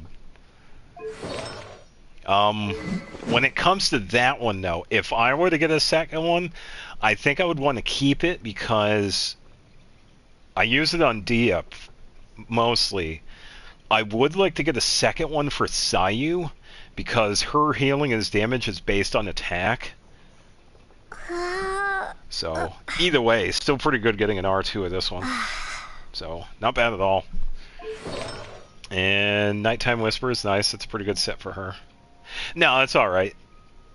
It's just what I would use for her. Because this is the one I use for Dia. It's a really good attack one because you have the attack main stat and you have the secondary attack bonus. So it's really good for attacking Claymore users. And Sayu just happens to be one that needs attack because it increases skill damage, burst damage, and I think it goes towards her healing as well. So it's really good for Sayu. For Dia, it's not her best weapon, but it's still a pretty good one to have. And it pretty much works with any of the Claymore users. So if you want like a really good attack Claymore, and you just happen to have Wolf's Gravestone, it's a really good choice.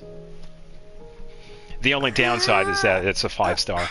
So, but other than that, it's a pretty good one for Navia. And you got her set, which is Nighttime Whispers.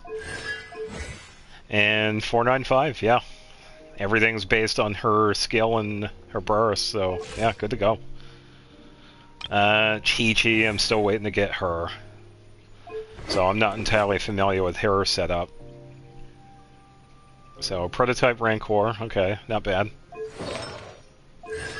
And then C4, really not bad. So I know how that is because I have the C5 Kuching. But I do use Kuching too, so... Yeah, that's alright. And you got the 777 for talent. So yeah, you're definitely on pace for getting it. So... Even though you might not want her C6, her and Barbara are unique when it comes to constellations and healing abilities because these two characters are the only ones that get the revive ability, which is at C6. You can revive someone in your party once every 15 minutes, I believe. So if you're lucky enough to get C6 Chi-Chi, it is good to have, and if you have C6 Barbara, it's also a good one to have if you want to have that little bit of extra healing. So... yeah, nice. And Emily. Good amount of EM. It's a good start with that. And I don't think I looked at... yeah, there's just a starter set for that. Okay, so 17106. Okay, so Dragon's Bane. You got the EM for that. Not bad. Artifacts. Yeah, because of her burning setup, this is a pretty good one for her. It's a good choice. And then 255. Yeah, so pretty much with her, just like all the other skill and burst characters, another good choice with that. Kuching. Probably another one you're probably working on. Calamity of Eshu. Now, I have been working on this weapon as well. I wanted to try it with Kirara, because it's been some time since using Kirara. The last time I used her was with her Echo Challenge. So I feel this would be a pretty good weapon for her. On Kuching, yeah, you could probably still use it if you use Navia with her, so you could still get that weapon effect. And then 222. I think you would enjoy building Kuching, because I've enjoyed her. She's a pretty good DPS character. Yeah, I'd say Kuching is definitely worth it. Even at C0, she's still pretty good. I feel she's a pretty solid one. Well, the Core Lampus isn't too bad. If you ever use the interactive map, that might help. Or if you hop onto YouTube and find some guides as to find it, it's really not too bad. Yeah, you get the downsides, like once you get it, you gotta wait a couple of days for it to respawn, but other than that, it's really not bad. Alright, so Mualani at 38,000 HP. The reason why mine had 39,000 was because I had Hydro Resonance. I had Farina as the opposite. So I think mine has like 35 or 36, around there. Okay, so 6982. Got the crit rate, which is good. Any Hydro bonus? No. Yeah, the Hydro Resonance gives a boost to HP if you have 2 Hydro characters in your party. Okay, so Ring of Yakshi, which is HP base, which is pretty good. And then Obsidian Codex, yeah, that is definitely her best set piece. And then 687. Yeah, pretty good solid setup for her. And then Shalonen, 18,000. Defense is 1,300, which isn't bad. So, pretty much a prime example of a defense-based character. The higher defense you have on Shalonen, the better her stuff goes. So, 1274. Okay, you got healing bonus on her. Okay, not bad.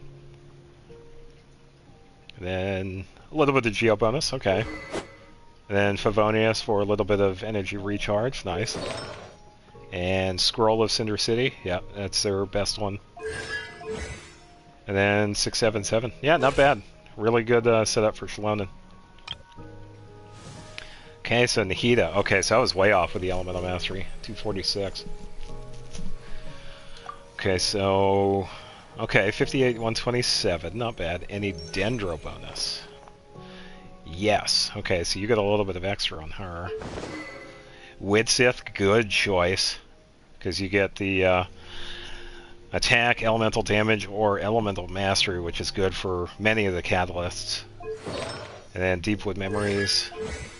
And 10-10-9, very nice. Yeah, very good. Yeah, especially those talents. I have crowned her skill. I think her burst for me is... I'm not sure where it's at. I know I haven't crowned it. The only one I have is crowned is her skill. And her attack, I think for me, is like 5 or 6 or something like that. Around there. So, yeah, really good setup for Nahida. Alright, Nouvelette. Another character I'm not quite familiar with, but I have seen some really good potential with him. Okay, so good start with crit rate, crit damage, and the Hydro bonus, which is always a must. Prototype Amber, okay. And March is a Hunter, okay, so you get the crit rate bonus for that, so you don't have to worry about that too much. And then 877. Yeah, most of his is done with charge attack. So. Oh yeah, that's a pretty good one to choose for him. So, yeah, not bad. Mona is an interesting one. Okay, so unfair. I've worked on Mona quite a bit, so that's fine. I have a unique look on Mona because I've had some really good instances with damage from her, so I personally consider her not just a support character, but a sub-DPS character, because I'm able to get a couple of hits that have done over 100,000. And that's using a Sumeru set from the desert called Nymph's Dreams, which is really good. Yeah, if you want to do the DPS side of Mona, I would recommend Nymph's Dreams. But when it comes to support builds, you could really use any of the other ones. Noblesse is good, Tenacity is good. Since Mona is energy recharge, you can even use Emblem of Severed Fate, which is based out of Inazuma. So that one's another really good one for her. Because how Mona is set up is that the more energy recharge for her, the higher Hydro bonus you get, which is really good. So throw a bunch of ER on her and you're good to go. But yeah, even as a support, Mona is definitely top 5. So I'd say the more energy recharge you put on Mona, you'll be seeing some really good Hydro bonus. And Mapai Mara is a good one for the bonuses for that. Yeah, so I wish you luck with Mona. I've had a lot of fun with her. And Arlecchino. I'd say pretty much just attack. I got the crit damage. I wonder what you're doing with crit rate. Okay, Staff of Homa. Okay. That's where the crit damage is coming from. And then I'd say for Arlecchino, pretty much attack. Anything attack is really good for her.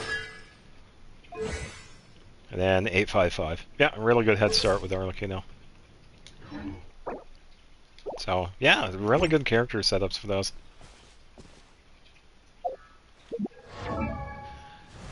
Yeah, so how I still use Mona as support, but predominantly I use her as sub DPS because I usually have her piggyback off of yeah, true.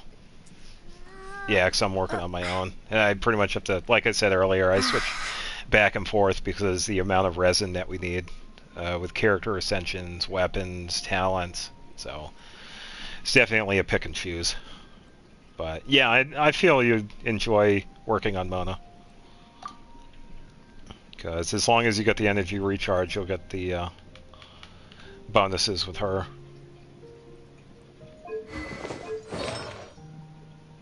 Because with her, Mona actually has a signature weapon, believe it or not. Most people, I'm pretty sure they don't realize, but a way back, one of the catalysts, Wine and Song, was created for her, and this one works with her alternate sprint, where she turns into the water droplets when she's sprinting, and this increases her attack. Yeah, this one is based off of the weapon banner, so that's where it is. You can find it only on the weapon banner, unfortunately. But it's one of the better ones for the DPS. No, it's weapon banner only when it shows up as one of the 4-star weapons. Yeah, that's the downside of it, because that's the only place you could find it. Yeah, anytime you see like the 4-star weapons on the weapon banner, this one has a chance of being one of them. But this one's one of the better ones for Mona if you want to do like the sub DPS damage. And if you want to do the DPS route, I highly prefer Nymph's Dream because it's pretty much her. It's all Hydro bonus. And pretty much anytime you do anything.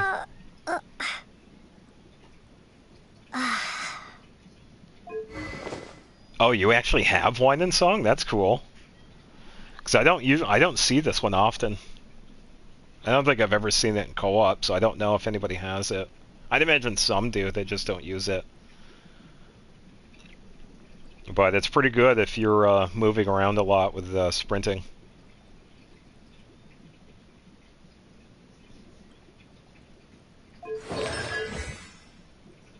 And talent's 10, 9, 10. I still got that last one for her skill, and then she'd be good to go.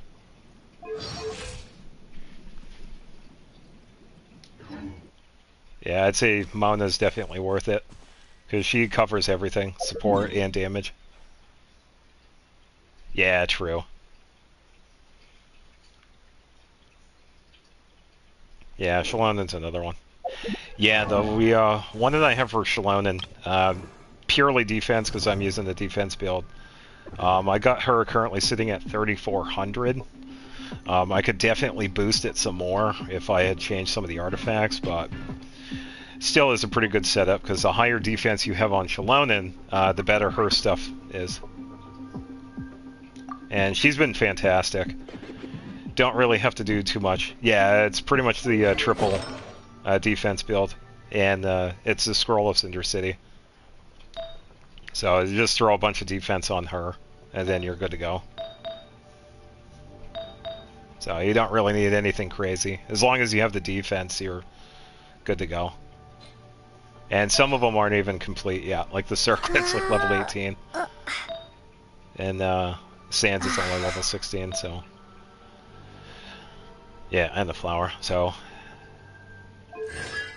Yeah, at the moment I'm working on her talents, because I crowned her skill a couple of hours ago, and I still need to finish with her burst, but because of Shalonen, how she works with, after you use her skill, her normal attack changes, so I kind of want to actually crown her attack as well, because I feel like that's also a pretty decent one, because you could probably turn her into a sub-DPS, not just a support. And since it's all defense, you're getting bonuses all the way. So, yeah. Yeah, because that's what I wanted to do with her, finish up on the talents. And probably save the artifacts for last, and that's mostly because of the resin that we need. And as for the weapon, the Flute of Epitzel, this is one of the blueprint weapons out of Natlin. It's a really good one for her. But any weapon that has defense is good for her, because I used to run Cinnabar on her before I had gotten a flute, because this one is a pretty decent one as well. This one was an event weapon. This one, Cinnabar Spindle, was way, way back. This was the second Dragon Spine event with Albedo.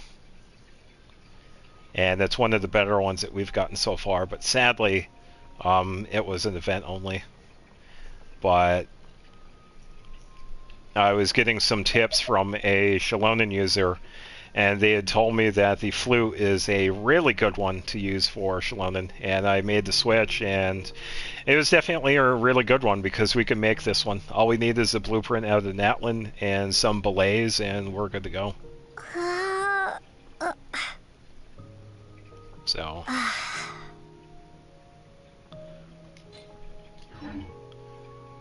yeah, Shalonen's definitely another one that was worth building. Alright, so I did remember I had to head over to the Arnar village because I wanted to get some sweet flowers.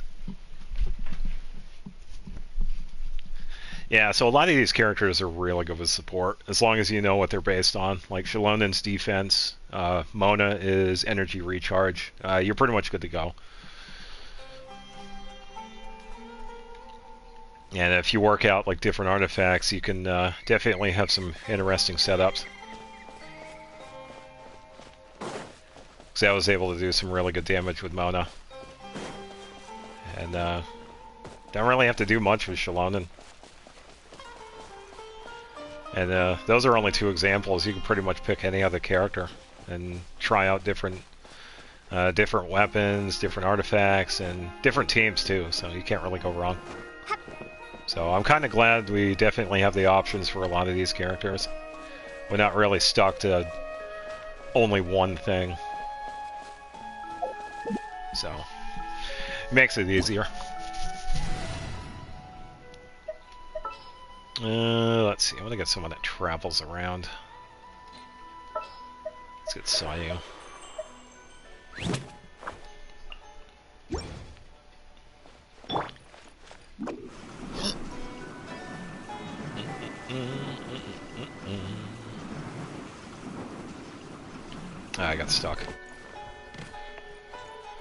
Probably could have switched to Nahida, actually.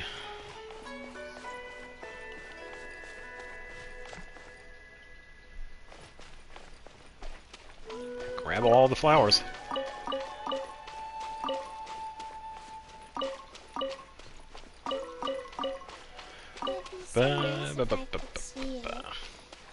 Yeah, that's pretty much only been my opinion when it comes to a lot of these characters because of what I've done with them. So it's only one side. So pretty much when it comes to character building,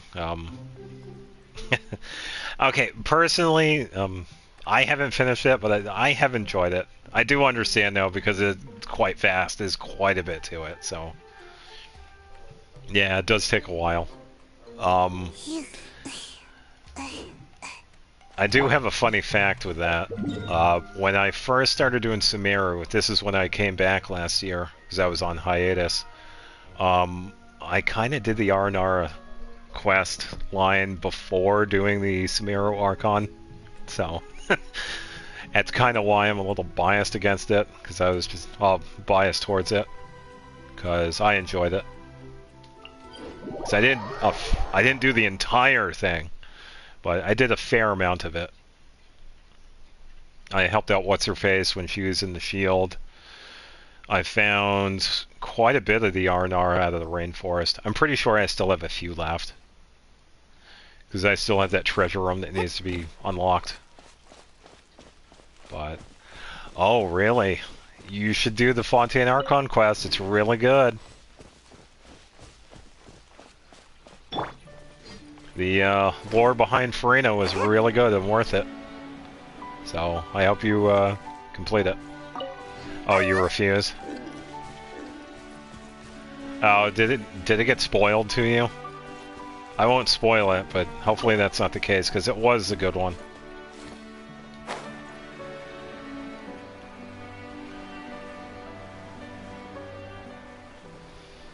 Let's see, who is over here? I think there's a consecrated... one of the consecrated enemies over here. I think it's the alligator. Oh, okay. Well, that's fine. It is a good one, but yeah, it's your choice.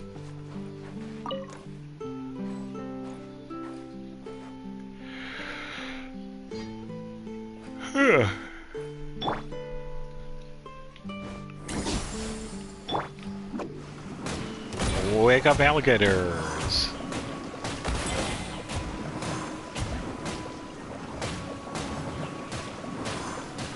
I'm out of here.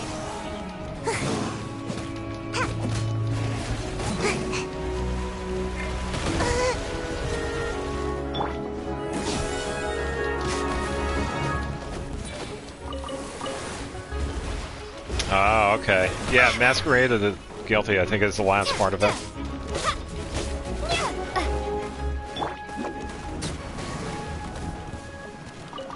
Yeah, for those that haven't completed the Fontaine quest, I won't spoil it, but I will say you will enjoy it if you like Farina and the characters at the Fontaine. Whoops. Witness my...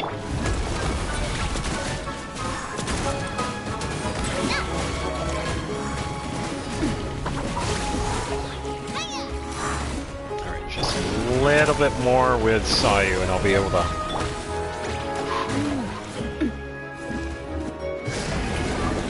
Levine's taking a break yet again.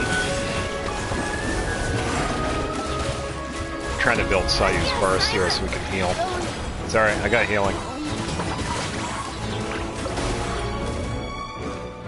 Oh, you got Farina too, nice. Alright, healing's up. Strike a pop! Chat! Watch out! Ah, just about 70,000, nice. Nice hit.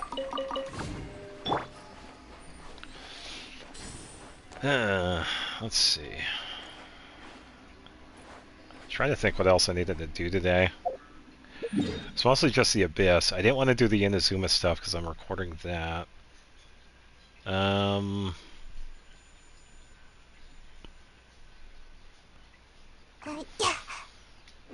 already spent my resin. Yeah, I did notice that you have the DPS Golden Troop set up with her. Which is fine. That's what most people do. I kind of went a different route with Farina. I went the heal build. So I wanted to get her up to like 10k healing. And I was able to get it, but it needs like a really specific setup for that. Which is alright, but... Yeah, because her base healing right now is like 8,000, but I know I could get more. And she's only at C0, so if I were to get some constellations with her, I would more easily get her to get the output. So, yeah, definitely a really fun heal build that I've worked on. I will be over there momentarily. I'm just gonna switch out some weapons here. Okay, this cryo set's good. Now you're using Farina, so I will use... I'll use somebody else. I don't mind. Let's see. I can probably... Oh, I did want to test out that spear because I did level it up, so I'll switch to Rosario. The event one.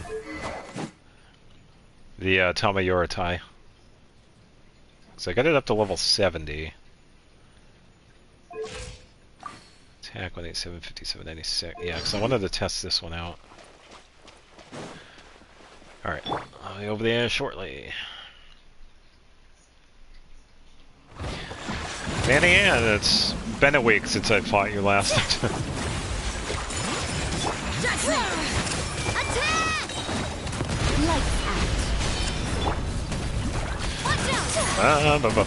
Navi, I will do no such thing. Letting grave names echo!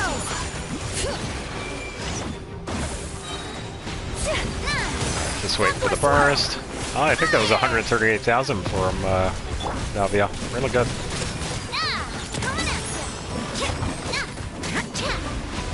Bring it! Let the mountains veins blood snow! Okay, another burst up. This. Take flight!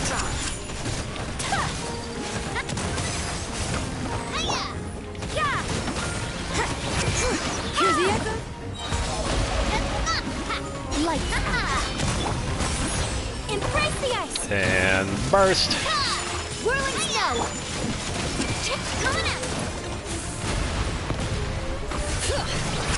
Let the mountains veins boil! Judgment! A little hard to see, but I gotta be careful with Rosario. My apologies! 163,000, very nice. Very good Navia hit. Echoes of the vent! Take flight! Alright, just gonna set up Rosaria here, some burst, and burst. Coming back to art! Sumetsu! Whirling snow!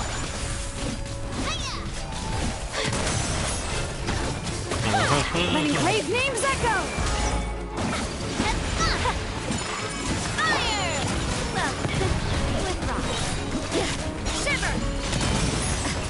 146,000, nice.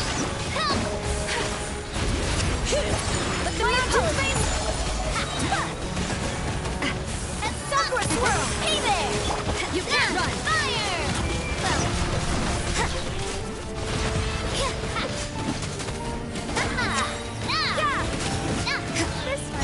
Your name on it! Doing good. Very good. Hey there!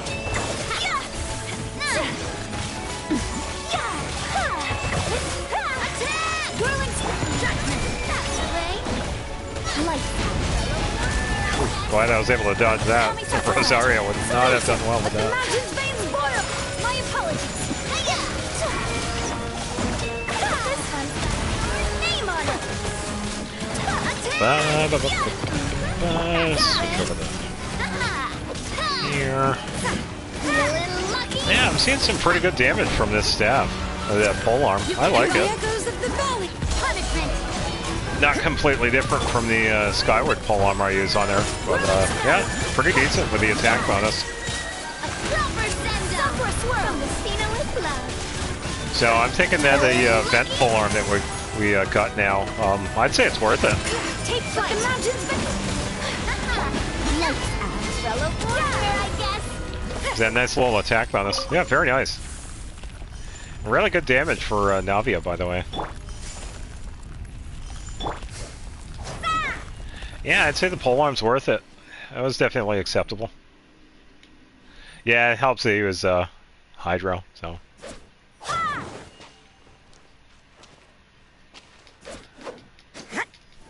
Of course. Yeah, I'm gonna have to keep this weapon in mind because I still want to use the Skyward one. I could probably put this on. I think Sean Ling would be a good one for this one too, because I just use the skill and then I get the bonus. And with energy recharge, I'd be able to have like a burst set up. I do want to keep this one though. The main reason I have this one is because of the crit rate bonus and the attack speed. So, personally, I think the Skyward...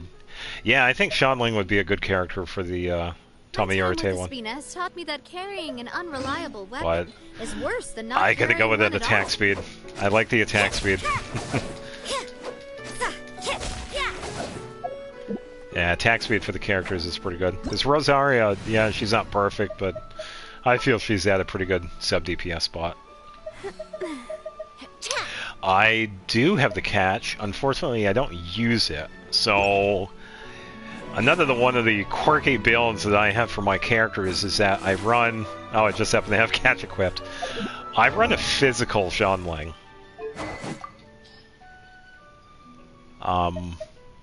So, kind of a little bit different.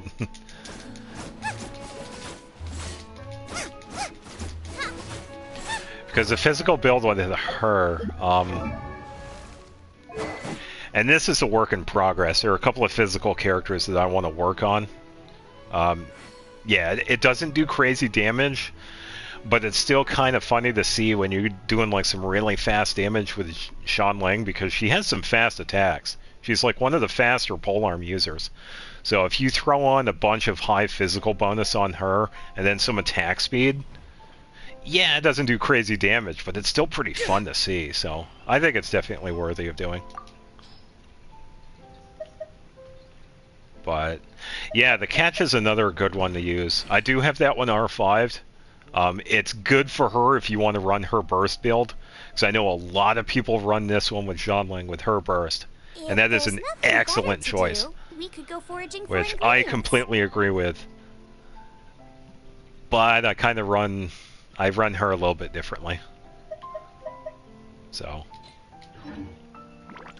the catch is a weapon that you can get out of Inazuma from fishing.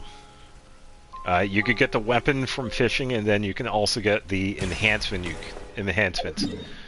You just talk to the female NPC, which is right over here. I'll travel over there. So this is one of the fishing weapons you can get, and it's out of Inazuma. The big downside with this is that one of the fish that you need for it, it is... it's in a spot with electrified water, so in that specific area you do have to be careful. If you have Yanfei, which this actually got me to build Yanfei. Yanfei works pretty good out there, because she's a catalyst user, so you could get that range damage. Because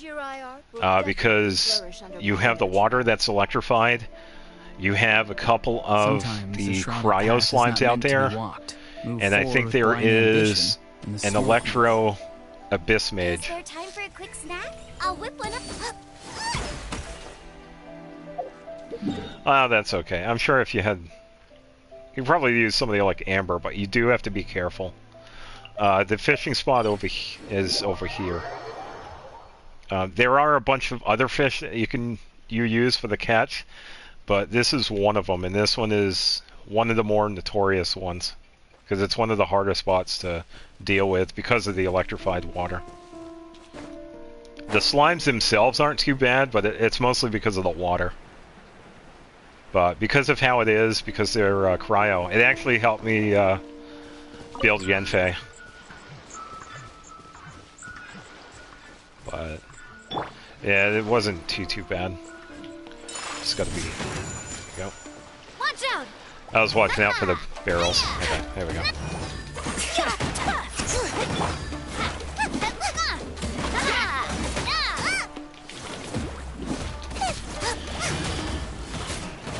I don't think she has any artifacts equipped though, so I probably can't show you right off the bat. I wouldn't be able to anyway. 70,000 from Navia. Yeah, so the fishing spot is over there, and if you could see a little bit, you see this, let me switch over to a camera. You see a little purple hue next to the shipwreck over there. The water is electrified, and you take, you could take quite a bit of damage, and I believe it's based on your max HP, so if you have a character that has like high HP, you're going to take a lot of HP damage, so if you want to try it, you can try out Farina. Because you can easily get over there, so yeah, you do have to be careful. Even I have to be careful with my Farina heal build, because I could take a lot of damage. So I can show you real quick. I'll let you, yeah, just be careful. Yeah. Let me set up Ayaka here. There we go. Yeah, because you got cryo slimes over there. That's why I said pyro, because it makes it easier to take out. But you got Navia too, so you should be fine. Take flight. But Today I present reinforcements are here. Partner. it's alright. This is one of the more dangerous places. No, not me. Let me, I'll switch over to my healing. That's alright. No, it's alright. I got my healing up.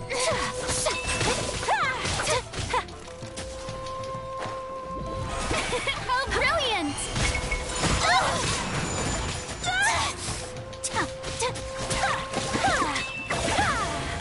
Just gotta take this guy out.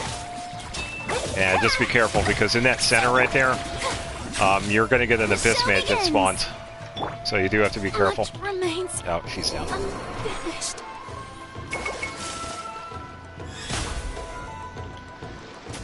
How dare you!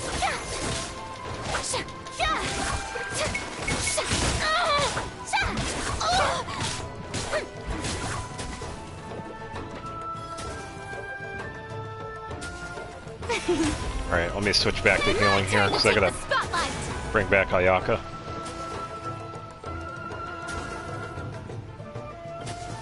Alright, I brought back the shield.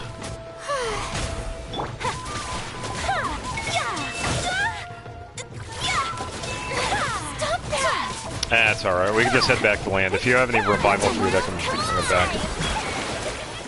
Yeah, this place is, it's pretty dangerous.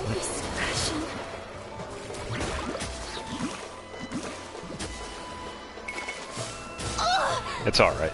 I still couldn't do it. Yeah, it's a pretty tough place to be at, so it's alright. It's okay. Just head over here. I'll bring everybody back. Ah. How brilliant!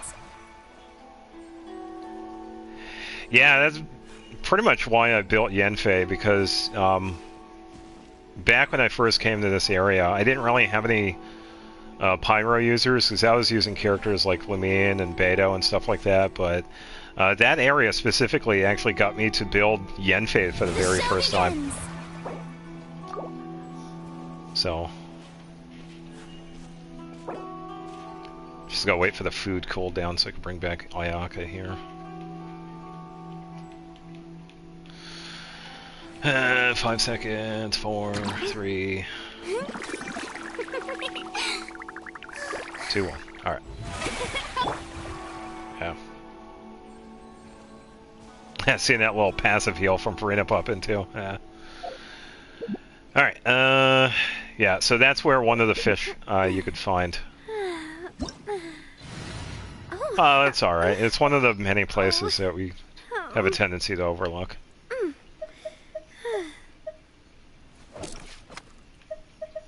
trying to think who else would be good over there. If you're really careful, you well, I don't know if you have Klee. She has a somewhat decent range you could do. As leisurely as this a little more often. Let me think of some 4 stars. How pretty of me. Chevreuse would be good because you got some skill range with her. You got range with her skill. Same with Amber, you could use her attack. So there are some pretty decent pyro users you could use. I think Chevreuse would be a good choice because of her range.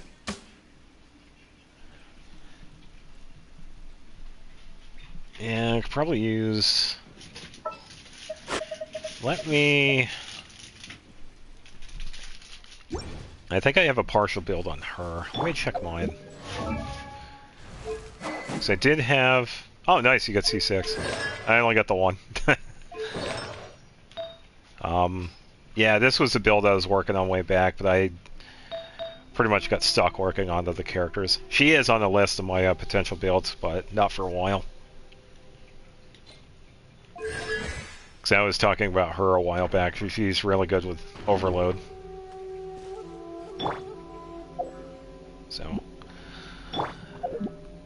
let's see. Let's get another passive healer.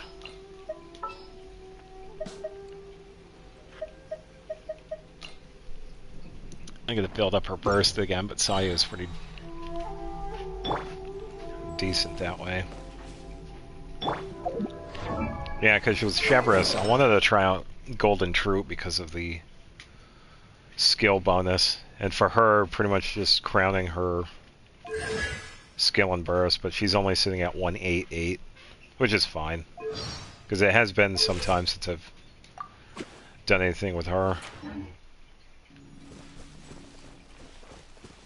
So, and definitely got some few choices of pyro characters you could use.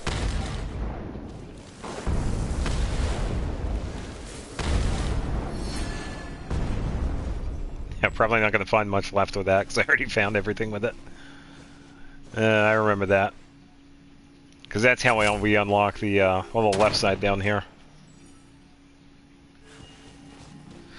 I think this is... Yeah, that was an artifact.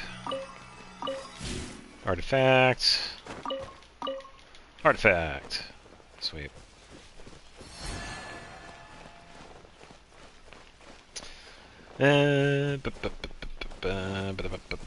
Yeah, so the cannons here, we do find a couple of these. We can use them in tandem with Electro, Aether, and Lumine. So if we use, well, we could also use this too, by the way, the Electrogranum. So we use this first, and then we can use the cannons. But yeah, we do find a few of these around. And if you head over into your world, there is one spot that actually unlocks a domain by using a cannon. And I think it's here, unless it's one of these spots. I think there's one over here, maybe. It's one of these cannon spots that unlock a domain, because that's how we get it, because we have to shoot into the wall. Yeah, I think this is it, right over here. Where's it? Yeah, right here. Yeah, so if you head over to this cannon, if you aim towards the wall over here, you'll unlock the domain. And that is the Shikai Pavilion. It's one of those one-off domains, but yeah, that's how you get this one. So, yeah, definitely fun to try out. The cannons do have some hidden stuff. Yeah, it's with the cannon here.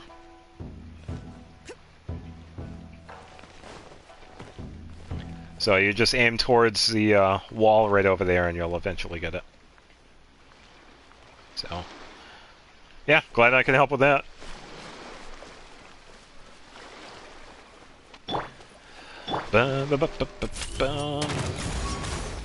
Justice will prevail!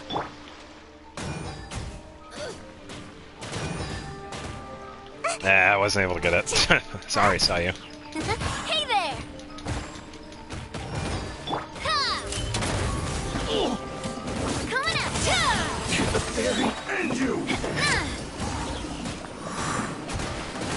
Just gonna build bursts here for Sayu.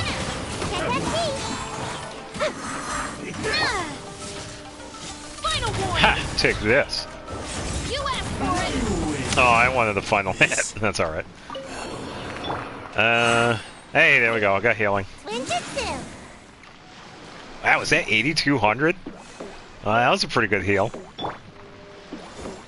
Sweet. Yeah, definitely getting there for healing for Sayu. Attack's the way to go. Let's see. Let's check out some of the other characters. Yeah, so for physical characters, pretty much an older set of characters I wanted to use. Shinyan is one of them. That's pretty much heavily physical based. Unreliable weapon is worse than not carrying one at all. We could pretty much make a physical based Lumion and Aether because of the pyro abilities. It works really well. So you can't go wrong with that. You can actually get away with a physical official. She does have a signature weapon that is in the weapon banner, unfortunately. Just like with the book that we saw earlier from Mona. The bow for official is a physical-based one. I don't have it yet, so it does seem like it's pretty decent. So...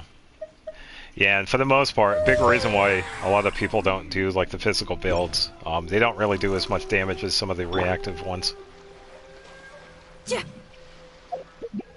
But it's still pretty funny that you could just run around and do like a bunch of obscene physical damage. Which is still pretty hilarious. Let's see if I... physical... So one of the... was it this one? Yeah, I think it was this one. Here we go. Yeah, because Shinyan was one of the original characters I wanted to build, along with Zhonling.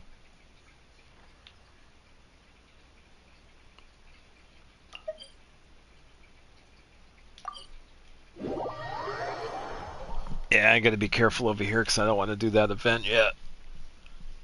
I think I'll do that tomorrow.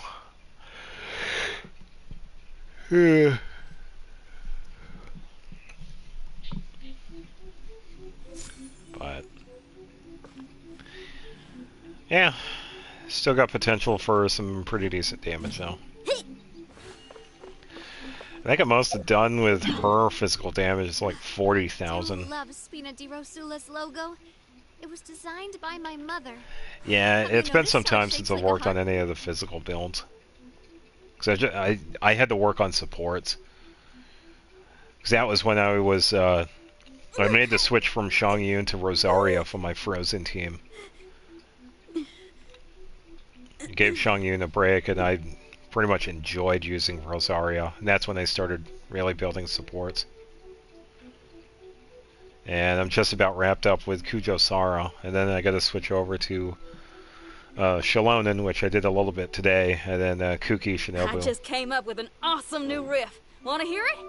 So, yeah, pretty much at the point where I got so many characters I gotta build, but Talk to the Electro Archon whenever it's not too you're bad. troubled. Definitely gives me something to work on.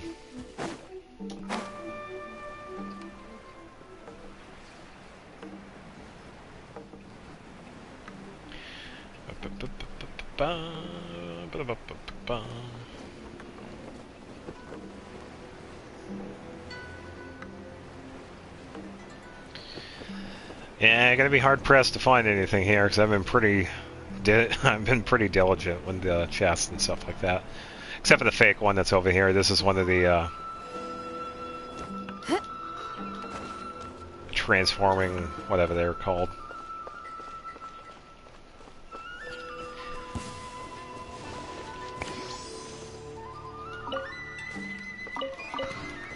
Yeah, I still think that one's hilarious. Yeah, because if you come over here Yeah, that's not bad though. I've just been working on the supports because I've really neglected a lot of them. Because that's where a lot of my setups now come into play. Because one of my original teams was Frozen. I've had the Frozen team with Ayaka for a few years now. And I really needed a good support with her. I originally was going to use Shang Yun because of his cryo application with his skill. But I made the switch to Rosaria because I got a little bit of inspiration from a Rosaria man. Goose, he was in here earlier. He has a pretty decent Rosaria. He was finally able to get her to C6, which is pretty cool. I'm still at C5, unfortunately, but yeah, really good inspiration to build Rosaria. And at C6, she gets that defense decrease with a burst, which is really good. So, yeah, if you ever need a cryo support, Rosaria is definitely worthy of building. Oh, that's good.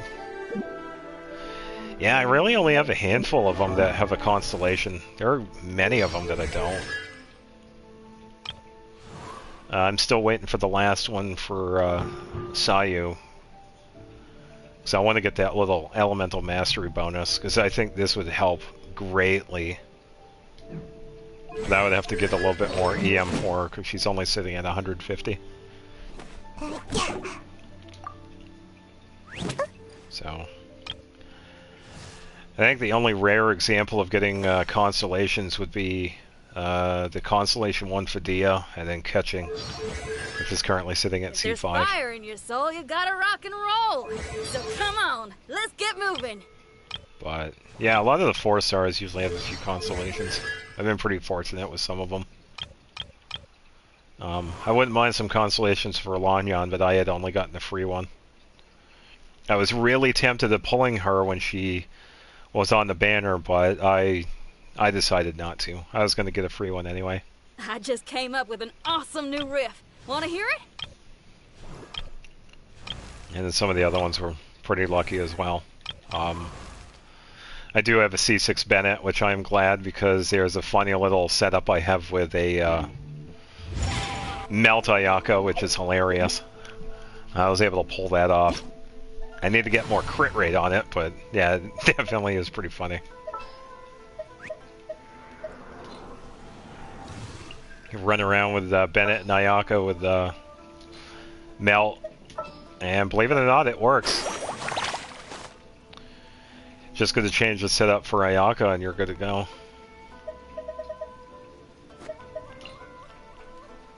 I think the only downside with that is I did notice that it kind of changes my Xinyan build with C6 Bennett. I think that was the only downside because of the infusion. But other than that, C6 Bennett isn't that bad at all, as much as other people dislike it. Okay, so what is... Okay, residence at 1920. How's my food? I know I did want to work on proficiencies here, because I know there's a few left I haven't done. Yeah, I have quite a bit. Because I think...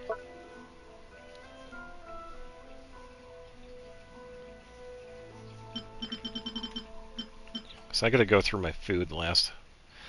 Because how I've been doing it, I've kind of been completionist with this, because I get every...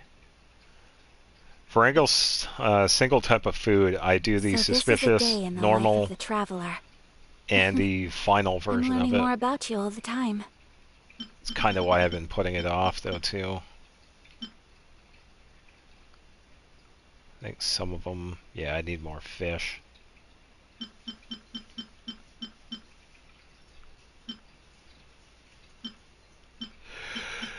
What's up?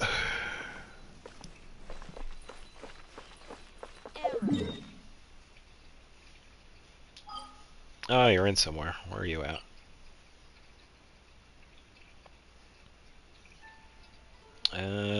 Let's see. Oh, fighting this guy. This one's a fun boss. I haven't had to farm this guy, but it's nice to fight him in co-op.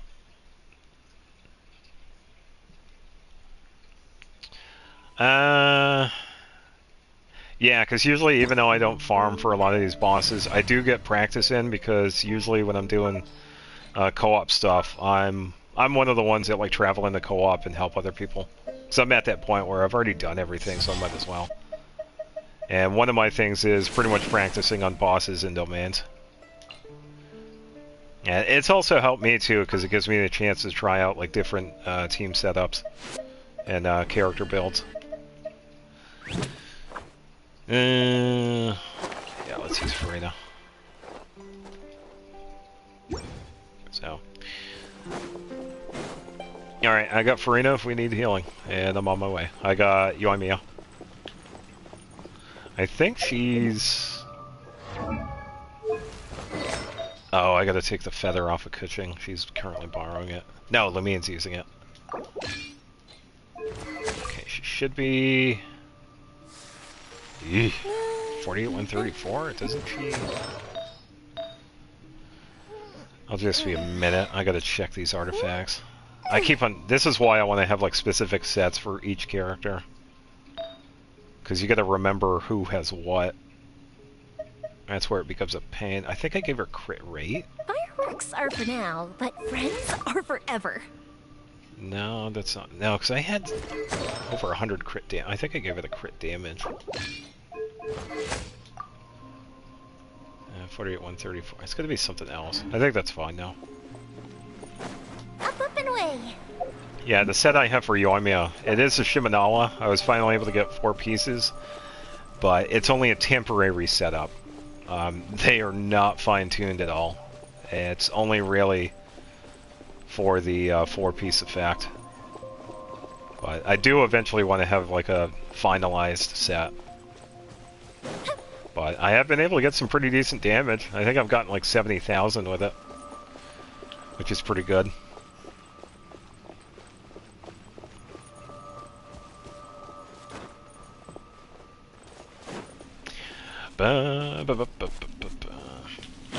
Yeah, because I like fighting this boss with Ganyu as well. Because it also gives me a chance to dust off old Ganyu. Time for a light show.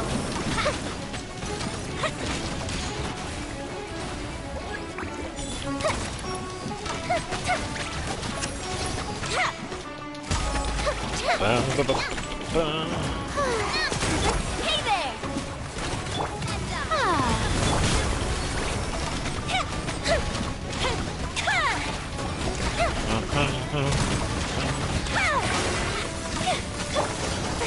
Very nice. May I present?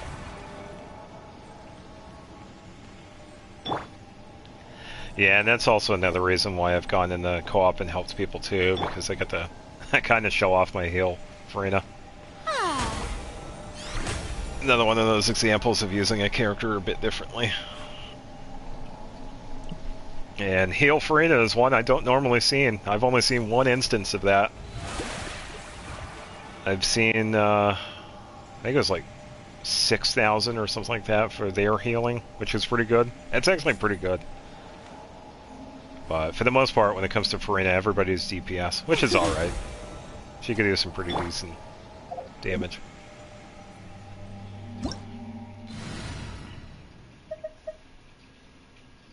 Yeah, it's a pretty solid heal. And it's consistent too, which is pretty good. My time with the Spina taught me that carrying an unreliable weapon Don't know if they had her weapon though.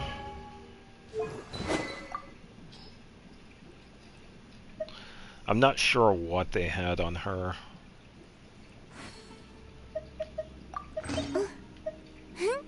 Actually, no, I could just give the main Cinnabar here. There we go. Shower me with praise.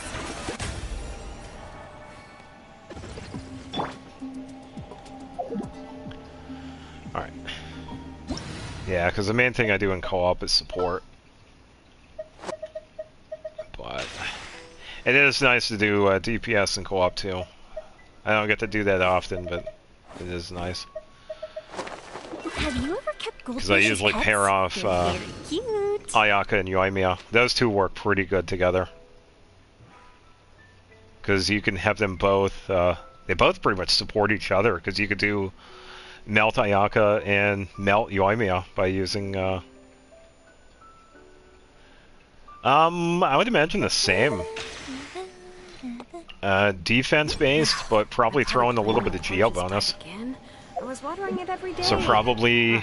Don't tell me I overdid it this time. I'd say the perfect set with her would probably be Obsidian Codex, so you could get that crit rate. Defense, Geo bonus, crit damage. I think that's what I would do. And throw a bunch of defense on it. If you get like defense substats. And then crown everything you need to, and I think that would be a pretty good DPS one. I think I have heard of a few people that have tried that. Seems like it'd be a pretty good one to use. Because that's what I would do. I would do the defense, Geo, crit damage, and Obsidian Codex for hits bonuses.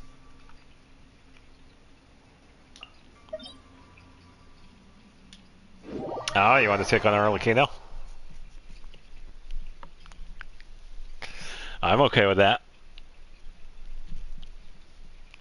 This is a boss that I have fought in co-op before, so that's not an issue. Oh, you went somewhere else. Yeah, if you want to fight her for the reward, I don't mind. I'll just base my... Yeah, I'll base my characters off of yours. If you want me to do full support, I can. Because I can use Farina for the healing, and I could probably use different characters.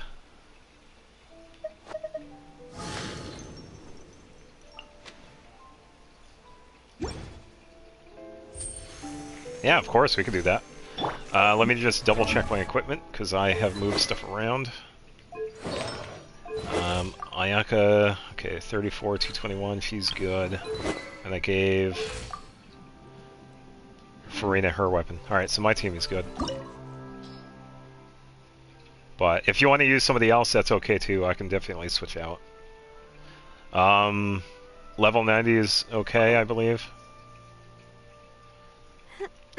Because this one's usually my go-to. I'm comfortable with level 90. Because I've done this one a fair bit. Embraces its duty. Alright. As a jeweler I'll send the cherishes their invite. gems. And you could use anyone you want. I do not mind at all, because I could switch.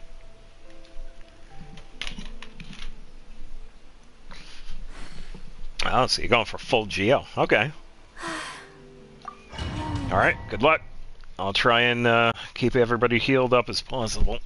I will be switching back and forth between DPS and heal, so I will get the stuff set up for Navia. Yeah, I'd imagine Navia is going to do pretty good with this.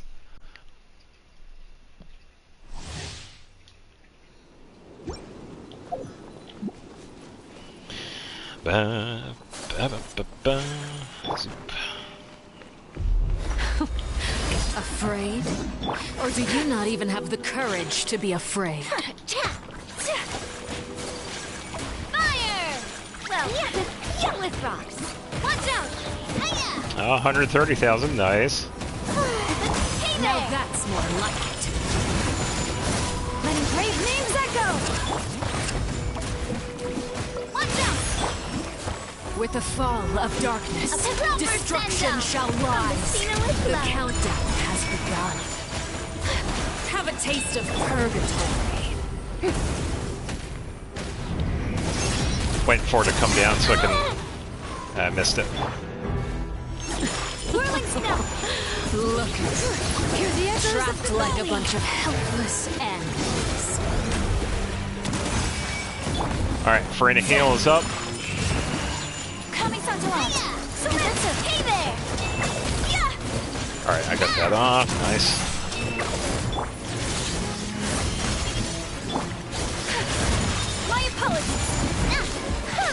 Is it my turn now? I don't know, Arlecchino. Are you actually going to do some damage, or are you just going to talk? Look at you. Trapped like a bunch of helpless animals. Alright, here we go. Phase 2.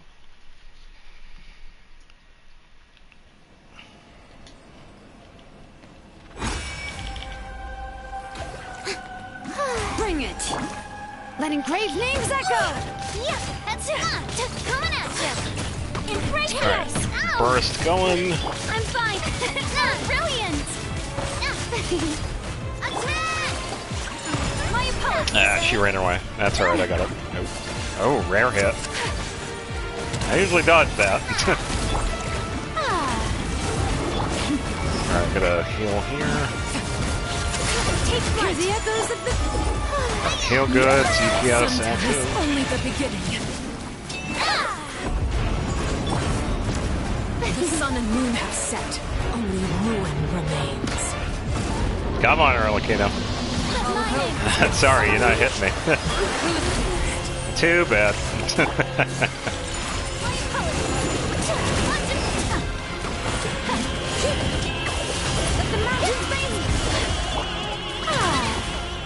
Nicely done.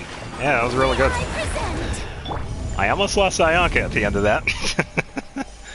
Yeah, pretty good setup though. Really good. Oh, did you already get it for this week?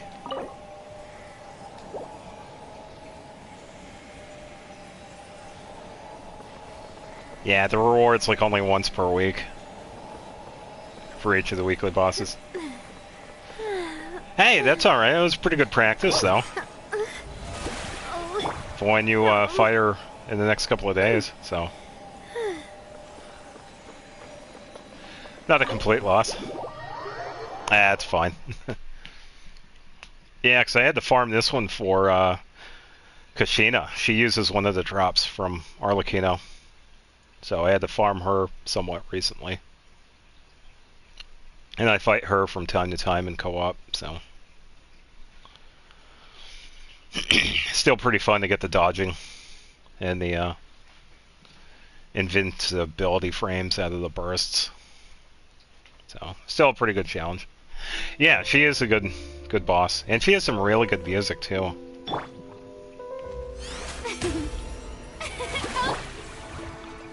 So. Let's see. Any other bosses you want to take out? 'Cause I'm really up for any one of them. I'm okay with any of them, because I need to practice in them. Oh yeah, it is.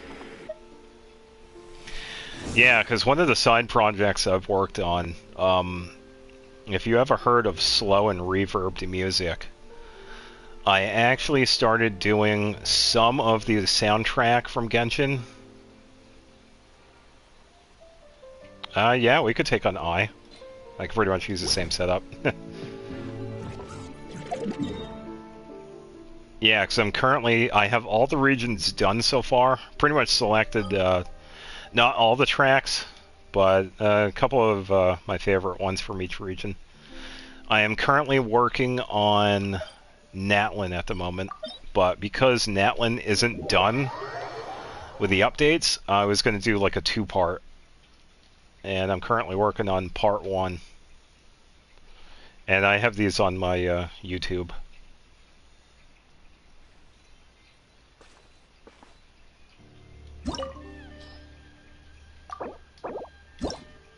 Alright, level 90. I haven't played Zenless Zone Zero, or Wuthering Waves, or any of the Honkai games. The only Hoyoverse game I've played is Genshin.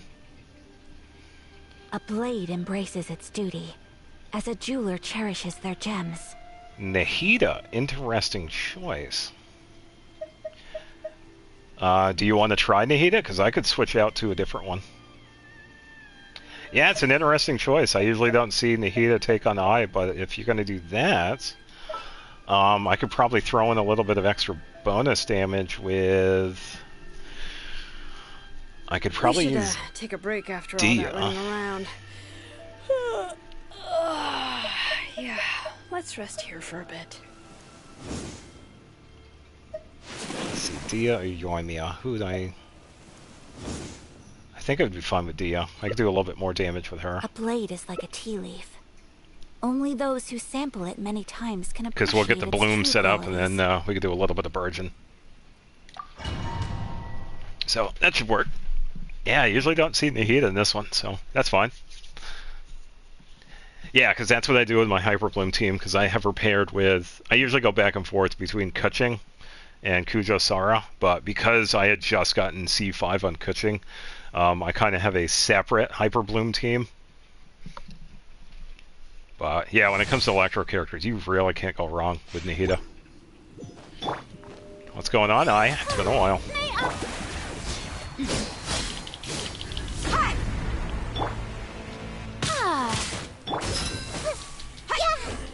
Make yourself a hoop. Yeah, I definitely fought this one quite a few times. You asked for it. Yeah, I just missed it. Names echo. Nope, I got it. The eye sweeps the lands. Look alive. Shattered.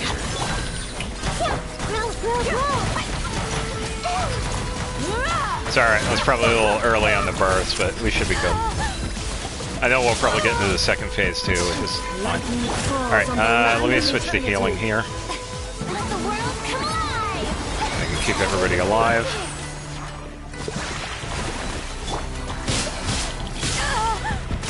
Let's get it on. Hear the echoes of the valley. Okay, so now second phase. Follow my blade. Okay, so this time I'm gonna wait. It's alright, I got healing. I'm gonna wait on her first. Letting brave names echo.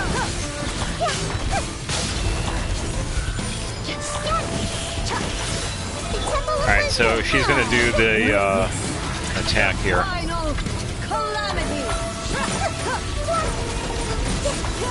Nicely done. Let's get it on. Okay, pretty good so far.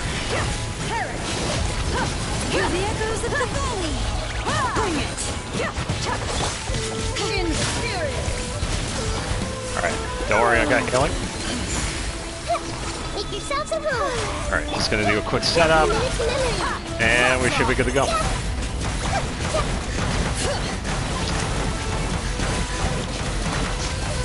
Alright, not too bad.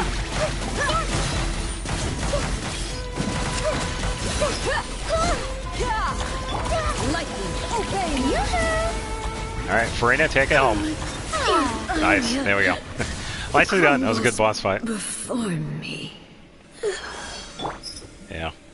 Yeah, usually when I fight her, I usually take on, Ayaka. Ayaka is pretty much my go-to boss character.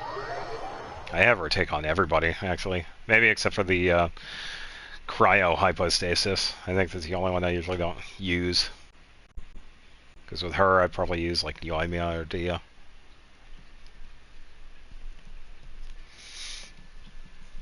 Hey, that was a pretty good setup with her.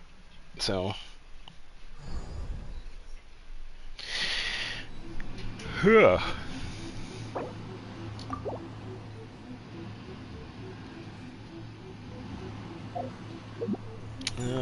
let's see.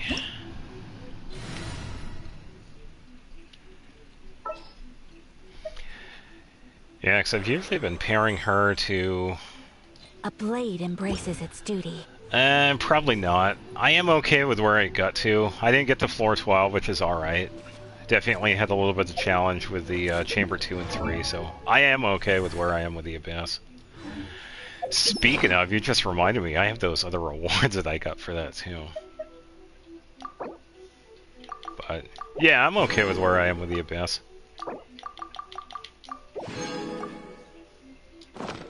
Alright, so we got some artifacts here. What did we get? I only wish life could be as leisurely as this a little more often. How greedy of me. Yeah, thanks for asking, though. Because I know it's pretty much a single-player thing. Let's see. So we got attack, sand, defense, sand.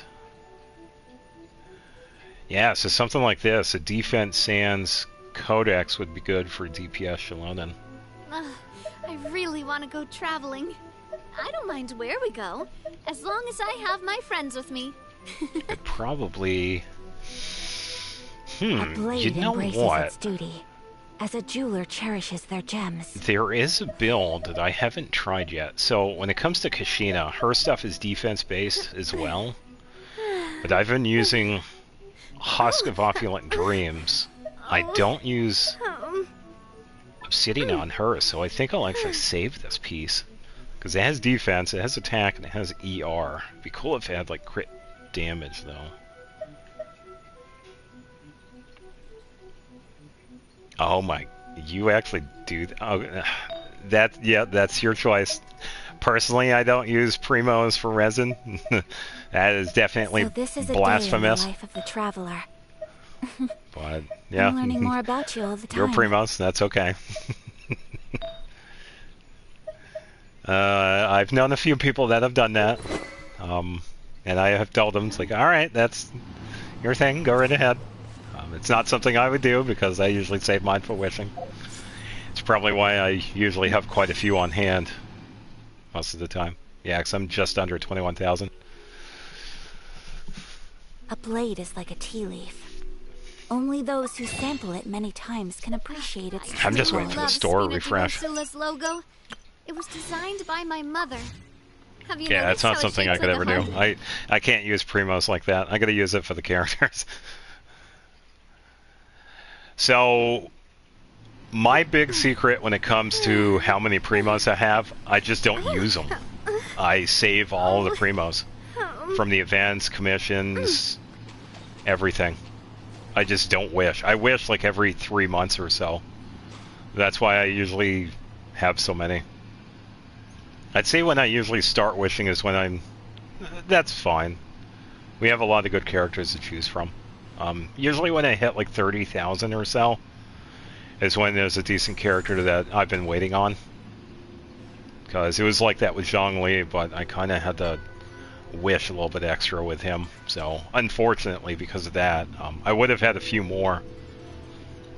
I would have had like maybe 28, 29,000 at this point, but because of Zhongli, I had to spend a little extra. No, she wasn't the ones I was planning on getting. Eventually, I might change my mind. Yeah, same with Chlorinde.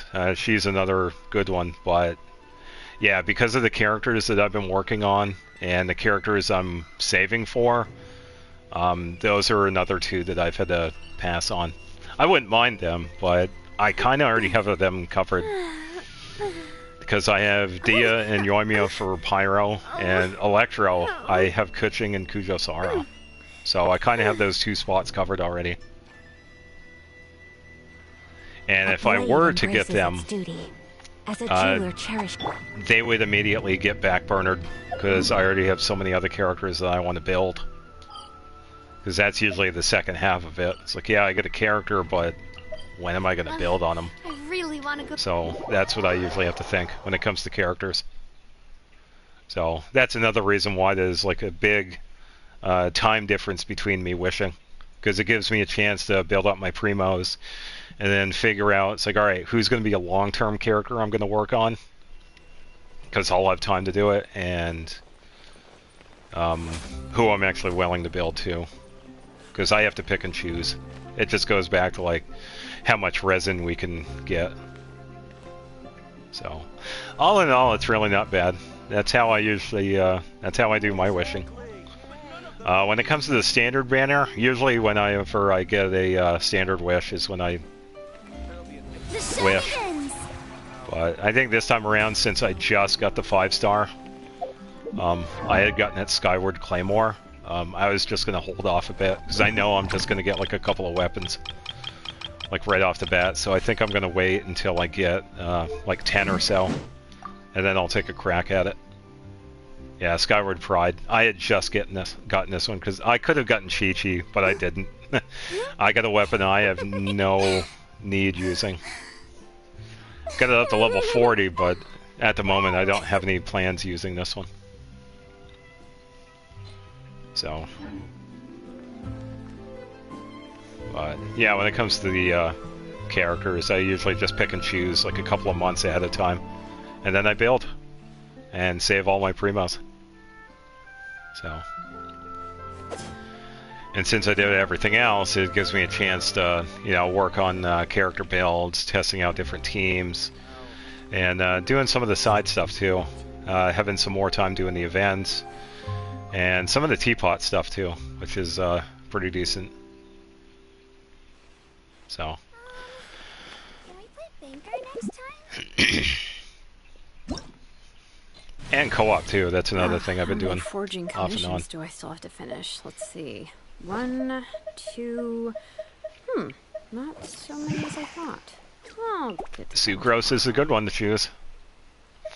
If you want the, even though she is considered budget Kazuha, she definitely holds her own when it comes to support animo. Being too popular can be such a hassle. So you really can't go wrong with her. Would adore me so much. I think Lanyon is definitely another one to consider as well, because she definitely falls in the same category as animo support. But it's nice with Sucrose, so you could get the area of effect too. It definitely helps with crowd control. It is kind of like a smaller version of Kazuha. So, yeah, definitely a good choice with animo characters. Okay, so I have Jade on her. What do I have on Hu Tao? Do I have...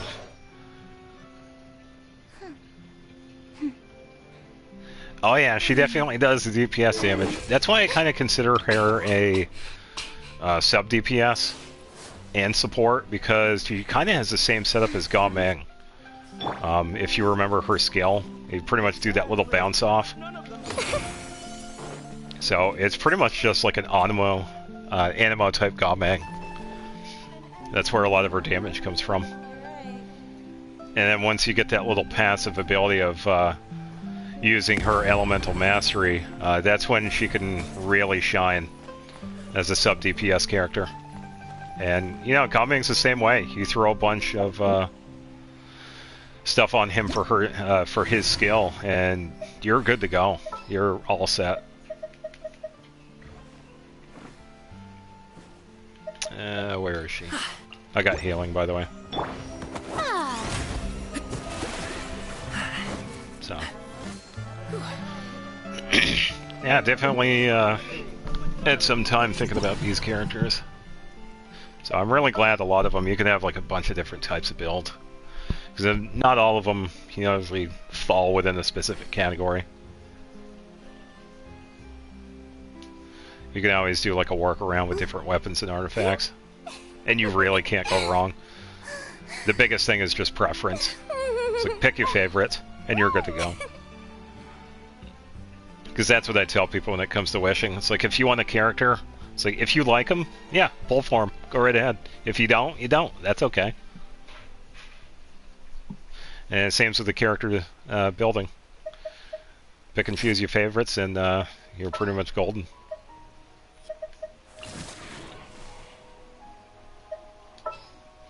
Hey, that's alright.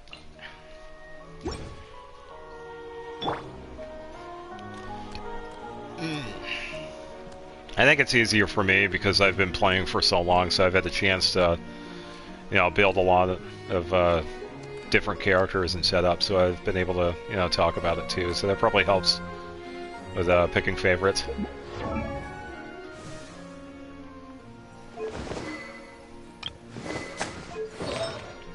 Gotta give Kujo-Sara that goblet. Sorry, Kuching, I'm gonna have to borrow the goblet again. I think I did... Yes, I did get another Electro bonus. Yeah, let me enhance this one, because I can use this one on Kujo-Sara instead. Let me, level this up real quick.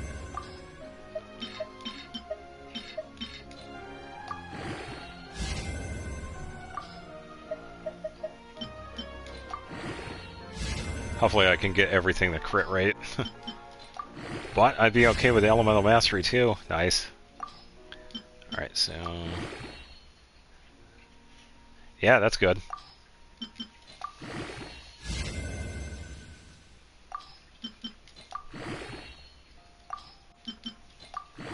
Yeah, because I got to do the same thing too, because I was spending quite a bit too. I'm down, even for me, it's not a lot, but I got 1.6 Mora, 1.6 million, but it's the character ascensions and talents. They use so much money.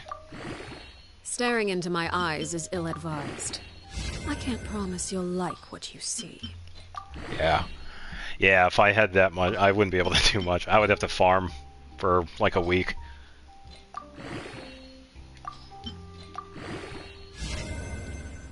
Oh, Elemental Master again. Alright, just about done. I have... okay, there we go. So this one is at level 13. I think I could give this one to... Kujasara. Because this one's more of an attack base, so that one's perfect for catching. So I think for now, give this one to her. Just going to switch out Kuchima's Goblet here. There we go. And Lumion is holding her stuff. Barbara is a fun one. So, I have an interesting build with her. Now, I have seen this one done before. Barbara is an old healer that I used to use. She was my main healer before Farina. So, I've had my fair share of using Barbara. And the build that I used to use with her, if you've ever used it out of Inazuma, is the Ocean Huge set, which kind of gives you a little DPS setup. And it's based on their healing. So the more you heal, I can actually show you because this is pretty fun to use. Just gotta reset here. Gotta figure out who has what because I switched out some artifacts.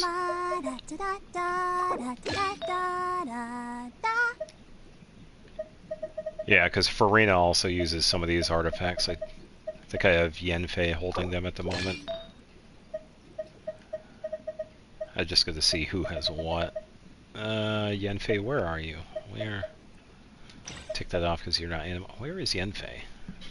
I wonder when I'll be as tall as my big sister. I wonder when I'll be as tall as my big sister. Barbara in stereo. Oh, that's cool. Yeah, you really can't go wrong with Barbara. Barbara is another one of those HP-based characters. You throw a bunch of HP on her and you're good. I thought I had an HP gauntlet. I'm trying to remember which one I super had. hard. You should be too. Around is making me so sleepy. I can't find it. Unless it was this one, I guess. Let me double check. Okay, so HP... attack. I gotta remember to put this back on Farina. Okay, I think it might have been this one, or...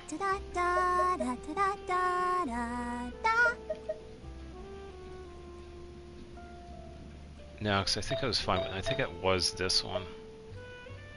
Yeah, because I needed this one to be HP. Alright, so... are you tired? I wonder. okay, 37,000.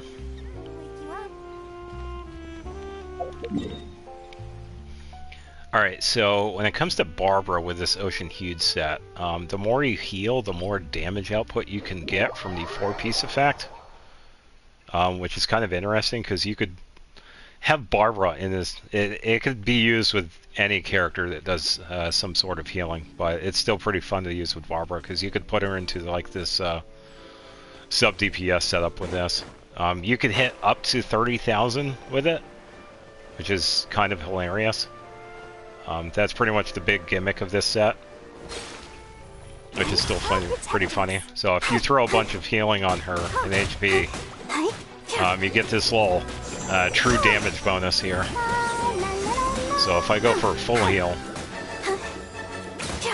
the bubble explodes, which does quite a bit of true damage, which is pretty funny. And since this is the heal build that's partially on Farina, I was able to actually get a heal of 18,000 with Barbara's Burst. That's actually quite a lot. So I was kind of glad with that. But currently I have Barbara just hanging out back because I don't use her as much anymore. Because I made the switch over to Farina because Farina is pretty much a coverall. But it's still nice to take out Barbara from time to time. So hopefully that's inspiration for Barbara. Definitely a pretty fun setup. And this artifact set is based out of Everyone is Inazuma. working super hard. We should be too. And it's called Ocean Hued Clam. The 2-piece is a healing bonus, which helps her.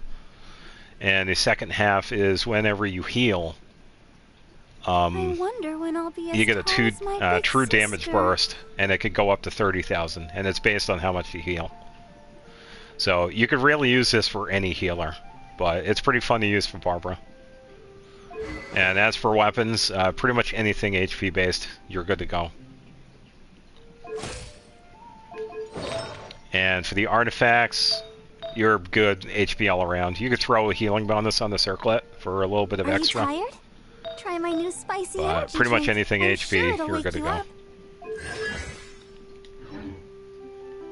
So you can't go wrong. Definitely a fun one. Try it! Storm the front!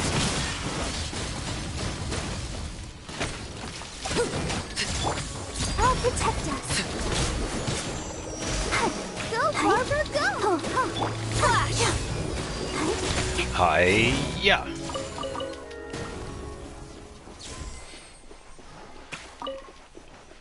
Yeah, so I'd say any route with Barbara you take is pretty decent. You can use like a bunch of different ones, but that's the one I've used. I've had it for a very long time. I think it was definitely one of the earlier ones that I got out of Inazuma at the time, back when it's I wonder when I'll be as tall as my big sister. Oh, okay. Yeah, anything that's good with Farina, it definitely, No, that's alright. Because you gotta remember, Farina is that unique setup with the skill damage. So that's where most of it's happening. With her, with Barbara, you're getting more from some of the other stuff, like normal attacks, charge attacks, and burst. The only thing that happens with Barbara when it comes to skill is the passive healing, and then the hydro application. So that's probably why.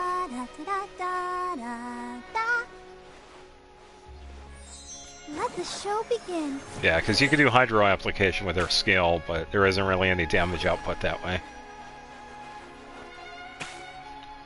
I think the only rare exception is with the Ocean Hued Claim. That's why I use it. So. But there are some other builds you could probably do with that. You could probably try out the DPS one that I used for Mona, Nymph's Dream, because that one's a Hydro bonus one. There is also the Hydro artifact set out of, I think it's Dragon Spine. That one's a pretty good one. Ah, Sethos, nice. Don't see him often. Definitely one of the weirder charge attacks. Unfortunately, I don't have Sethos. I'm kind of glad I don't, because he'd be another character that I would backburner. So, yeah, he would. Yeah, for me, he would automatically be sitting on the shelf collecting dust. So, yeah, I do have a few other characters that I wonder when I'll be as tall just as hang my out. big sister. Aloy is another one that just hangs out. I take her out from time to time because she's still pretty fun to use. I just give her Rosario's set and call it a day. Nothing crazy with a cryo bonus, but it works. Yeah, so Aloy, way back in 2021, let me double check. Pretty sure it was 2021, because I got her in August of that year. There was a collaboration between Sony that they had done, you wish to report? and we had gotten Aloy out of it. Attention. Yeah, August 31st. Yeah, it was with Horizon. I can't remember how long it lasts. I want to say like a month, maybe a month and a half. But we had gotten her in the mail along with her signature weapon. This one was for the PlayStation users, but everybody else had her as a character. As far as I know, she was the only collab character that we got, but unfortunately, she was the one and only collaboration character we got. So because of that, so far she has had no story quest, no hangout section. She's never shown up in any events or any other story-related stuff. You can talk to her in the teapot, but that's about it. Let's keep moving. She really hasn't had anything going on with her. And if we take a look at her constellation, since we haven't had anything, it's pretty much at C0. Everybody that has her has C0 Aloy. And that's because there's no way to build her at all. It doesn't exist. Which is kind of unfortunate because she kind of does have the potential. Yeah, she is. She comes from the Horizon series. But it does turn out there are some Aloy mains out there. They do exist, and they can do pretty decent damage. So, it is nice that she does get the time of day for some people. And she is on my eventual build list. But not for a while, though. I'm not sure. I'd probably pair her with someone like Xingqiu for the Frozen stuff. But I have to get a separate set for her. Probably do the same thing that I did with Ayaka. Attack, cryo, crit damage. And with her weapon, I could use her signature, but there are some other ones that are better. Skyward Harp is a really good one. Let's get going. I have that one on Ganyu. There are people who need our help. Which is pretty decent. But yeah, Aloy's been sitting on the back burner for a while now. So, what could the children isn't too bad. Never mind. Yeah, so this was... So Aloy was an exclusive character.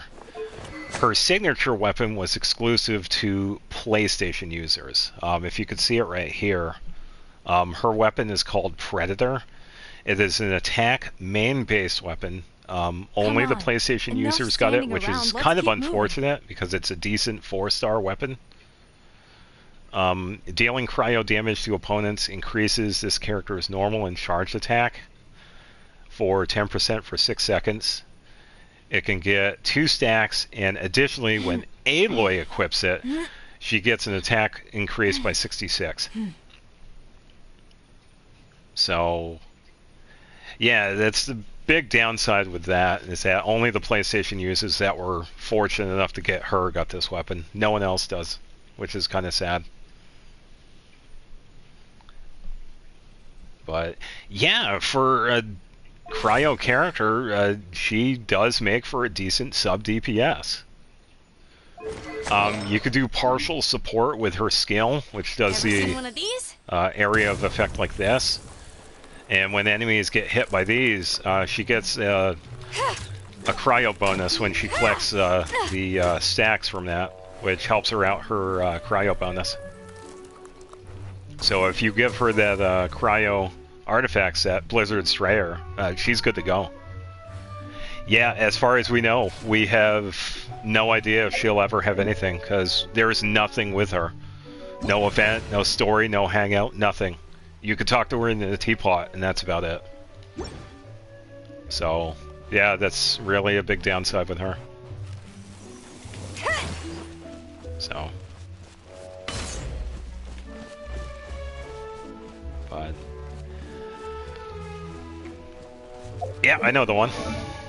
Yeah, because I got that one.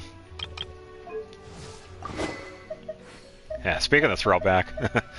Yeah, Sword of Dissension. That has sat on... That has sat at level 70 for... I want to say more than 3 years. I haven't enhanced that weapon in a long time. Because I used to use it on Lumine. Because I used to use her as my main. That was my big thing back in the day. There are people who need our help. But I'd say once I got Ayaka back in the day. Yeah. Yeah, once I got Ayaka, I started making the switch to different characters.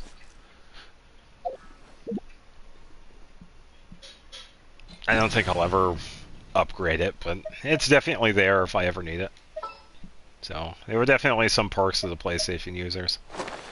But it's another example of, you know, it's kind of a bummer for, you know, the PC users. They don't have access to it. But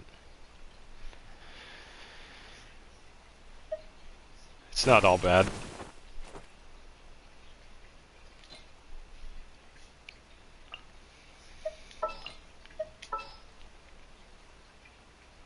Yeah, that's true.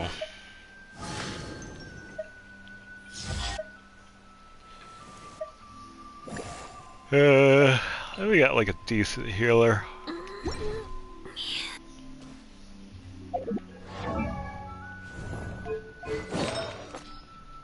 I gotta write that down later. Sitting Codex on Kashina, because I actually got a decent one earlier. So I got the attack. It really depends on that. Hopefully I get crit damage on that. If something catches your eye, feel free to take it.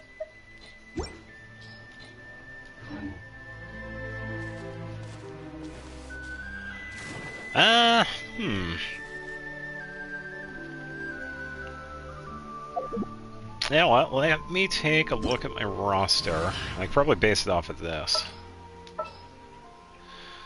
Let me pick a character I don't normally use. Oh, I got one. You'll like what you see. We could probably base it off of this. Let me go with Who's How and Shalonen.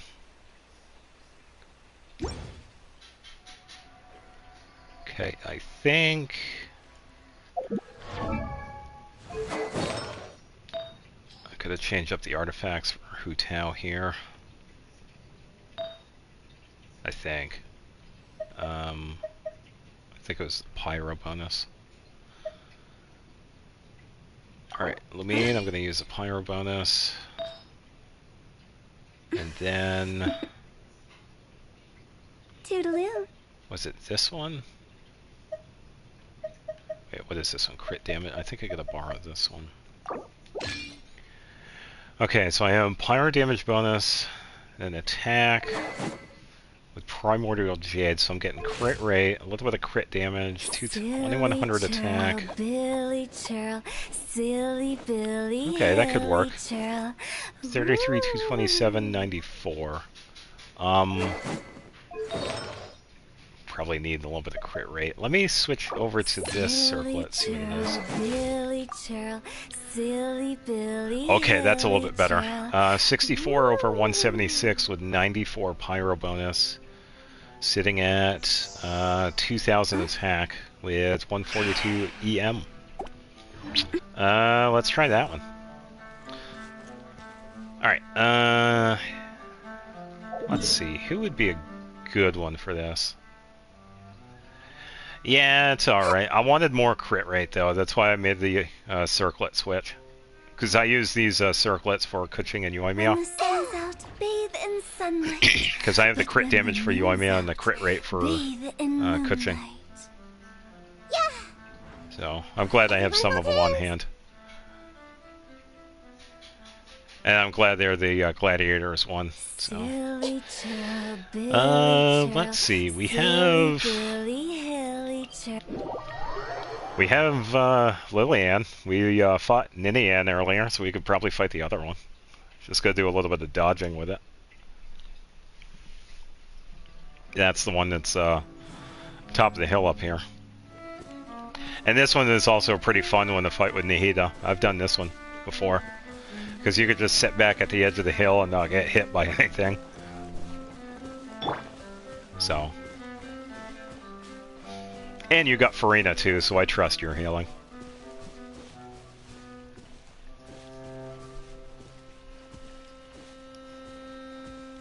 Alright, so we'll wait for you. Oh, I guess the monster doesn't want to wait. Is it gonna hit me? Oh, he's just gonna wash my hair. Alright, here we go.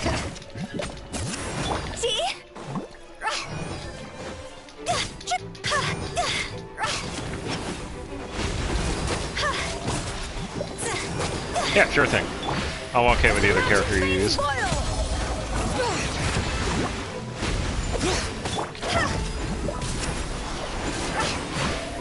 I'm just gonna see what I can do with Hu Tao because I don't normally use her on this boss.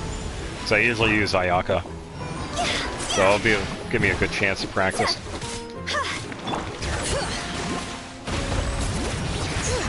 Shalana got hit, but she's good.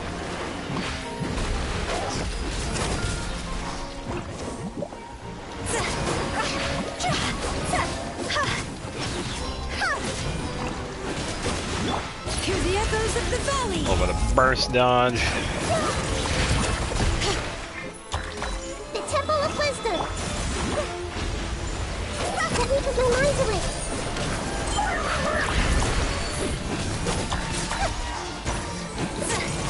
Yeah, a minute to memory. Letting great. Hey, it's down. That's alright.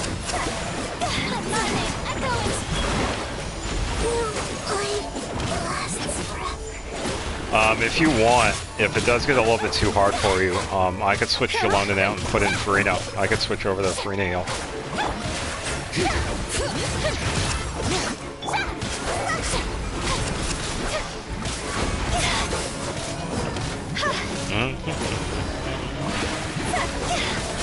Alright, I can do the switch. I'm just gonna hop away a little bit so I can de-aggro here.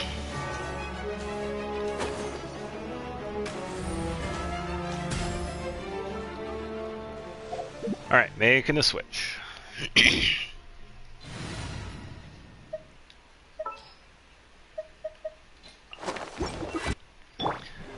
Alright, just before I do that, I just remembered I got that artifact switch to make. Sorry, Barbara, you have fun, but I gotta take the artifacts back. Attack. That's okay. My build is pretty somewhat fine-tuned because I've had to work on it quite a bit. Because I got healing bonus, I got HP on it. Quite a few of the substats are pretty much hand-picked on it, so that's okay. I put some time into it, so yeah, don't fret if you're not doing as much HP as, you know, what I can do. So yeah, please don't worry about that. May I present? It's one that I've just personally worked on, so yeah, don't want to get you down.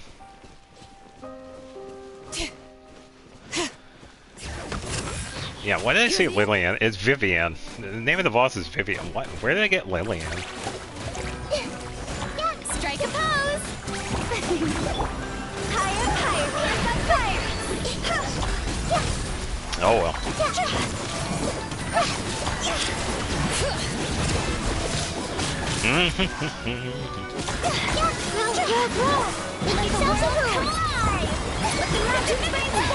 The show begins. See?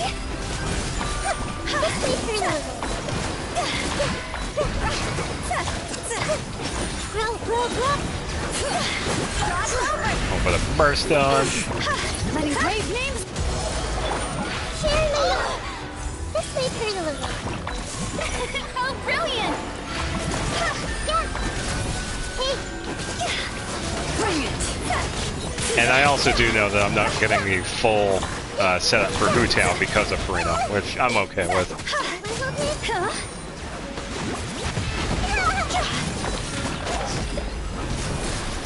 It's gonna be a good practice for how Hu Tao's working anyway too. So. The show begins. Oh, the 8 is down. No, it's alright. If you want, I could probably make another change.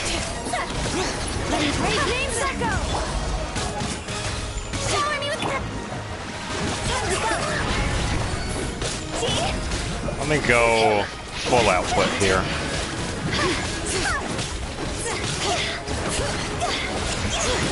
Let the mountain's veins boil! I'm gonna be a little risky here because I'm using DPS Farina at the moment. Bring it! I'm just gonna up my output with Hu Tao here.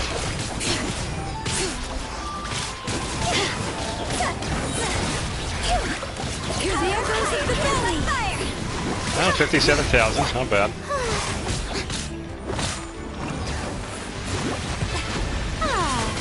Strike a I'll take over! There we go. Let the mountain's veins boil! Ah, Hu Tao's down. That's alright.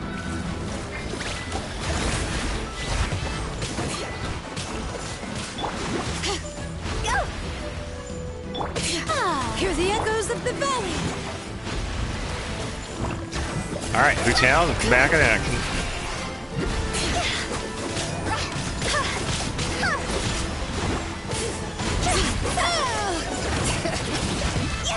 Let the mountain's veins boil!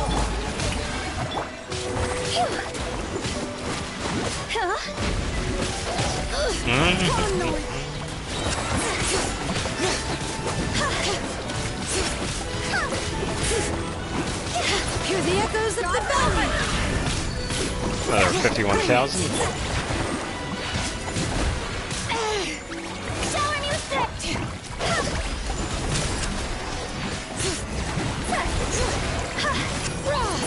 He was too far away.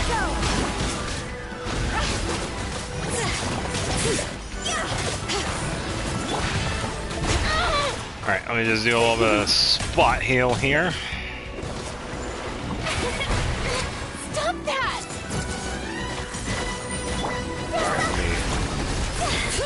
That was a pretty good virgin setup. Nice. Make yourself a move. Commit it to memory. Go. Time to go. 35,000. The show begins.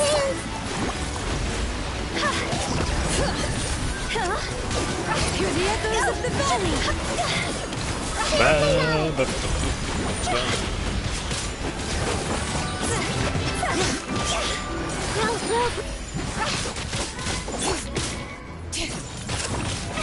Oh, brilliant! Bring it!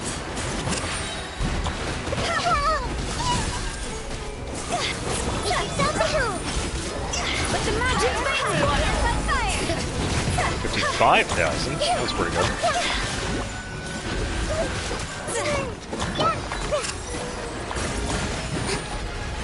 May I present? Alright, careful, because I had to switch over to DPS Farina there for a second. So I wanted to get some extra virgin damage here.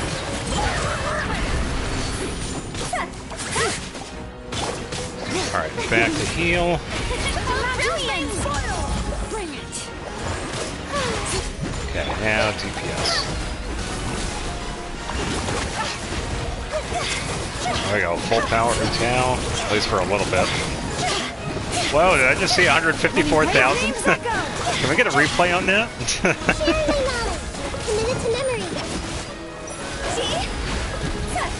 I know I've had some good numbers with Hu Tao, because I had actually gotten... It was in the Imagineering Theater, actually. I had a really good hit like that with Hu Tao, because I was using her then. Strike a pose!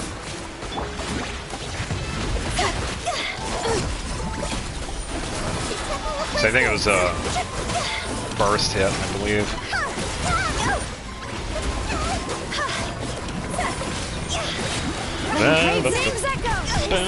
Ah, she passed out. That's alright. Switch to heals. Alright, healing's up.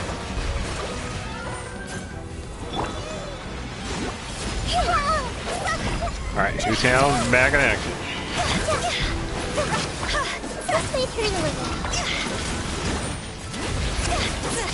Let the mountains veins up!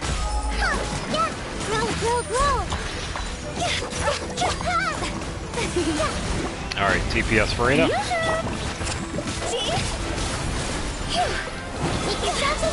Committed to memory. Hutao's down again. That's alright. Yeah, I also got knocked out. That's alright. I'll take time to heal.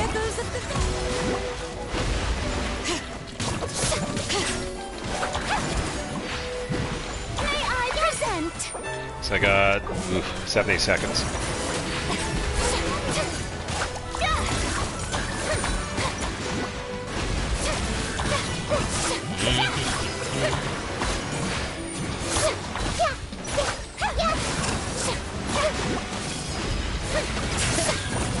Oh, brilliant! Alright, 49 seconds. This may turn a little.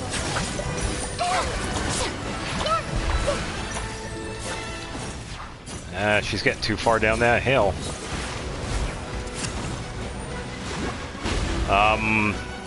Yeah, try coming up back the hill here so she doesn't despawn here. May I present? I'll try and drag her up. Oi, come up the hill, come on. So if you get too far down there, you're gonna despawn, come on. Come on. 10 seconds on Hutao. Actually, you know what? I think I might have enough time for Hutao. Just gonna wait for it to come back. Okay, Hutao's back. Let me do a spot heal. Okay, Hutao's good. Let me see if I can take her out. It's fine, Nahida. That's fine. There we go. Alright, yeah, I was right. All the drops. Yeah, not bad. Not the strongest setup for my Hutao, but yeah, I've been able to do some decent damage with her. I think the highest was like 150 something thousand. I think I did see it there. But yeah, even the wonky setup that I have now, it does the trick. What they say is true. You have to see the world oh yeah, she can. to appreciate how beautiful it is. Yeah. Yeah, I don't know if I'll ever do... I don't know, I'll probably do the DPS route with the heater at one point. I do like the EM build that I have. Wanna come over for tea? Because it's mostly just a reaction support. Because she just hangs out in my elemental parties. Especially with Hyperbloom, because I have her paired with several different characters. And she really works with anybody that could do reactions. Anything that works with Dendro reactions, and you're good to go. Right. No, that's fine, because the reason... Okay, so the reason why I was using Farina DPS was that her skill, it takes away HP as well. That's why I was using that for Hutao. Strike a pose! It was giving me that little bit of extra HP takeaway for Hutao.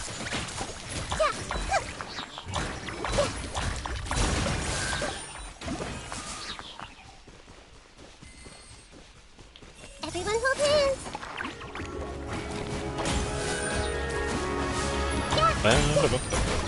Yeah, so there was a reason for it. Ah. I see everything!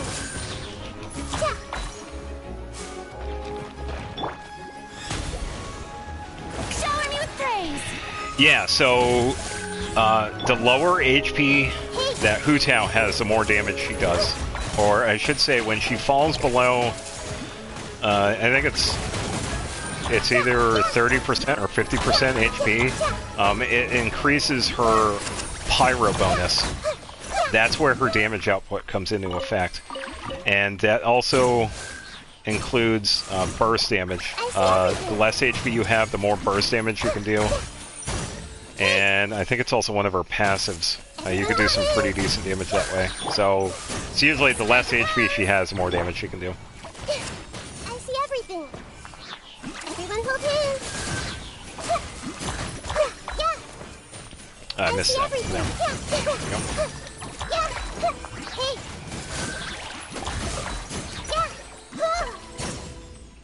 Yeah, and the neat thing with Nahida,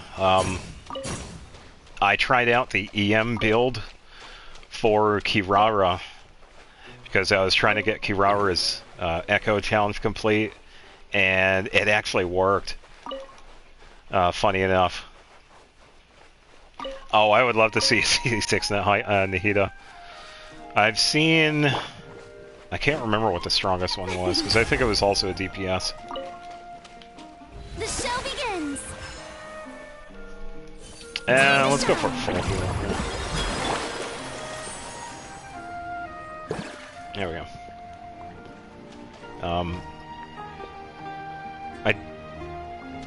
I'm not sure if I have run into a C6 Nahida user. I'm sure I have. Because I had like her weapon and stuff like that. I'm not sure. I'm sure I probably have run into one.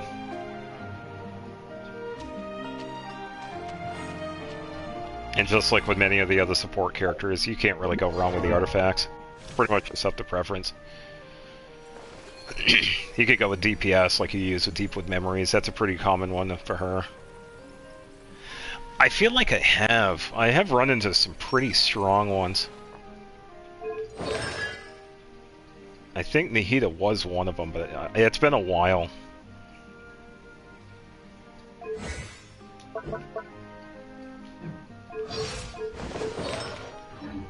But yeah, trying out Nahida's EM build on Kirara was actually pretty hilarious, because you could do the crazy passive bloom damage with Kirara, and it's pretty fun.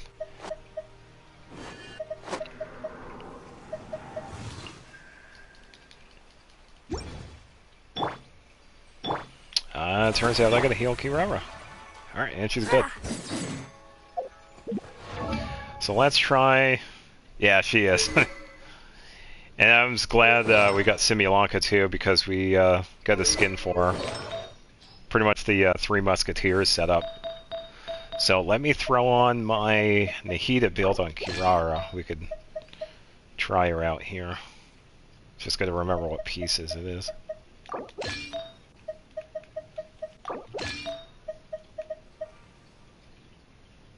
Oh, nice. Yeah, no, yeah, Simulanka was a really good one. I think they did a really good job with the characters. I think Nilu was also another really good one too. There it is. And circle it. Alright, so... No, probably not the high. I think I could get higher than that. Was it with... I think it was with Iron Sting. Yeah, there we go. 1033 EM on Kirara. That'll do the trick.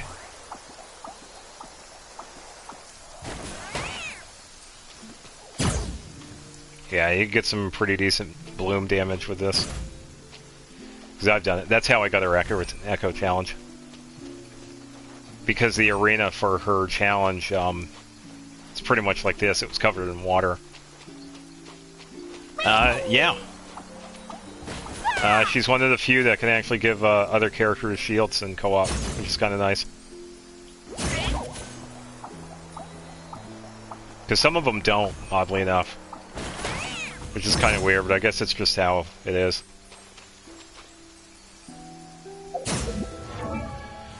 I think it's... Yeah, it is pretty useful. I believe it is... I think it's this... Yeah, her C2. Yeah, Zhongling could never. It's her C2, so I think you have this.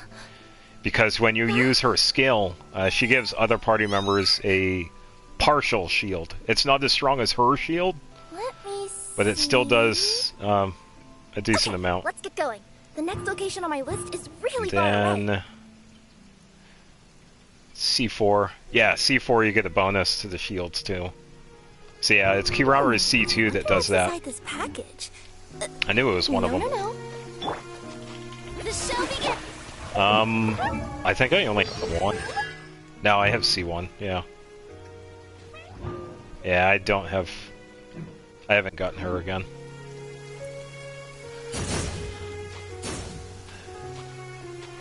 I did enjoy her Echo challenge. It was definitely challenging. It was the first one that I had done. And I had built her at the time. I wasn't sure what to do with it. But I ended up trying out the Nahida set that I used, and I ended up finally getting it. So, if you ever try it, good luck. But it is possible.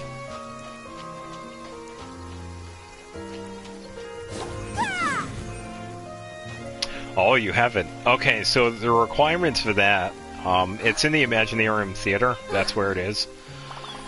You need a level 90 character that has friendship, I believe, at least level 8. And you have to have the character. As long as you have those two things, you can start the challenge. Now, when it comes to the actual challenge themselves, I had also posted my own videos with Kirara, Kuching, and Ganyu. The challenges come in 2 parts. The first part usually deals with how the characters work. For instance, with Kirara, you pretty much collect orbs using her skill. And for the second part is the fight challenge, where you take on some enemies, and there is a timer, so you kind of have to be quick about it. The next location on my list is really So far it away. does help to have these characters built. For Kirara, for me, it helped to have a massive amount of EM on it, because I was able to do a lot of bloom damage. That's what helped with me. For the other characters, it's a little bit different. Pretty much the same. You have the first part, which deals with the characters themselves, like how they move around and whatnot. And then the second half is just like an arena. And you're given, like, I think it's like 1.5 minutes or 2 minutes to fight. And once you complete it, you get the I wonder what's inside this package. little cosmetic sparkly effect. No. No peeking at my customers' stuff. And other than that, yeah, it's definitely worth it. It is hard. It does not come easy. I believe so, yeah. Because the dendro damage with Kirara is her skill, hold and charge down, and her burst. I think her burst can actually do some pretty decent dendro damage. So you could definitely try that out with Deepwood Memories. We could probably find some enemies to fight, try it out. I'll see if I could find some.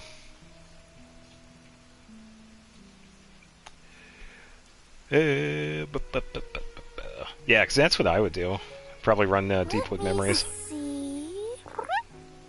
Because it's like the go-to DPS dendro. My dendro. list is really far away. Yeah, except one of these ley lines up. I know some of these usually have some decent ones. And we don't need the rewards either, so that'd be fine. The sunlight feels really cozy. Napping in a tree would be nice. Let's see, we got Just the thought of it is making me sleepy. that one. We'll skip this one. Or... oh, she's only level 50. Oh, that's alright. I feel like you could probably still do some decent damage when the heat is set. It seems like it was a pretty solid set, so even though Kirara is only at level 50, you should still be able to see some damage.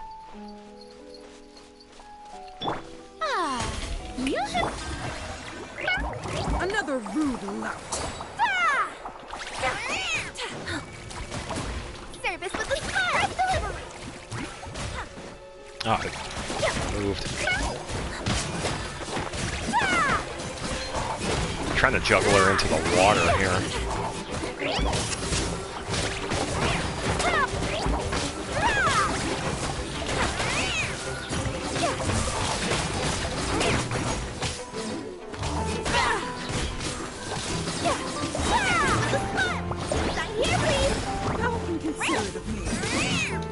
Oh, I'll show you inconsiderate NPC. Don't worry, I got healing.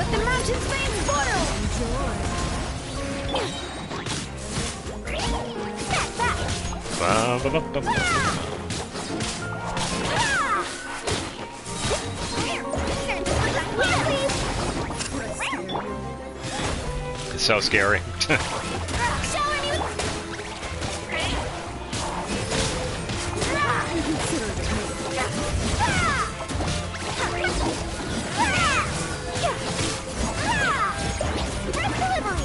I can still.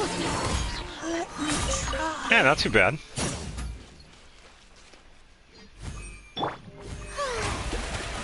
Definitely has a potential for dendro application, so... Yeah, those enemies are kind of a pain because they're a little bit stronger than some of the other ones. And they also have that bond of life effect. So, yeah, she was. I was seeing some pretty decent damage with her. I'm gonna grab a few of these. Okay, I don't think that was anything. I think there was some up here. Ah, there was. Okay, I gotta remember this. Got another artifact farm spot. Wrong marker. Change this. We could pick up level 1 artifacts here. So I set a marker for those. Oh.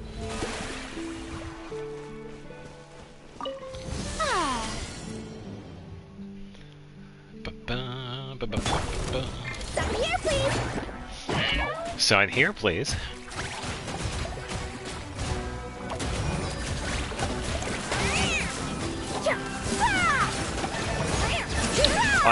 This one was... I think this was an experience book, if you want that one. I just set it up. Strike a pose.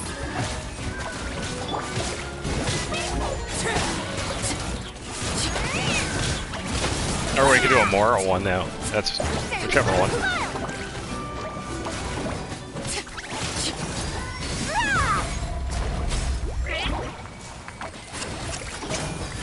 Everlasting as the moon. Overruled.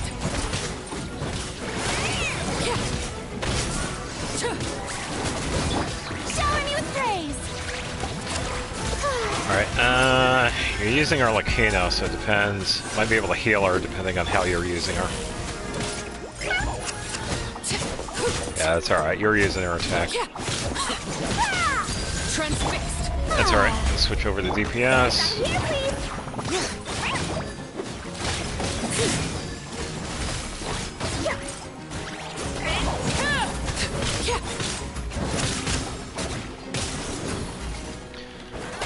Alright, not too shabby. I believe this was an experience one if you want this one. We could also do another one if you want to, that's fine. Alright. The show begins. Time for heal.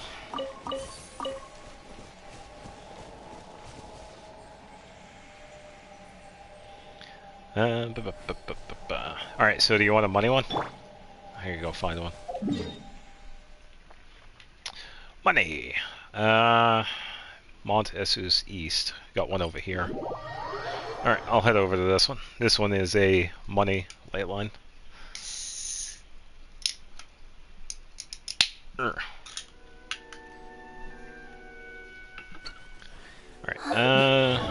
let me...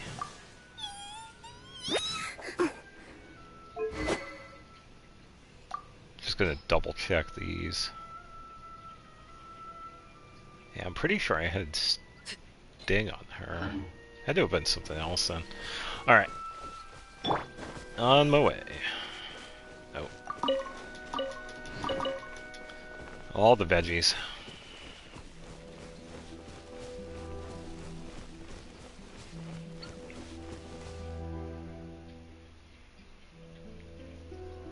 I thought I saw him earlier. I think it was when Goose was in here. Unless it was Goose's. I can't remember if Goose has Newfoundland. I run into so many people in co-op, so I usually can't remember who has who. Strike a pose. Letting grave names Yeah, echo. I can't remember. My tail. Oh, a little bit of overload there. 15,000, not bad. Not bad at all.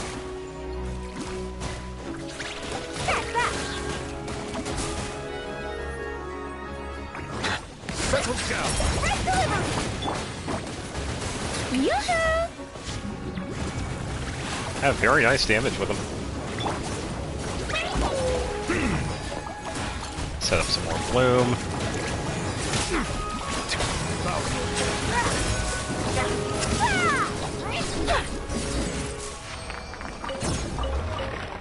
Alright. Grab that. Grab these. Grab this and heal.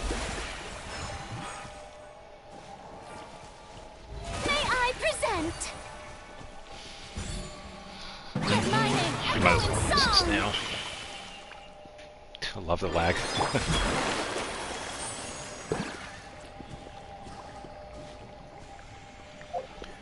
Alright, so I kind of want to have the damage output. I'm going to switch over to any characters I haven't shown yet. I know I do have a big of a roster. I'm sure I could find one. So, back when I was clearing out Sumeru, I was also working on Faruzan. This is another character I've been wanting to finish building. Because I had a couple of concepts I wanted to try out with her. Pretty much like attack speed or anything really animo-based. I have tried out a couple of weapons with her, but for now, I was pretty much going to stick with... She is good. I only have the one, but I feel like she'd still be pretty good with that. And the weapon I use with her is the Stringless, which is good for her skill and burst. I do have a R5 Stringless, but Kujo-Sara is currently using that. Thankfully, I've gotten so many of these. I do have a second Stringless, but it's only R4, so I'm kind of waiting to get another one. So, Stringless is a pretty decent setup for her. I did try Cloudforge for a little bit. This was an event bow that we had gotten in Liwa a few months ago. It's an elemental mastery base, which isn't too bad.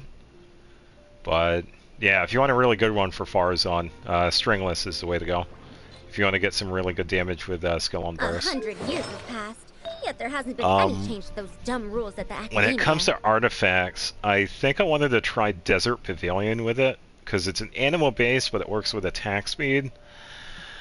But I also had to consider her skill and burst, so I could do the Golden Troop, or I could do Emblem of Severed Fate would be another good one, because it's energy recharge. Or I could do Viridescent, which is animo based, which is another pretty decent one. So definitely had some options, but haven't really had the time. Academic research isn't some kind of fad. The only thing I have crowned on her is her attack. And her skill and burst are 7 and 8 respectively.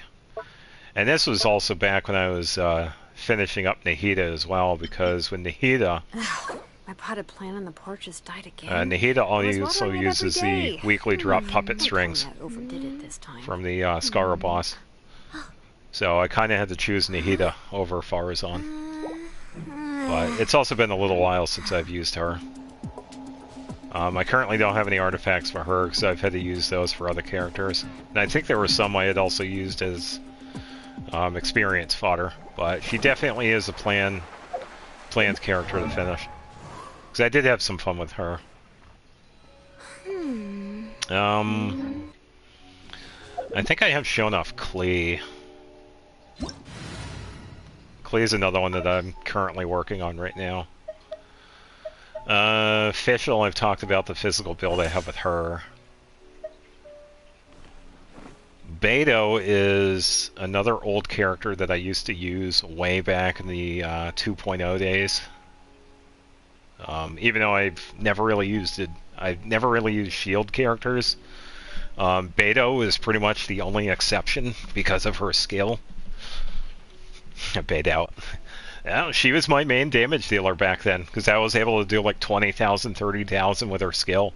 And for me, that was big, because it was just as strong as my Ganyu back in the day. Chasing waves before?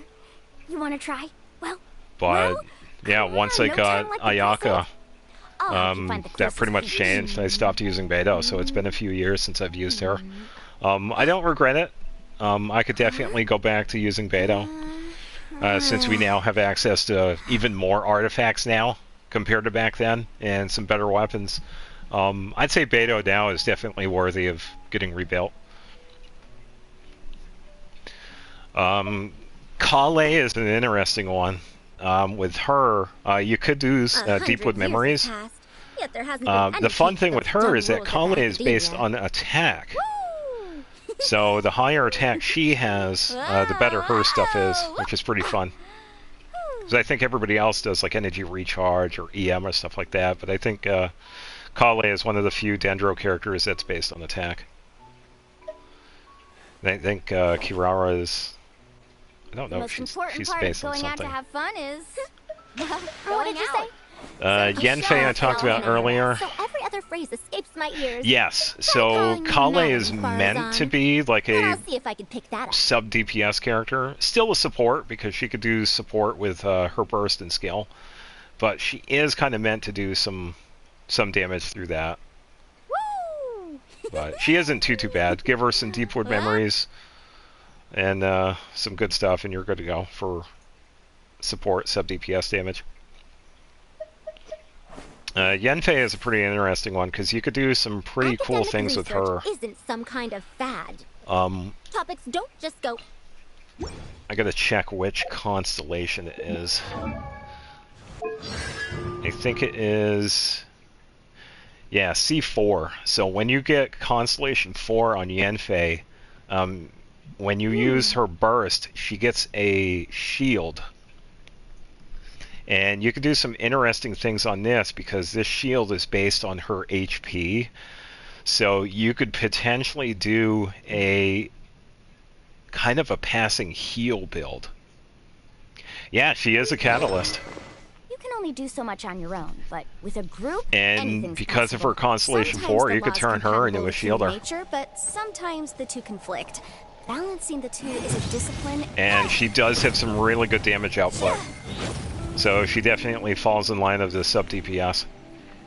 And I think other people have actually turned her into a full DPS. You could do some really good setups with her.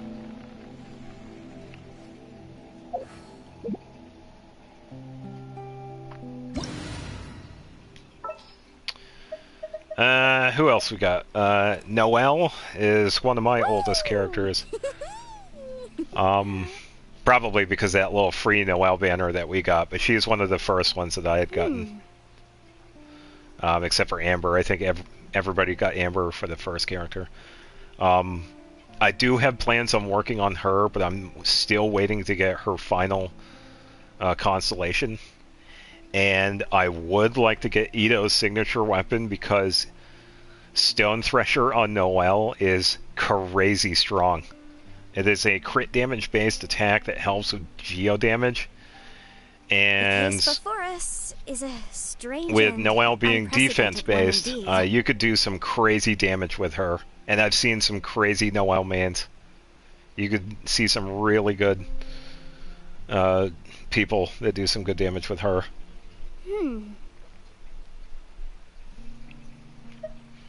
Sucrose is another one that I've had to hold off for. She does some really good Animo support. Shang Yun used to be in my Frozen team back before I made the switch to Rosario. He had the same setup, pretty much infusion support for Ayaka, but I made the switch to Rosario because of her constellations being a little bit better. Because her C6 grants a defense debuff similar to what Shalonen has, but it requires C6. But it's still pretty good. But Shangyun is definitely a good support character if you want a good Frozen infusion. Diona showed up earlier. I was doing the heal build, the HP build with Siegewine's bow, which is hilarious. It works, but it does. Balancing the two is a discipline in its Lisa own right. is a character that I haven't really used a lot. Early on, I did for a little bit, but I haven't really used her as much. You could definitely do some sub DPS damage with her. Some pretty good skill damage with her. I think the best damage output with her would be skill base. So if you use something like Golden Troop and then like Electro Bonus and Energy Recharge, stuff like that, you'd be really good to go. I'll remind you again. The law can be both a help and a hindrance. Shengxiao, I'm pretty sure, yeah, he's on my current list for support characters, and I have him paired with Yoimiya. He's been excellent with her, getting the Vaporize hits, so he's definitely a must-have when it comes to support characters. Shenyan and Shanling are one of my rare examples of physical characters as well, just like with Fischl. Sadly, because of that, not a lot of people use Xinyan, unfortunately, because she's one of the unique ones where she is attack and defense based, which is kind of weird compared to other characters. And it's mostly because of her constellation, too. She has a similar setup with Noelle, where that her final constellation, you get a defense buff to her attack, skill, and burst. And yeah, she's definitely one of my older favorite characters.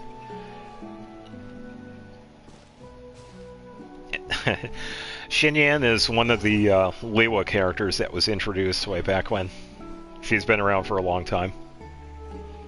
Yeah, her burst is one of the unique ones where it does physical damage as the main damage point, and then it does the partial pyro afterwards.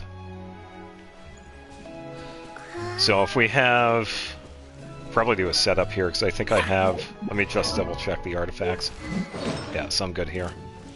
Another problem.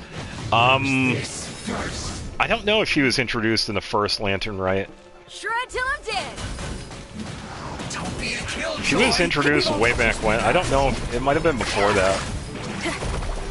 But yeah, I'm pretty sure we did see her back then too. Because it was her, Xingqiu, Shang Yun.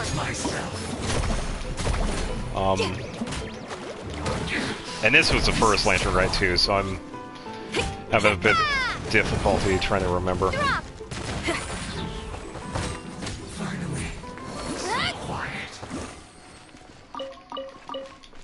But yeah, she was one of my must-haves back then. Because I liked her design, and she hits hard. You throw a bunch of physical damage bonus, and you could do some really good damage with her. And since her burst is physical-based, you can actually do some pretty decent damage. Like right there, I've done 36 damage with that. Anything's possible. So, definitely a curious character to build. A little weird, because not many people usually work on like a attack and defense, but you can pull it off.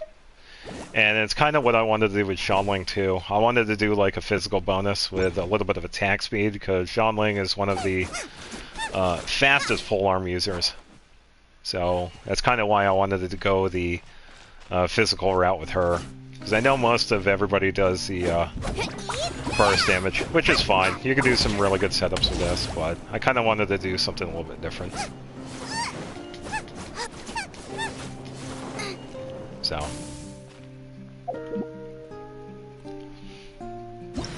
Yeah, Xianling is another one of my older favorite characters. It's been a long time since I've used Amber. I was excited when I got her first constellation. I think it was either her first or second. Because she gets that little bonus to her attack when she has a charged attack. Yeah, because she makes for a really good support. It's because of her burst. It has a wide area of effect. It does decent pyro damage. Yeah, it's just been a long time since I've used Amber. It's been years. I was excited when I got her constellation because you get that little secondary arrow, which was pretty cool, but it has been a long time since I've used Amber. But... Told you I'd win. Yeah.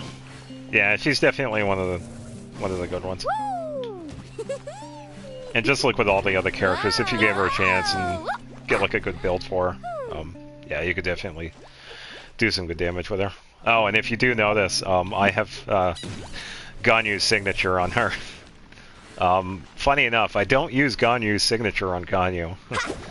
I feel like I could do more damage with the Skyward Ride. Or, no, Skyward Harp, sorry. But... the Almost Bow is still pretty decent, but I gave it to Amber. Let's see who else we got. I brought out Chivrous earlier. She's another scale-based one that's pretty good. C6 Bennett, I've started to use only because I recently got C6. Before that, I actually never used Bennett. I had only started using him within the past year, and that's only because of his C6 Pyro Infusion. Hey, there's something strange over and there. Come Melt on. Ayaka, which is hilarious because it works. You can do some pretty funny stuff with this one. I do have to rework the set on Ayaka for that, which means I have to do that Crimson Flower set. But it is pretty funny to have a Melt Ayaka. You can only do so much on your own, but with a group, anything's possible. Yeah, Bennett is definitely one of the, I'd say, top 3 supports in this game.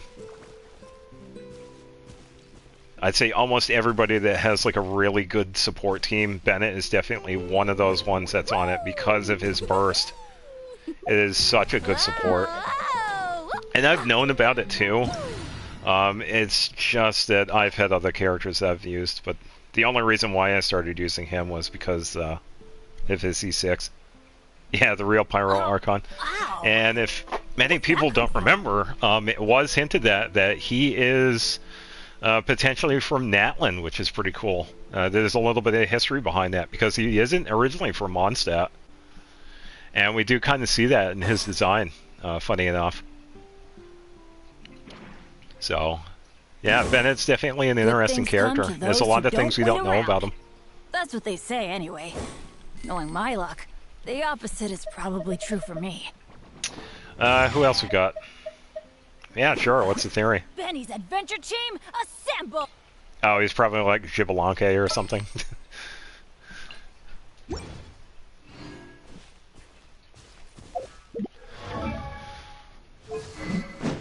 Let's see what I got in Dory here. I'll let you give us a theory before I work on the... Oh, I gotta fix this, hold on. Yeah, so right here, unfortunately, a lot of people do not like Dory, which is kind of disappointing. Because I kind of like her, actually. And she's another potential one. Oh, Fireclaw's on.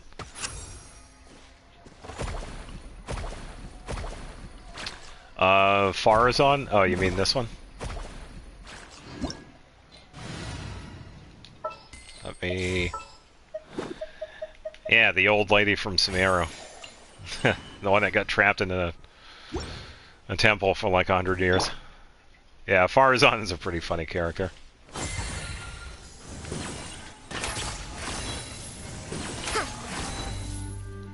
Yeah, if you ever have a chance to get Farazan built, she definitely does some pretty good support. Okay, so it's part of Farazan's backstory. Technically, I'm not sure how old she is. I'd say she's in her early 20s or something like that, or maybe like 18, 19, whatever it is. But technically, she is older than that because she was trapped in some temple that I guess had something going on. She was in there for like 100 years. So she's definitely...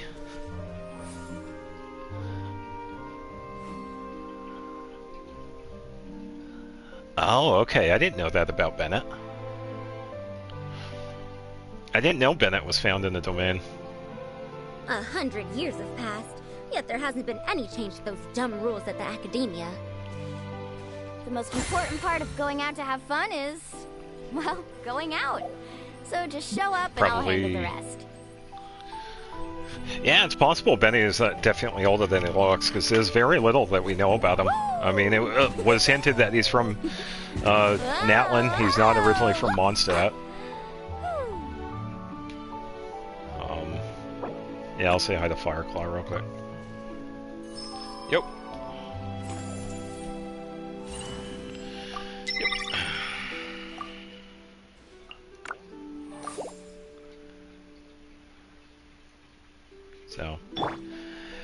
So back to one of the most hated characters, unfortunately. I think it's because of how her setup is. She is based... So, in my experience with Dory, because I was working on this when I was working on her friendship level, she's pure support, hands down. You could partially do some sub-DPS damage, but you kind of have to work around with her burst and a skill like that, but it's a little weird to do so. But as a support, she kind of does pretty good. You throw a bunch of healing bonus on her. She's HP based, so you could give her weapons like the bell. That's what I have equipped on her. So you give her like a triple HP setup, or you could do like a double HP heal bonus. She does make for somewhat decent support. So she's another character that I wish people would give a chance. Because I had the same feelings about Dia. And I had a lot of luck with Dia, so I feel like once I get back and to finish working on Dory, hopefully people will change their mind. Because I feel she does have some pretty good support potential. Left in one temple and found in another because they're all connected. Oh, okay. Yeah, I still feel Dory is definitely useful. It's like, yeah, she's not going to have the crazy output damage or whatever. She's not going to have the crazy support like Bennett. But hey, if it gets people to stop using Bennett so much, because, come on, Bennett, yeah, we get it, Bennett's good, but give other characters a chance. Yeah, Dory does have the potential of being a support. I would love to be... I guess I won't be the ambassador of, proving Dory is a good character, but hey, I'll do it. I was able to do it with Dia. And I'm not the only one that changed their mind with Dia. There have been some other people that actually gave Dia a chance, and Dia is a crazy strong Pyro DPS character. She is a fully DPS character. But yeah, it probably helps to get a constellation, but even at C0, if you got some really good artifacts, you can get some really good damage. So, and I have the same feelings with Dory. Why am I getting a... Oh, that's for the ley line. It's like, why am I getting a chest worker? It's okay. Dia was one of my... I won't say most wanted characters, because that's Klee. She was definitely one of my most wanted characters. Yeah, and I agree. There are no bad characters. Each character can be used in maybe specific ways, but there is a use for each one of them. We have the shielders, we have the supports, we have the sub-DPS characters, we have the DPS characters, we have the healers. And, Dory should definitely be included in some of those lists. So.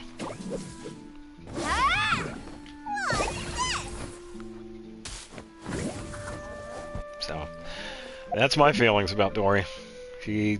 I feel like she definitely has support potential.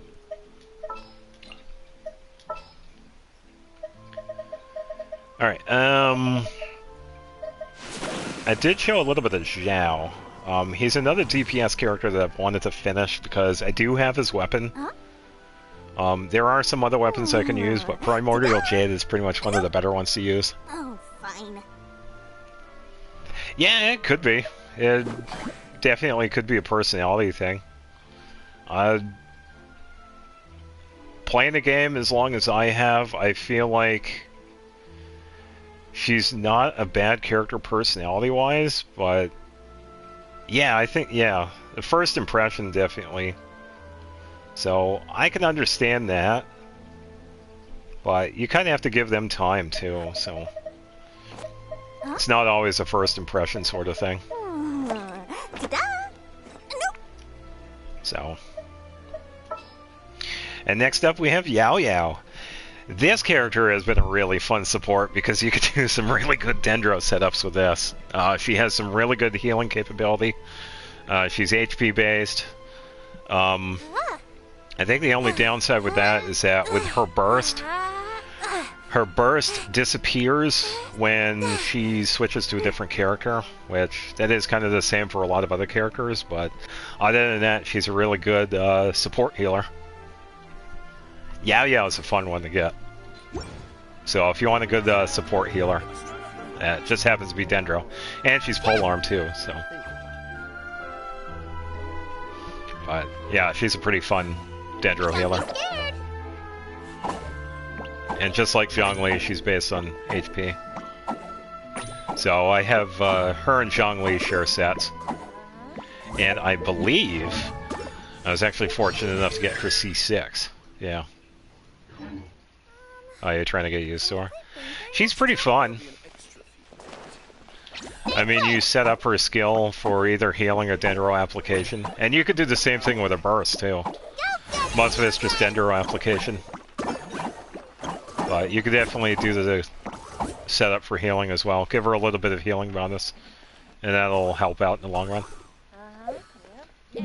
But if you wanted to do the DPS route, you could probably give her Deepwood Memories.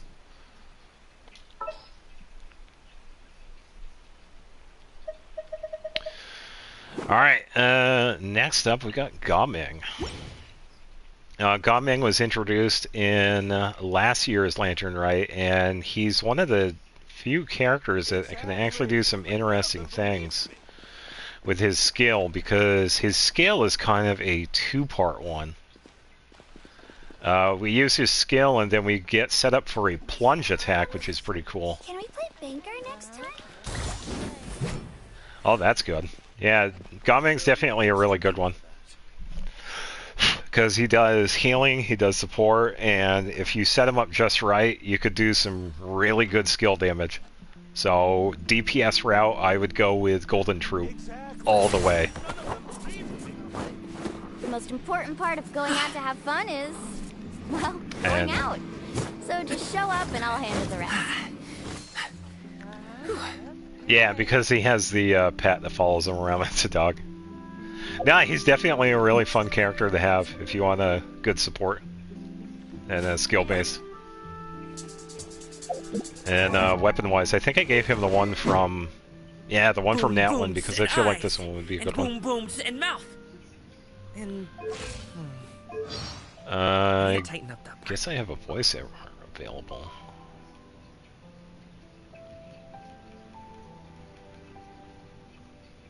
What does it got? Oh, the Ascension. Oh, yeah. Yeah, Navia is another one that's pretty much skill-based. Yeah, so as of right now, Gaming and Lanyan share pretty much the skill-based thing, where they have these skills set up, and you could do like a follow-up attack. Gaming has the plunge, and Lanyan has the little throw or chakrams, which is pretty fun to do. So. There'll be an extra fee for that. Yeah, Lanyan was kind of special for me to get because we finally got a character that uses chakrams. There is a big reason why I like that, because I'm a pretty big fan of a game called Xenoblade Chronicles 2, which is very reminiscent of Nia. She is a character that uses chakrams, so that's a big reason why I wanted to get Lanyan. Woo! Yeah, I'm glad you used Navia. Navia's a really good one. She has great damage potential. She was one of my... she was actually the one that got me the highest damage on the achievement. It was Trial Navia that got me the 400,000 something. Until I got the story Mualani to break it, furniture is made from and then I got my own Mualani to break it. So yeah, Trial Navia was definitely strong. Just as precious as a silver family so, heirloom. Yeah, I've seen the damage output of Navia myself. But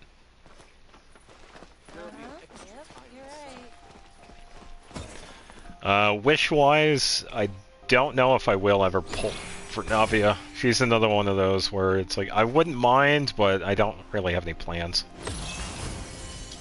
But that's fine. Because I have like a bunch of other characters that I already have. So.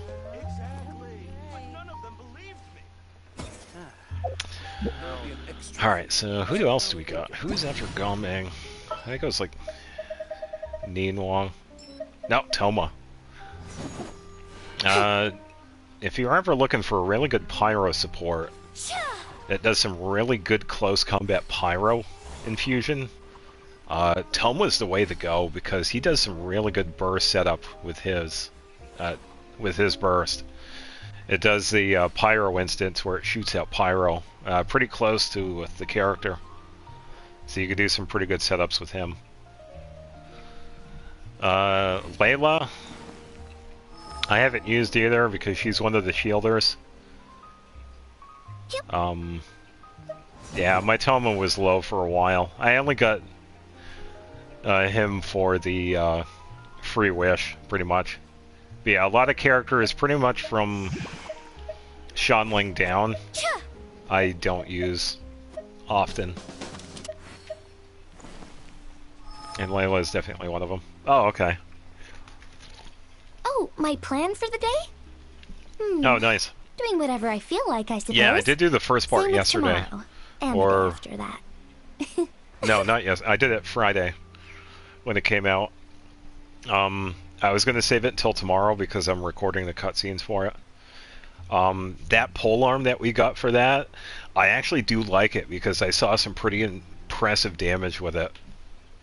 Let me switch, because I gave it to Rosaria because I wanted to test it out. And it seems like it was doing the trick. I wish I had Charlotte. Don't remind me. Charlotte is one of the characters I wish I had. Oh, and you have Charlotte too. Damn it. Nice.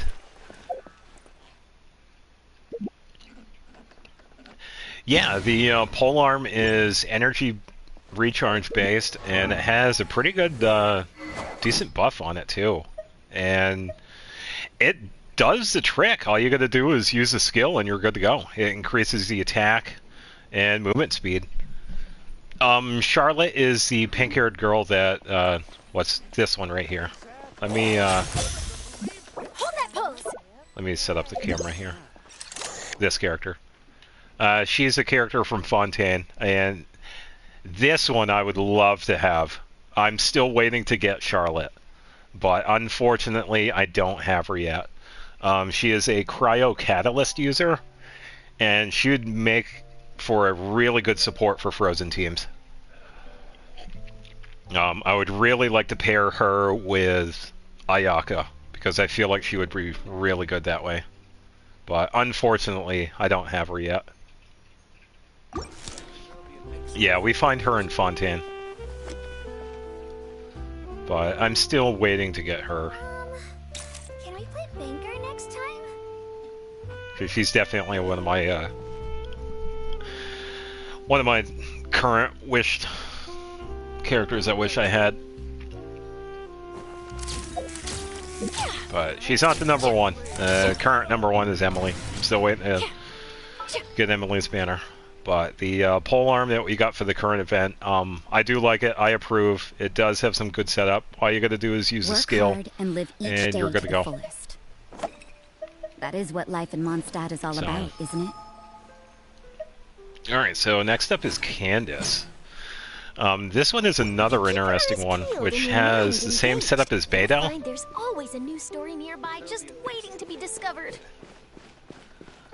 Oh, Venti's not bad. That's true, yeah.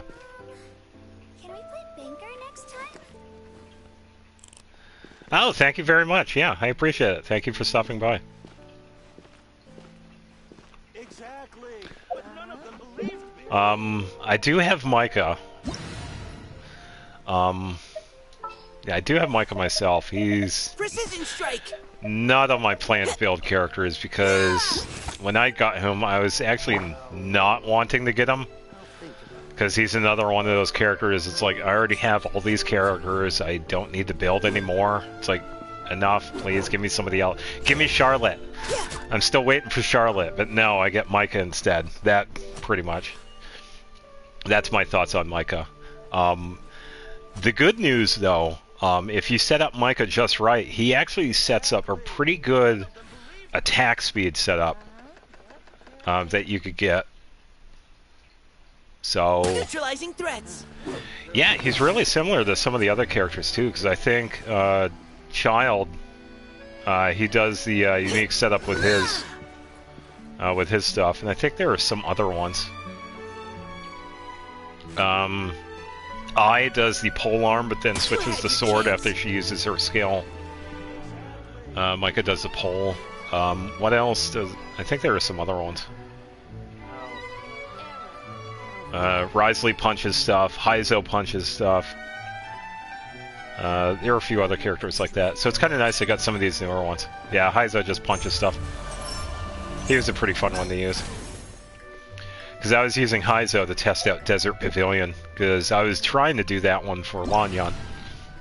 And that was back when I was using Heizo for my friendship team. But currently I have no plans on building Micah. Mostly because I have a bunch of... Yeah, either Heizo or Risley.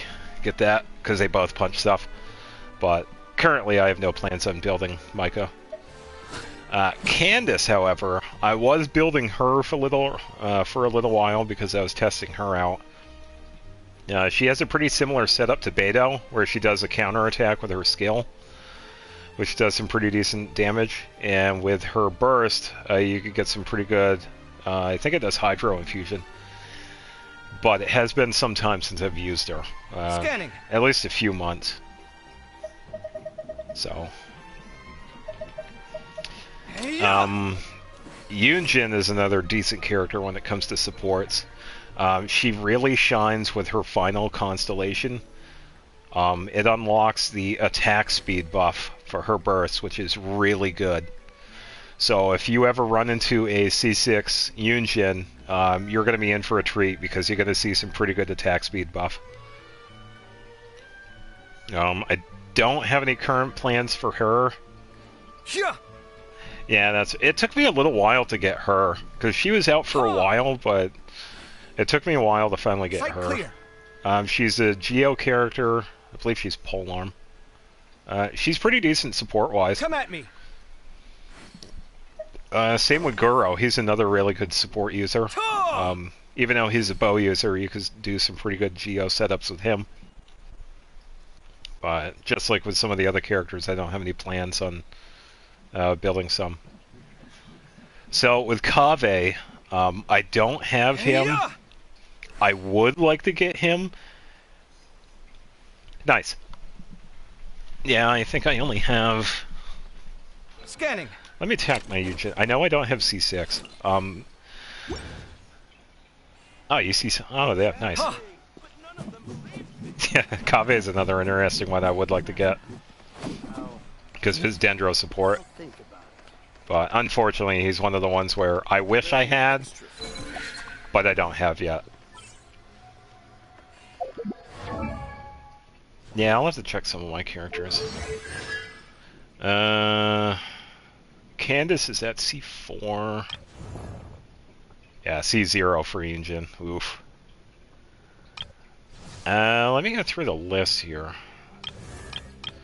I will always so, right off the bat, all my 5 stars are C0, except for Dia, which is C1. And then Kitching is at C5. All the other 5 stars are at C0. Kind of wish I would get a few more constellations with Kitching. And same with Farazan, she really gets good at C6.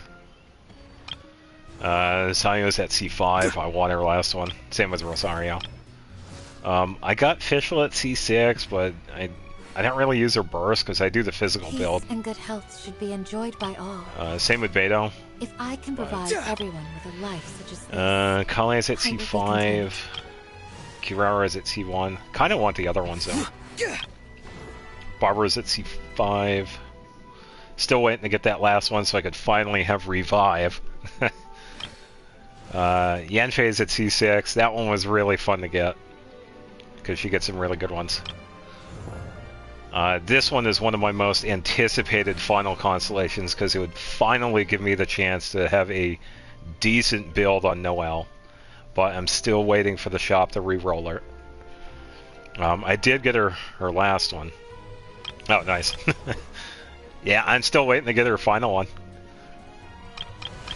Aloy, unfortunately, is permanently locked at C0 because apparently they refuse to do anything with her, which is extremely disappointing.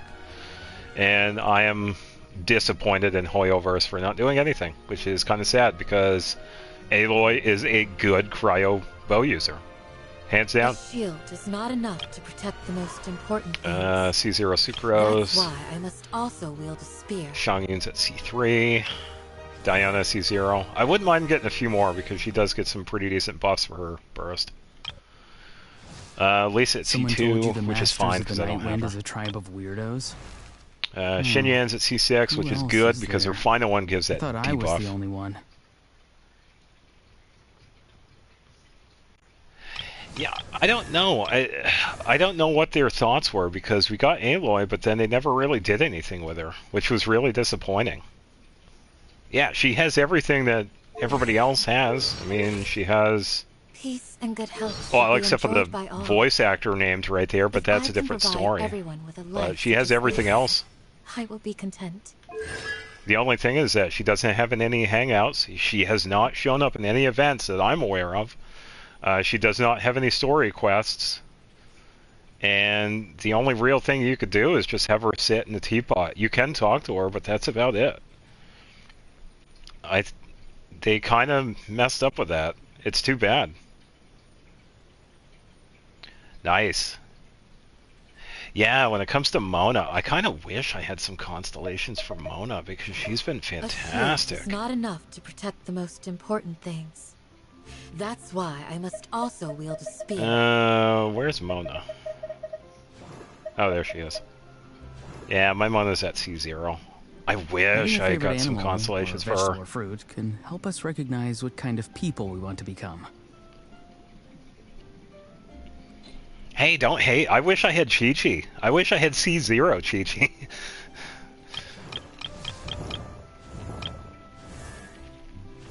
Chi-Chi isn't bad. I think Chi-Chi... Yeah, I kind of agree with that because I've had some pretty good luck with Kuching. Because mine's at C5. If I can provide everyone with a life such yeah, Chi-Chi's a really good character. I will be content. For me, she falls in line with Charlotte. I would really like to have them pair with Ayaka because I feel both Chi-Chi and Charlotte would be really good with her.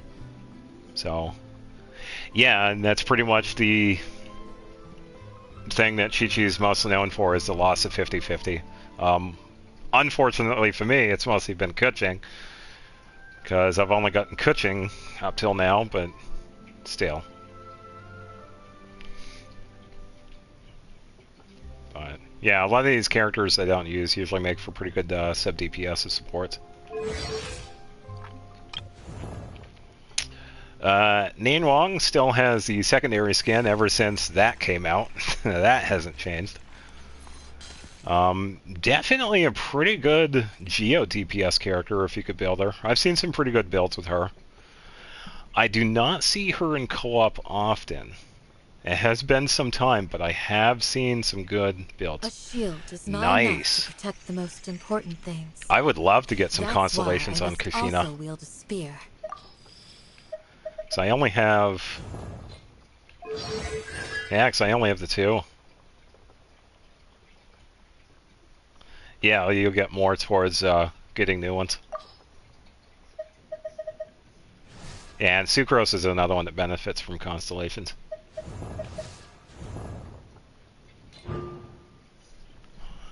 Nice. Yeah, I've actually had some... I will always seek doubling back to Kushina.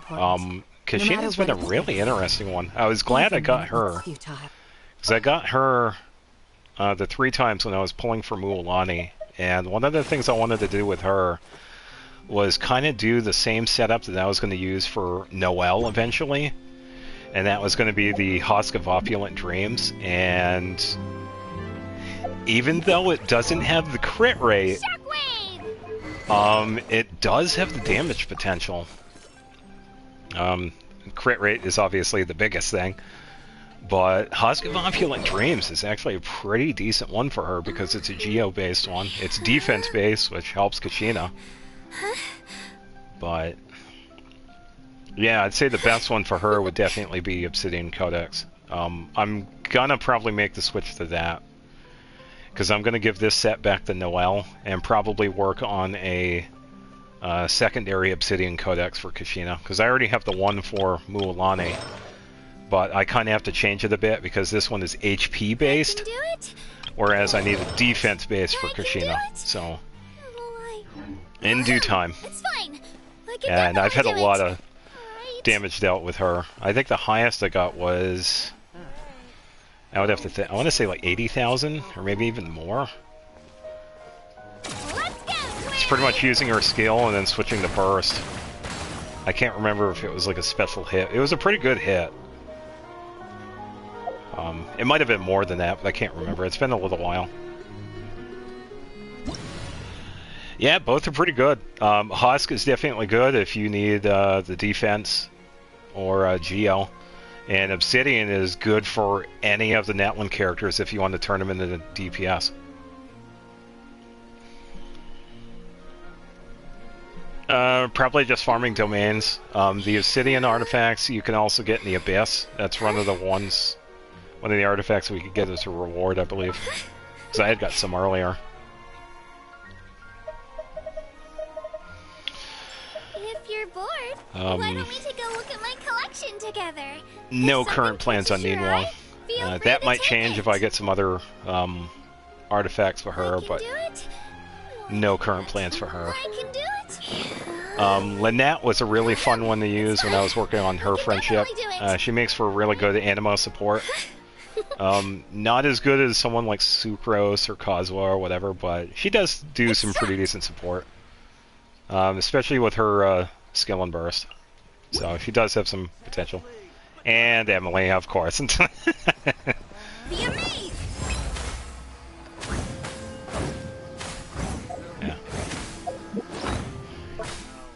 Yeah, and just like before, I don't have any current plans with that. But she was fun. She's definitely a fun character. And she was also one of the few characters that actually gave us something in her hangout. We get a little hat, which we could pretty much play 1 through 20 with. I think that's a 2. 10. Come on, natural 20.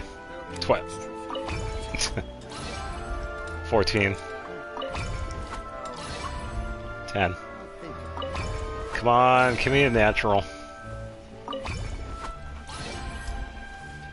Yeah, it's definitely random. Wow, getting a lot of 2s. Give me a 20. 19. Entering standby 10. mode. I hope Come on. nobody disturbs her. Last one. Critical fail. Oh. Horrible. Yeah, so Lynette's a pretty good one if you want to do a close combat support.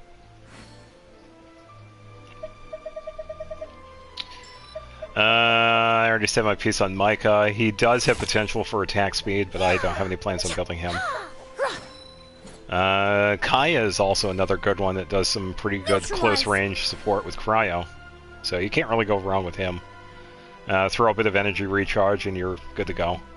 No current plans on him. Same with Razor. Believe it or not, I think it was last week I actually ran into... Yeah, Kaya is Kaya. Kaya is never going to change. Same with Diluc. Seems Lenny is saying some I didn't run into them personally, but I did see a Razor main, which was pretty interesting. I think the build was like 60, 180 for crit rate, crit damage. I can't remember what the weapon was. But someone actually mained Razor. So that was pretty cool to see. Because I don't see Razor in co-op. So, I don't know what I have for Razor.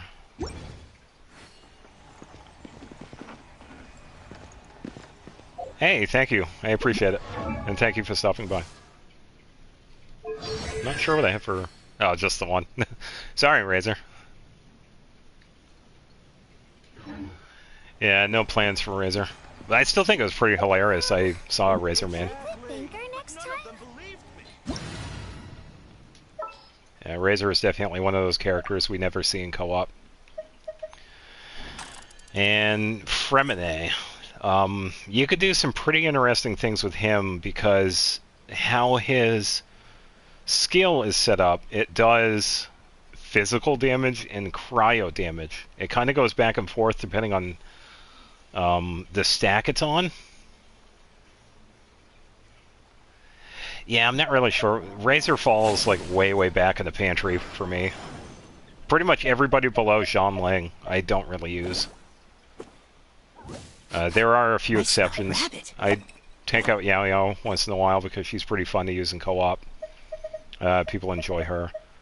I do have eventual plans for Candace, but once again, it's on the back burner. And same thing with Dory. I want to prove that Dory is a good support, but at the current time, she's So on my list, but it's going to be maybe a couple months out. So I do have a story about Zhongli, and it also ties in with another character, which is kind of nice though too. And I think I think a few of you have already heard this, but I don't mind talking about it again. I'll talk about Heizo real quick first. Heizo was really fun to use when I was working on his friendship. Really fun close combat animal user. You could do anything animal-wise and you're good to go. Throw in some energy recharge, elemental mastery, anything. You're really good. And he's pretty quick, so maybe attack speed would help him out. So something like Desert Pavilion would work. Viridescent. Pretty much anything. So I'm kinda, when it comes to Zhongli, I'm kinda sentimental with him. And the reason why is because of his English voice actor.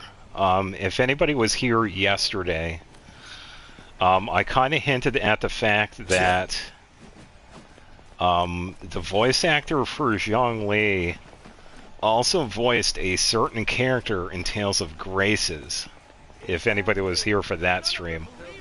It's kind of a big reason why I pulled for Zhongli. Even though I don't have any current plans. Yeah. Yeah, even though I don't have any current plans on building him, I am really so glad I finally got him. Because... why am I not... oh, you might have... it's probably co-op. Did you... wait, can you jump up there? Or... no, I don't think you could jump up there. How are you on the hat? Oh, you might be able to... oh, there you go. Oh, that is weird. It might have... yeah, it might just be a co-op thing. Yeah, some of the gadgets we get are pretty wonky. But, yeah, I was really glad that I was able to finally get Zhongli. Osmanthus wine tastes the same as I remember. But where are those who share the memory? But as of right now, I don't have any current plans on building Boats him. are made for transferring commodities back I do know he makes for one of the best shielders in games. Tend to stay a while. But so it is where I don't use shielders. Yeah, and Osmanthus wine. But yeah, the biggest thing that had me want to pull for him was because of his English voice actor, Keith Silverstein. He voices Lambda in Tales of Graces. And Tales of Graces has been out for more than 15 years.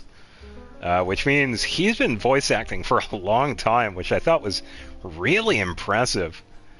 We get some really impressive talents that work on this game when it comes to the voices. And he was definitely my inspiration pulling for Zhongli. Because I enjoyed... wine tastes the same as I remember. Yes, thank you, Zhongli. Yeah, he was definitely a big inspiration for me getting him, because I'm a big fan of his voice. He does such a good job with it. And it remains very similar, even back then. You could definitely hear the resonance when he talks with his characters throughout the years. And I'm glad it kind of stayed the same, even to this day.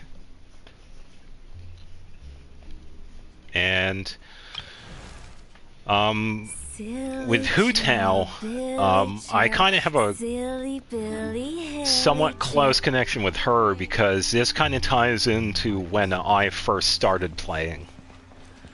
Long ago, back when I started playing, I was checking out a lot of like the name cards that we have access to, or, like the profile. We could check out like the name cards.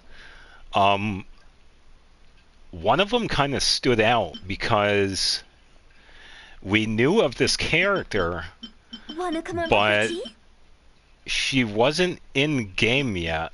But for some reason, Hu Tao's name card, we could actually see it, even though we couldn't play as Hu Tao yet.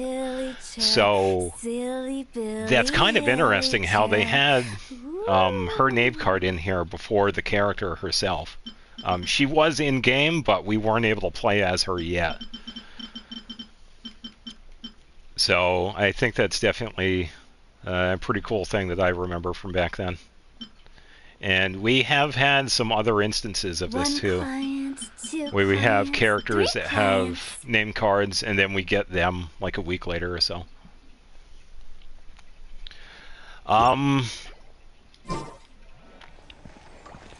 So when it comes to what I usually tell for people when it comes to wishes, pull for favorites. So I'd say, yeah, if you really want to get Farina, go for it, because Farina is definitely one of the best support healers in the game. So I wish you all the luck in getting her. I'm glad I pulled for her because she became one of my best healers in game. Only so you can walk on water. Well, you also have the Kokomi users, but you can only do that with her burst. But yeah, Farina traveling on water is definitely one of the best things to do. It makes exploration, especially in places like Inazuma or... Yeah, I already saw you, Farina. Yeah, Farina is definitely a must-pull if you want a really good support, because Farina does everything. DPS, sub-DPS, healing, skill damage, support, burst support, you name it, she can do it. All you need to do is throw on some HP on her and you're set. She is a one-man army when it comes to support. So you really can't go wrong with her, so I hope you get her. She's definitely worthy.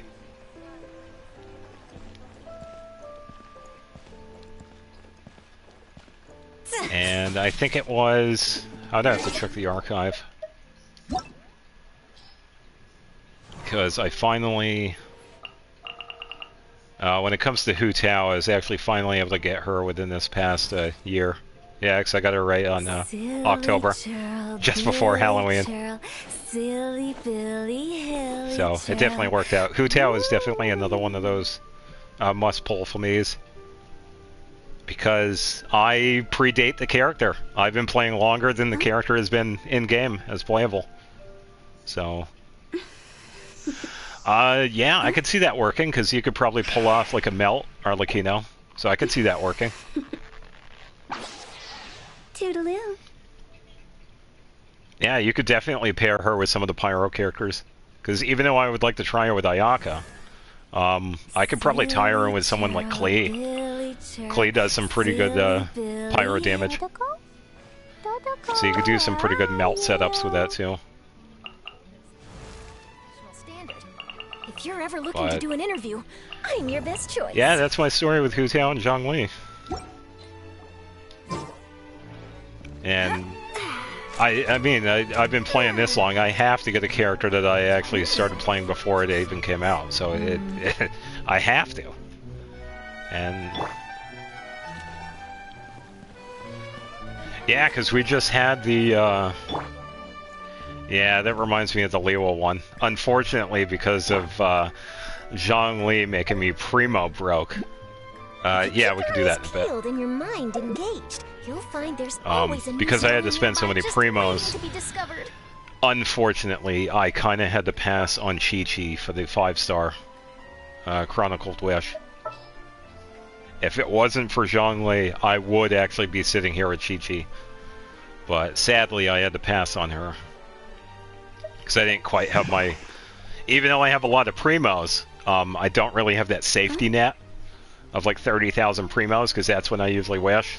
Because, like, for example, if I lose a 50-50, I'll have like a buffer of wishes afterwards so that I could potentially get the character. But because of that, I kind of had to skip out on Chi-Chi. Which is unfortunate, but I don't mind. Because I was kind of lucky with the Mondstadt one, because that is how I got Klee. Wanna come over for tea? Klee was definitely one of my favorite pulls, because I also share a little bit of history with her because of her signature weapon. I've told this story as well, but I was there.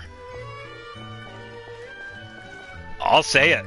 I wish I didn't skip Chi-Chi. I'm still waiting to get Chi-Chi on the standard banner, but I get this stupid Skyward's Claymore. I'm still waiting to get Chi-Chi. I wish I got her on the Chronicled Wish, but I had to pass up on her.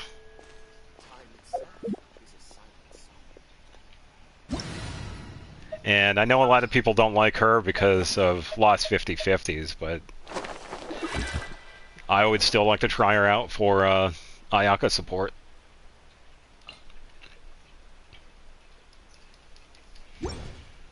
Alright, I'll set up for a boss. But yeah, back to Klee.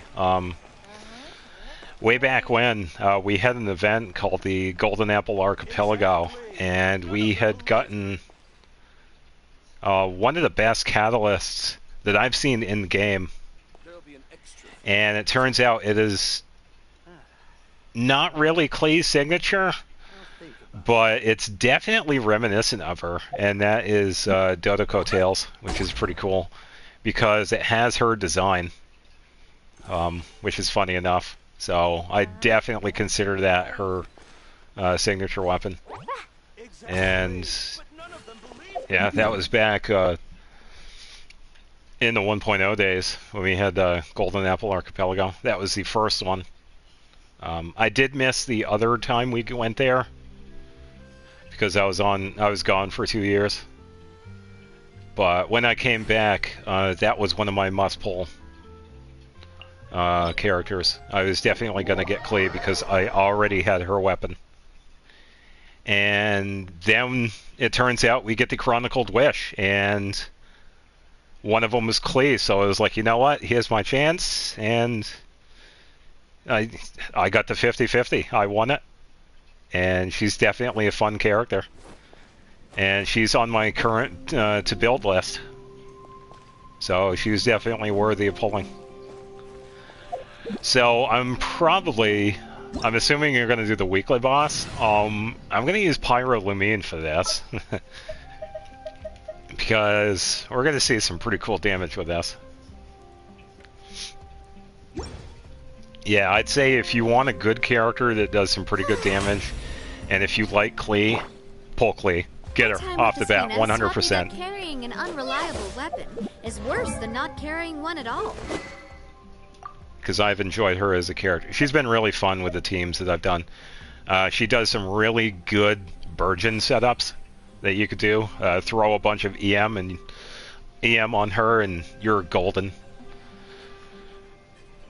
And her best artifact for her is the Crimson Witch, because she's already Pyro bonus based. So once you have that on her, you're good to go. Alright, so I'm going to fix up Lumine real quick, and then we could get cracking on this. I just got to switch out. I think it was it crit rate or crit damage for this? 28, 172. I think it was crit rate. So I would like to beat my 152,000 damage on Lumine.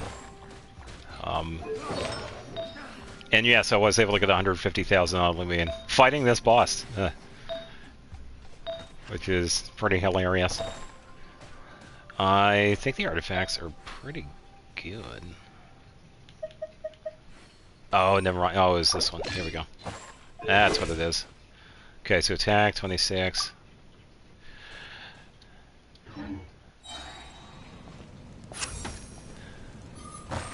No, that's fine. I've missed my fair share because I started playing back in 2020, and just before, see, right at the end of Inazuma, and just before the Chasm was released, I had left because I got so sick of waiting for them to do the update to the Sacred Sakura. Because it was just like with some of the other nations here, just like with the Slate here in Natlan. They're doing it like by update. I just got so sick of waiting for the Inazuma one, so I left, and I was gone for 2 years. So I get it. I left. I missed out on a lot of stuff.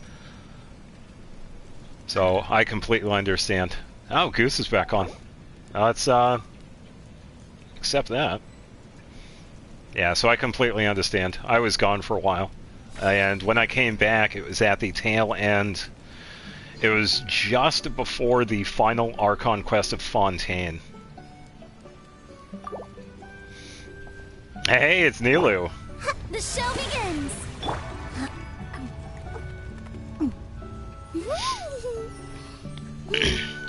Yeah. I don't regret it though. I did come back with a clearer mind, and I was able to... Eminem. If you're not sure what to do next, how about I take you on a walk? Take a deep breath, as if you're about to blow up a huge balloon. Exhale all your sleepiness into it, and then, poof! It's now flying away. Does that look like the silhouette of Apep the Dragon Sovereign? You talking about the silhouette on here, or... Where?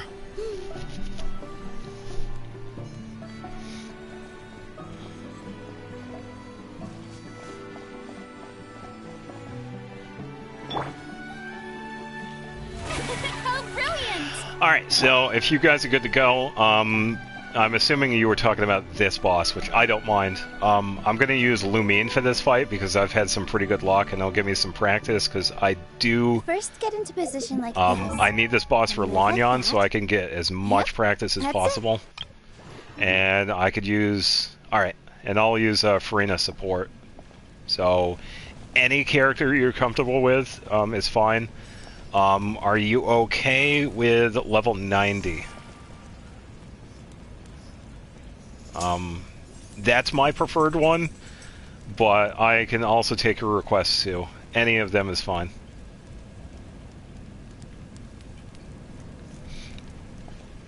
Alright, level 90 it is. And I'm assuming you're also in here, Goose? Okay, so we're gonna do the boss. Yeah, because Lanyan uses the eroded sunfire, so I definitely need to practice with this one. And I've been having a lot of fun with this boss too, with Lumine, because it's pretty fun. So it's definitely a fun boss with using Aether and Lumine, because it's kind of set up already. You get the bonuses for the pyro element, so. What they say is true. You have to see the world for yourself to appreciate how beautiful it is. Oh, the silhouette from Nahida's story quest? Oh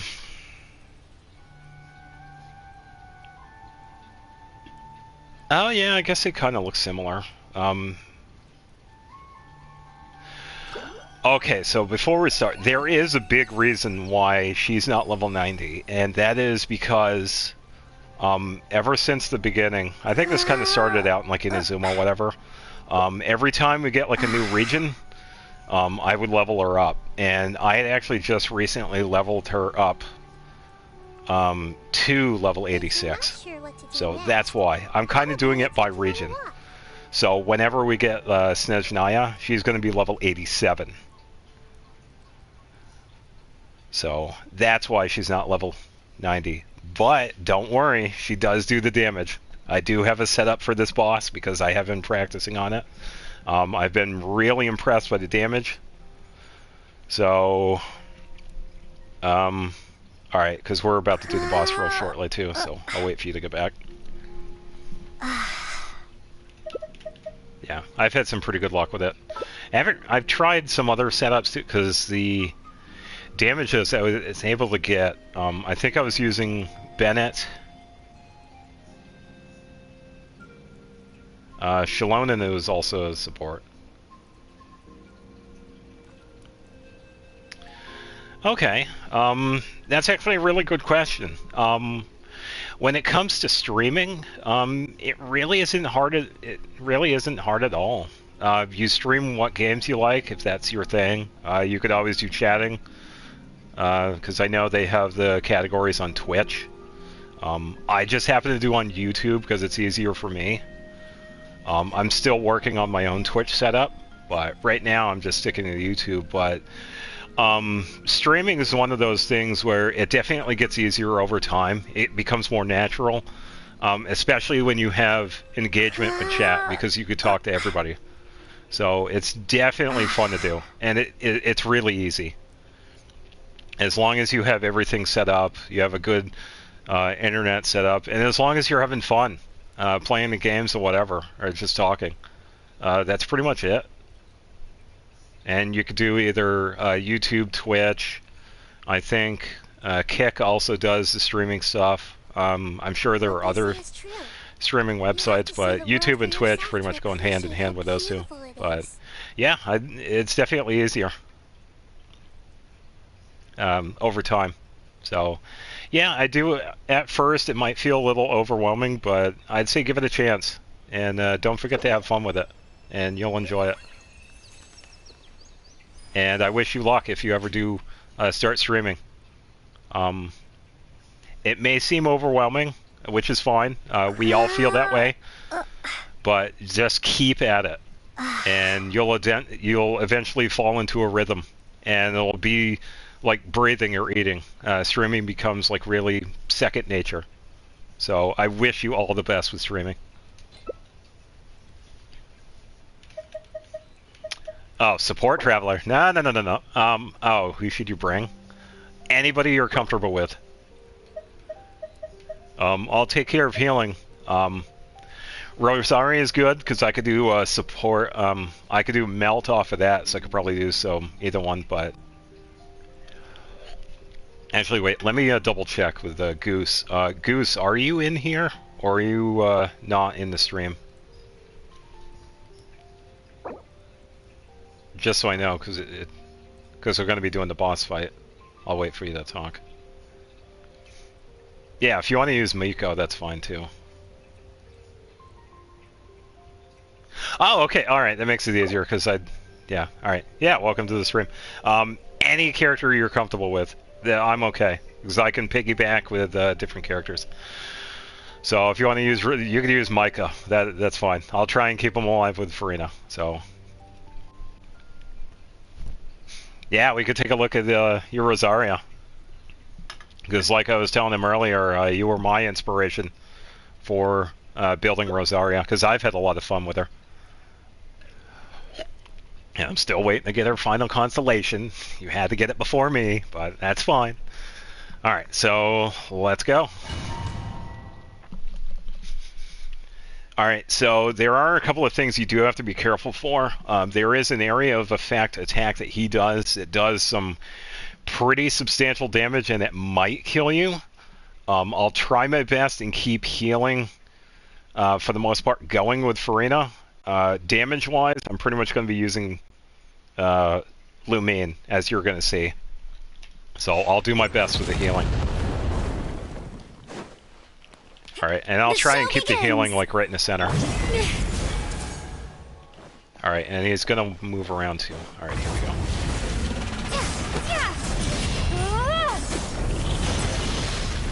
Okay, good 60,000.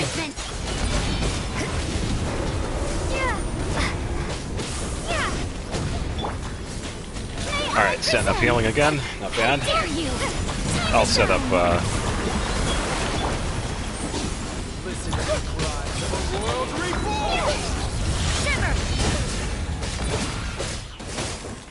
Okay, doing some pretty good damage here, doing some 10 and 11,000s. Not bad. Yeah, so the setup I have for Lumine is an attack. I think I have Shimenawa. Oh, Lumine's down. That's alright. I got healing. And I think it's Gladiators. I think that's the secondary one. So let me set up Lumine again.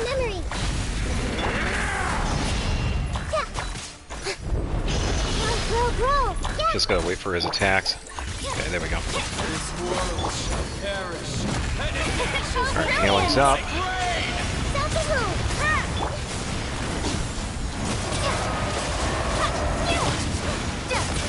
Okay, doing pretty good so far.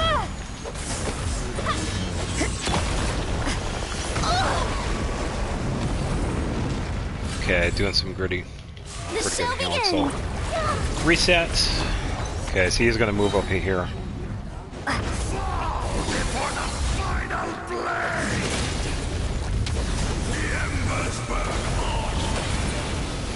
Okay, good. Another 60,000. Nice. Alright, I'm gonna move healing over here. Okay, so careful of this right here. Alright, so we gotta attack these. I got Lumine for this. Okay, that's one. Now we gotta get this one.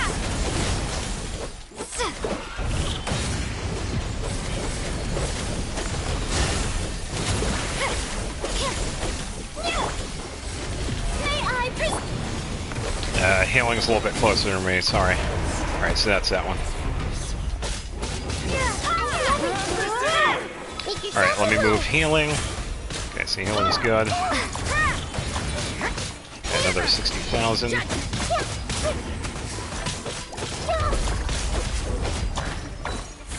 Come, join me in the show begins. Alright, healing's up.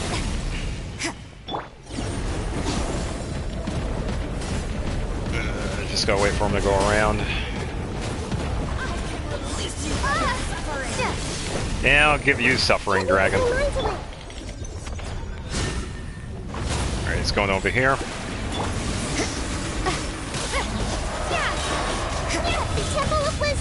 Ooh, 89,000, nice.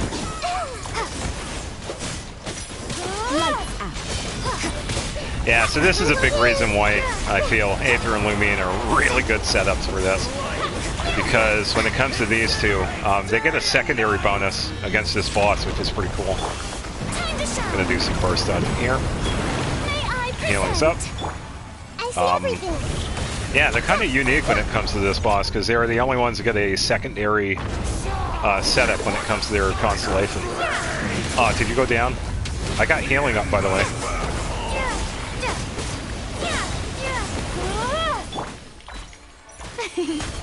Alright, let me just reset. Okay, healing's up.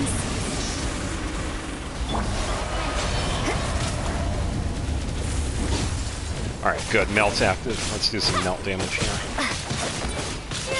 Yeah, so that's kind of why I prefer using Lumine in this fight.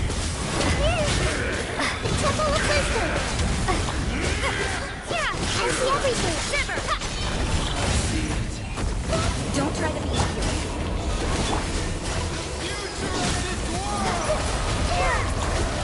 Okay, just about. Nice. There we go. Love it. Yeah, very nice, you two. That was really good.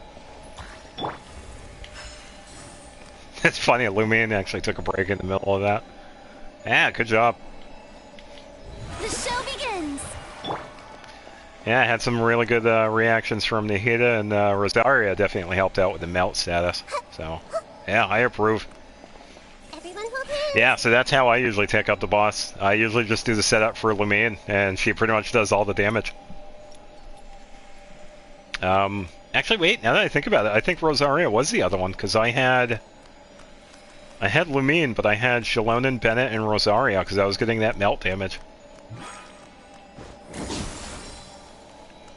And it's pretty much just attack. That's how I was able to do it. Because I gave her Aquila for the attack bonuses, and then pretty much just thrown Don't we have a little bit of pyro do? bonus. But yeah, definitely a fun boss. I just missed that. Let me load this so I could see what you just put in there.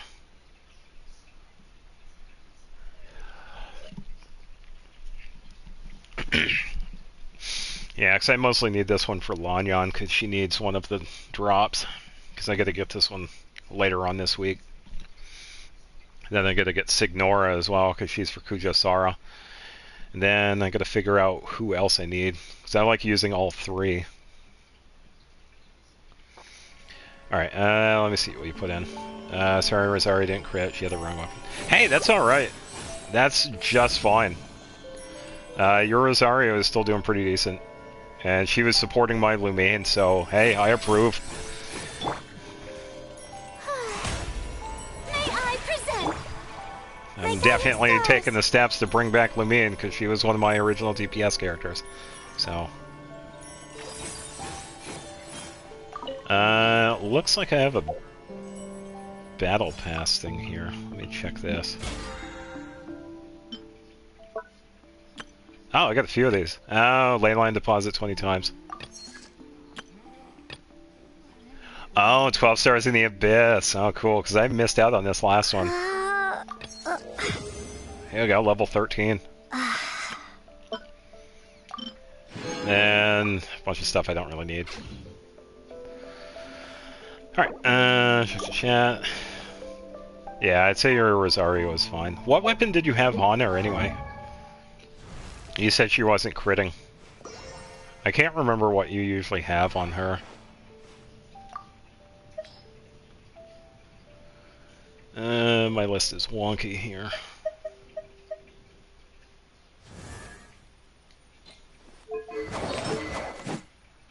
Oof, why do I have the catch on her? Because Sean Lingus uses... let me reset that. Alright, she good. Yeah, the reason why Goose is such an inspiration because of Rosaria. Rosaria for Goose is definitely good. Oh, Deathmat. Oh, you had Home on her. Okay. Yeah, Goose, by the way, has a really good Rosario. Yeah, of course. It definitely inspired me to build my own, and it worked out. Rosario is a really good support. Because she has been a permanent member on my Ayaka Frozen team because of that. Because even though I used to use Shangyun, Shangyun's another decent cryo support. I'm glad I made the switch, because Rosario is a really good support. I just wish I had that final constellation. I want that defense debuff from her burst. But I gotta wait, which is fine. Which one did I click on? Farina.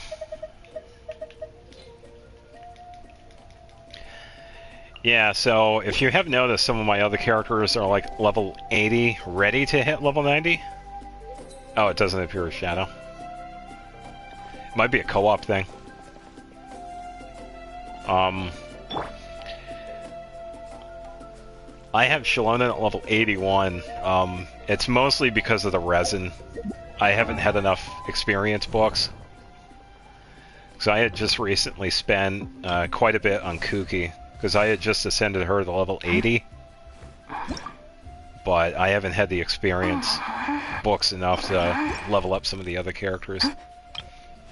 The only real exception is Lumine, and if anybody was ever diligent enough, if they saw my Noelle, she is also at a weird level too. She's at level 83. And that's because I have plans for Noelle. I eventually want to become a Noelle main, but I'm waiting to get her C6.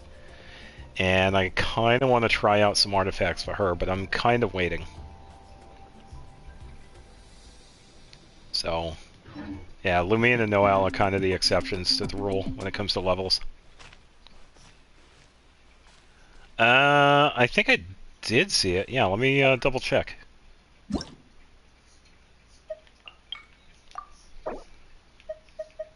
Oh, level 8, level 77. Nice.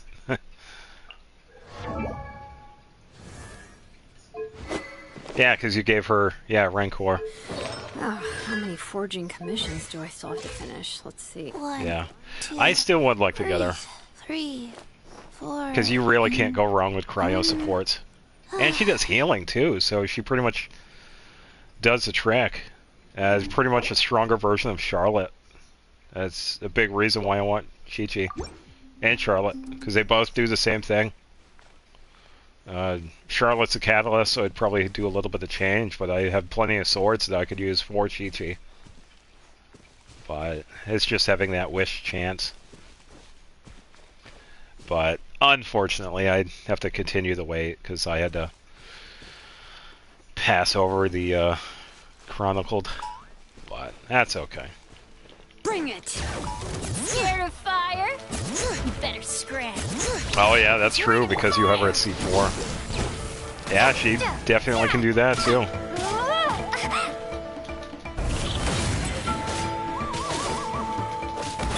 Let the magic flame boil! Yeah, like I said earlier, I was pretty much just going to run her parallel to Ayaka, because she could not be like the main healer, but kind of more like a support healer. Because I have other healers that are much stronger than that, which is fine. Because if I were to have like a passive healer, I could give other characters a chance. I already have Mona, so I got Hydra covered. I could probably use a different Hydra character. Someone like Xingqiu would be a pretty good one, because he does passive healing as well.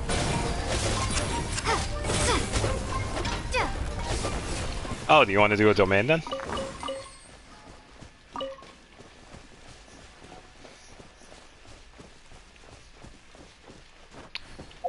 Yeah, because I'm pretty much out for resin.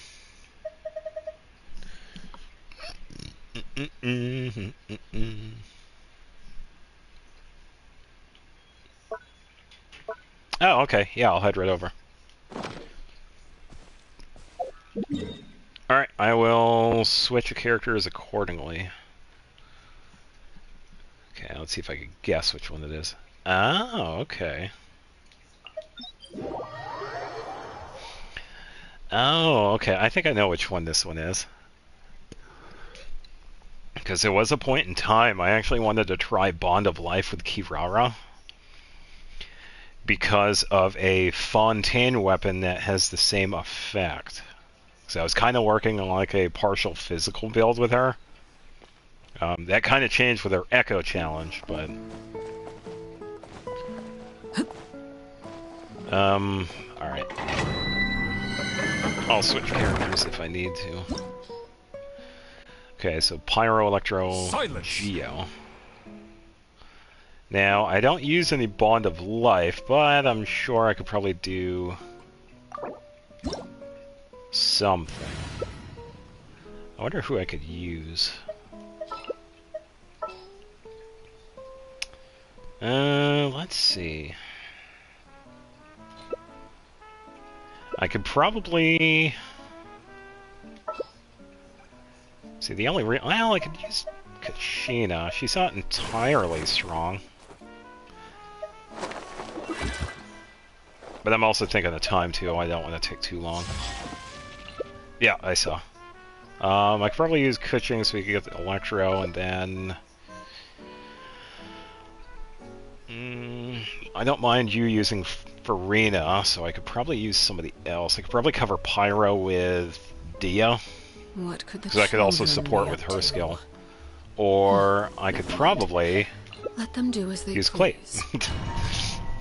Let's go. I'm gonna do a quick change on Kuching because I think I'm gonna take the goblet off of Kujosara and put it back on the Kuching. So let me just do that real quick. I think I gotta swap out weapons too. Clay's all set, I believe. Unless I gotta put Pyro bonus. Yeah, had to win. Step 2, Burgeon. Oh, what happened, Kuching? Oh, this messed up. Alright, let me put this. Swap it on here, that'll be just a moment. Oh, that's why, yeah, that's why. Yeah, so the build I have on Lumine, it's actually the Kuching build. Pretty much the pure attack one that I've been using. And you saw what I've been able to do in the boss fight against the dragon. So it definitely works. But it is originally Kuching's set, because this was the one I used for her Echo challenge. So, okay, 2600, 75, 134. And Klee, I think I'm gonna give Klee something. I think it was Pyro bonus. I think it was this. Okay, should be good. Alright, let's go.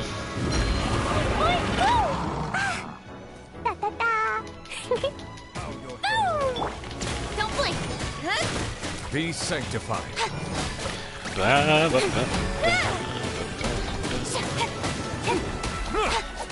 Yeah, so the change that I did with Kuching kind of goes back to her Echo challenge.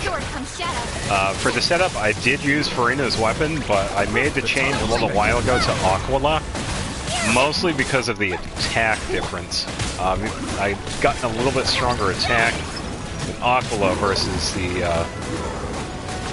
whatever Farina's weapon's called. What is it, Splendor Tranquil Waters? Even though it has the crit damage, I kind of would rather have the attack, because that's what Kuching's based on.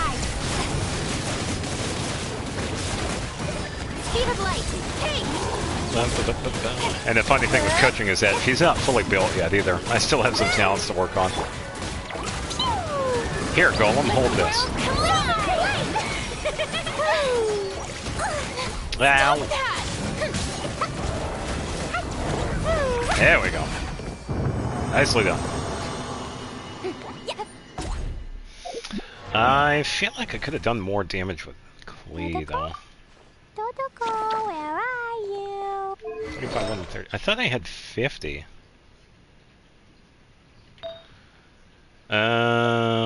Oh, that's what it was. Or was it Hoot House? Nothing good. 25, 160. What did I give? Was it the crit rate then? Okay, let me make this change. Okay, so 56, 117. That's a little bit better for Klee. Kuching is going to get the attack buff. 43, 185. And let's go all out with Kuching. No. I could do better than that. 43, 273? Nah.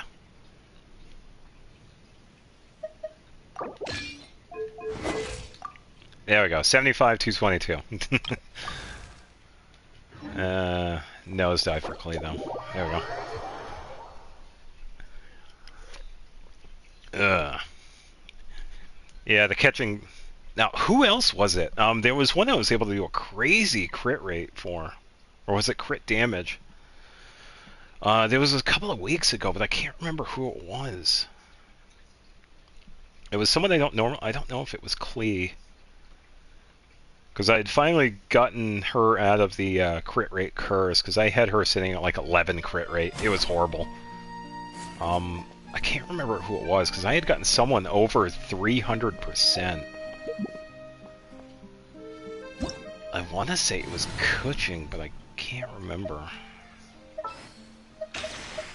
Very low crit rate. I think it was like 10% or something like that, but it was crazy high crit damage. I don't know what the build was, because I was trying out different artifacts. But, yeah, definitely a weird one to try. But it was pretty funny.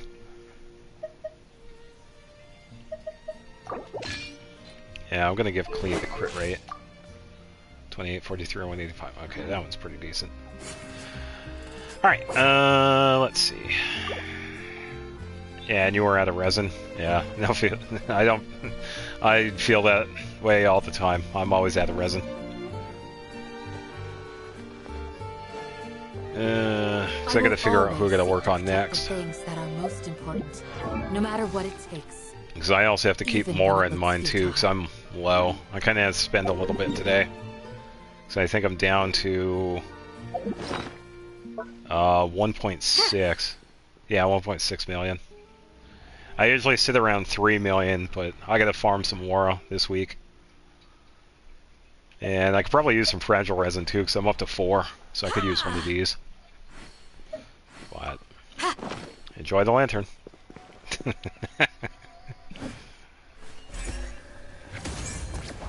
But it hasn't been too bad. I've been able to have some really good luck with some of these characters. But it just gets to be a pain when you get more and more of them, because you kind of have to pick. Oh my god. Alright, you're spamming them. So I'm sure you already know about those. You can actually spam the lanterns to have a really good setup with hydro characters. Someone found out.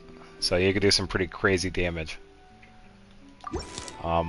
Yeah, we already know about those.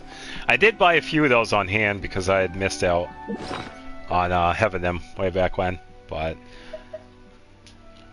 yeah, I think it was right around the time those came out. People actually found out about that.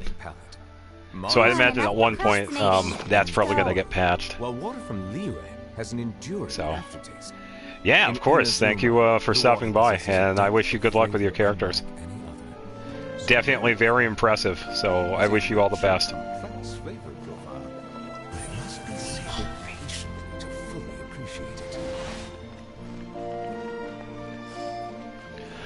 If you would like to know, I do stream on the weekends, Saturday and Sunday. I have a full list on Genshin, I'm afraid. Or I could probably check and see if I have... Yeah, I could probably check and see if I have an open spot. But yeah, I stream on the weekend, Saturday and Sunday from noon on. I usually end right about now, which it is coming up to that point. So I pretty much covered everything I needed to today. But yeah, during the weekends you can find me playing Tales of Graces on Saturday and Genshin on Sundays. So I appreciate you and everybody else that stopped by. Don't blink. So with that, is there anything else you needed, Goose? Because I don't mind helping out for a bit.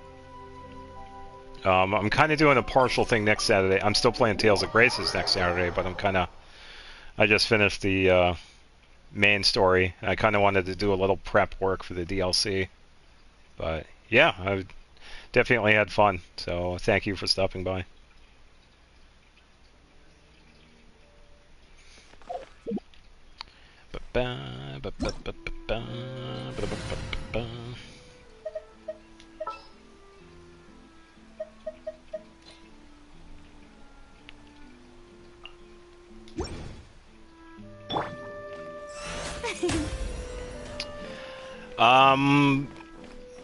I actually really haven't found any new one. I know my thing is usually going out of bounds. I did find that arena. That was pretty much it. Yeah, I haven't really found anything recently. For anybody else that's watching, the other thing is pretty much just resinless exploration. I've been... And Goose, we've also found some pretty cool out-of-bounds places. One of the more interesting ones that I found recently was this one. I'll teleport over.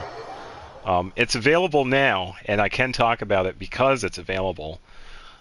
Just before this boss was released, it turns out this area was out of bounds, so you could access it, which is hilarious. Yeah, we could do a little bit of achievement farming. This boss right here, we were actually able to get into this room, I found out, out of bounds, which is kind of hilarious. And this was before it was released. So I've known about this room for, I want to say maybe a month or maybe a month and a half before the boss is released, because I was checking out Out of Bounds in Outland, because I was trying to find some places that you can't normally get to. If anybody had saw, it also had some other places. If you look up here, if you're watching, Nursery of Nightmares, a place that's above Ochtanautlan. I had actually found this place before I had done the quest. I just happened upon it, and it turns out it's part of a quest here. So I thought that was pretty cool. I was able to find it because I had this area found before I had actually done the quest line. It's now flying away. But I thought that was pretty cool. Boring. Isn't there anything else more Oh, I was wondering why I was hearing the boss. I heard the boss talking. It's like, why is the boss talking? Oh yeah, here I come. Comes Shadow. Bring it on, lady. And I missed all the attacks. Good job, me.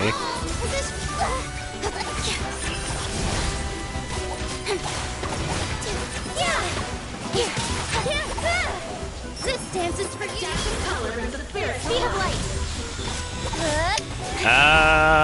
It'd be interesting if we could pull this off because we need pyro. Just saying. Don't worry, I'm here. Because you need pyro for this fight. I probably pull it off with Electro. I should be able to. I could get one of them right now, actually. There we go. I got one. Getting the attack down here. Yeah, so a couple of the other spots I found, I was able to find the Sky Place. It's a place that we find during a quest with our Saurian companion. I was able to rediscover it because we can go back there. Some co-op lag, but it's kind of locked out for a little bit, and then we can go back, I believe. I also had a funny out of bounds moment. I had made a short on this too, for the people that have been watching for a while. I had Mona knocked out of an arena, which knocked me out of bounds, which was hilarious. And I was able to find that place as well. It turns out this place was outside, out of bounds, just outside the Children of Echoes area, which is pretty funny. Sadly, when it comes to a lot of these out-of-bounds places, there is an invisible barrier that surrounds them, and that's usually a telltale sign of, alright, this area is usually like quest-related, and it's like a one-time access thing. This one, however, underneath the Children of Echoes, we can actually go back to. But it's definitely interesting with this one. And we got some decent music in this place too, so we could check that area out legitimately after this fight. But I gotta, don't worry, I gotta switch to healing. Alright, I got healing up. We could check out that spot afterwards. But yeah, I really tried to look for this place out of bounds, and I was able to find it. Trying to think of some other places I found outside Natlan. There is not really a local legend, but like a somewhat hard challenge that we can do that is just below the stadium. I was able to find that out of bounds. It took a little bit to find because it's like directly below the stadium, so you kind of have to be really careful because if you go too far down, you kind of miss it. So it's definitely a little tricky. Oh, these guys are moving around.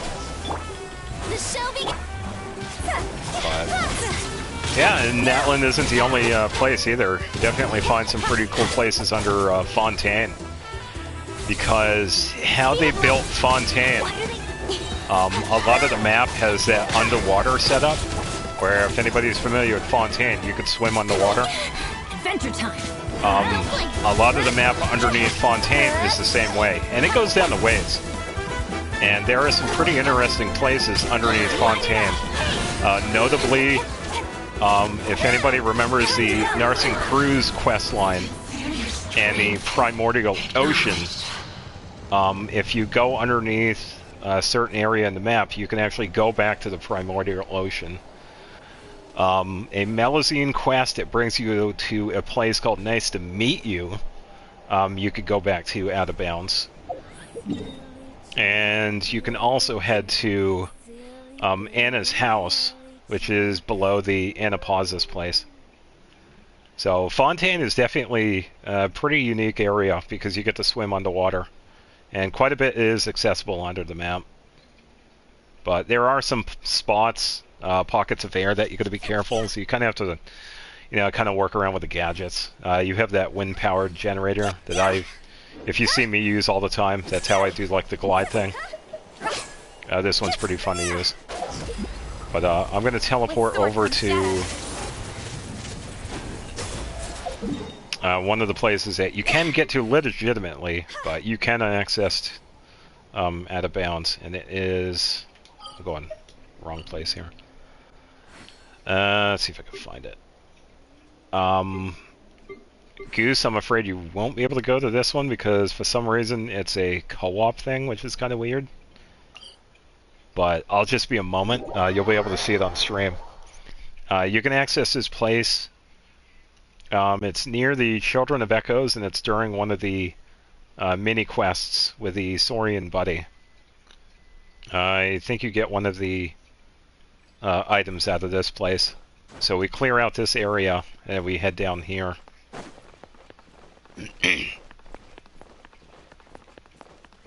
Just going to take a little bit. Yeah, for some reason this place is like co-op locked. If you left and then came back, you'd be able to join, but I won't be too long. I just wanted to show everybody else. When I said I had got knocked out of the arena, this was the place I was talking about. I was fighting the boss here during the quest, and they actually knocked Mona out of the arena. And thankfully I was recording some of that, and I was able to catch some of it. And for a little while, I was trying to find this place under the map, and I eventually did find it. So if you're diligent enough, if you could get out of bounds, it is actually underneath... little ways underneath the Children of Echoes, which is kind of cool. And the lava doesn't hurt you, it's just merely for show. It does get pretty bright if you're standing next to it, but other than that, it's a pretty cool place to find. And this is the other one. I really tried hard to find this place. This spot is pretty far down under the map. This place is pretty unique because it has a very large skybox, which is the sky that we can see. How they design maps in games, they usually like the sky, they call it a skybox. For this area, it's actually quite large, and it's surrounded by an invisible barrier that you cannot pass. And the invisible barrier does go out quite a little ways. But the skybox for this place is pretty huge, and the water level here, they designed it in a way so it's actually much larger than the skybox. So if you ever travel outside of bounds over here, you're going to see a very large patch of water. So if you fly towards it, you'll eventually enter into the skybox, and you have arrived into this place. So definitely a really cool place to find.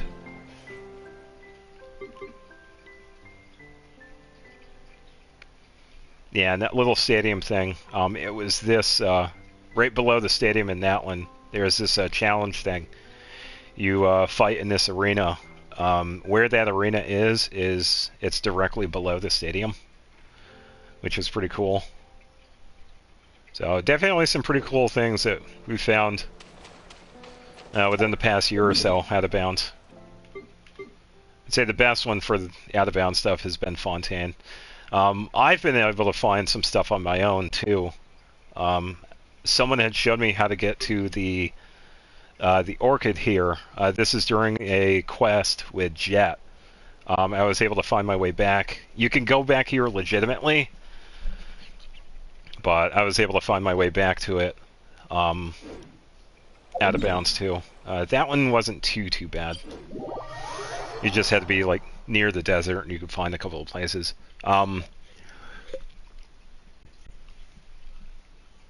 I'd say the best one that I've found so far was APEP, funny enough. I kind of gave myself a little challenge because if we're familiar with the boss over here, if you guys have this unlocked, If you notice, if you come over here, there is an invisible barrier. So I kind of set myself a little challenge. Oh yeah, we can head over real quick. This is alright. This will be the last thing I show, then I'll head over. I kind of want to set myself a little challenge to see if I could get past this barrier. And I was actually able to do it. I found a spot that I was able to get behind it. And it turns out that bright light over there, it is very bright. So, definitely one of the better ones that I've discovered. I'm sure other people have found it, but yeah, definitely one of the better places I've found. And the barrier is actually quite large. It goes from here to like wherever the grass ends, so it's quite a ways. But every place over there, you can walk. Alright, so you wanted to show me something, so I will hop back into single player and I will send a request.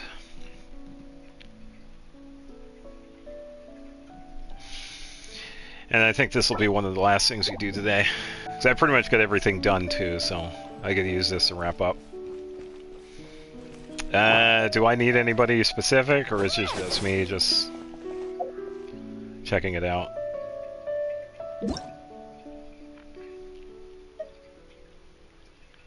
Oh, okay, so I do have one spot available. Alright.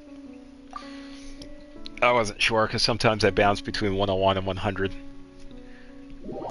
My friends list is kind of weird, because I have a person on my list that did play the game, but hasn't.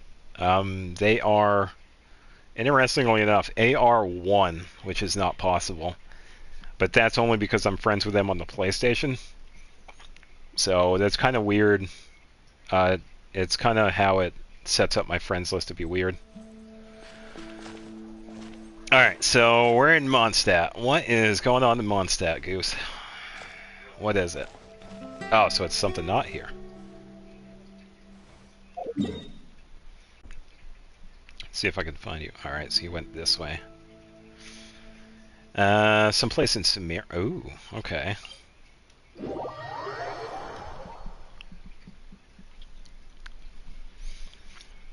Yeah, so if anybody noticed the little spot on the map, you can unlock this during the R&R quest line. Takes a little bit to get used to, but oh yeah, nice. Yeah, you were able to get down here. Yeah, so you unlock this area in the R&R quest line. You can get here legitimately. It's part of the quest. It's clearing out the corrupted spots in the rainforest, and this is one of the last spots we find. What happened?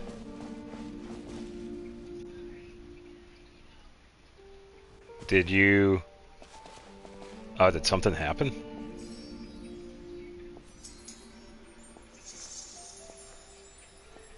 Yeah, and this is,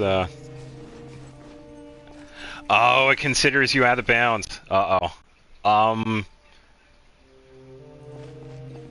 Try going the single player. You might be able to do that. Yeah, because, yeah, that reminds me. If you're traveling over here in the rainforest, this spot is actually considered out of bounds, so I guess that also affects down here, so that's probably what it is. Yeah, because I remember that happening when I was doing this place. It's considered out of bounds until you do the quest line.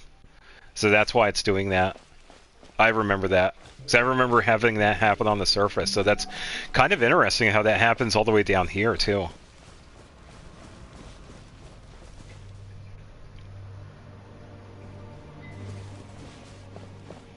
And we're slowly getting a corruption level here, so we're probably going to get booted here, too. So I'm going to kick myself out. I'm going to head over here. Yeah, it's just a map thing. This place is considered out of bounds until we clear it. Because there is a statue that we can unlock here, I believe. And it's part of the quest line. So, yeah, it's nothing you did. That's just part of the map, how they did it. So, yeah, good find, though. There is the teleport that you can get there. So, yeah, that was pretty cool. Kind of curious. I don't know. I think I have gone there out of bounds, because I was trying to find that, so. It's been a little while, so I can't remember. But yeah, good find. Thank you for showing me that.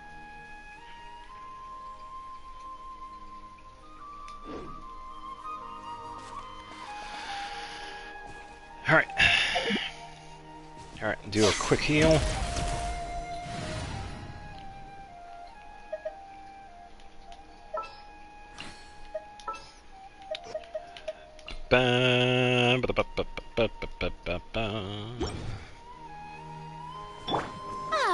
So much lag. Here we go. Oh, that load time. It takes forever. Alright,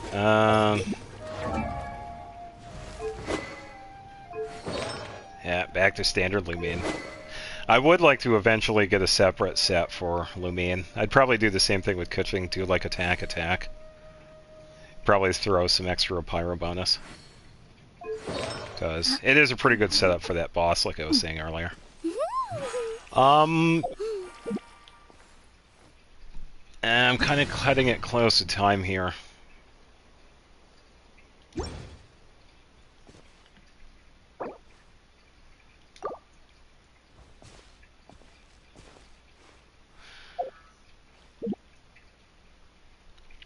Yeah, because I'm over the 8-hour mark, too. Because I'm kind of wrapped for time at this point. We could probably fight Scar later on in the week, if you're interested. I don't mind doing that. Relaxing days like this are nice. Let's take it easy. Yeah, of course, and thank you for letting me hop on.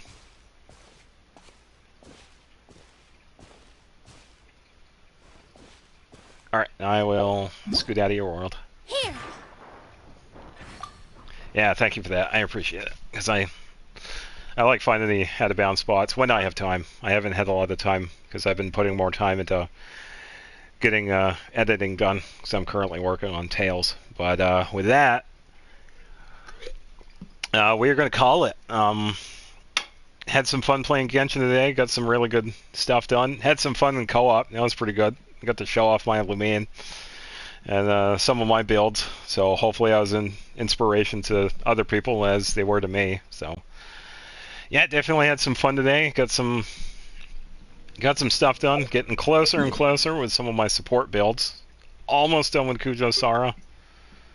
But I have to wait for battle with Signora for that because I need the drop. And almost done with Shalonen. Probably take a break with her because I need to work on some other characters like Xing Xiao and Kuki. But yeah, definitely got the stuff done today. And for the next week, I'll probably just farm more because I'm getting low.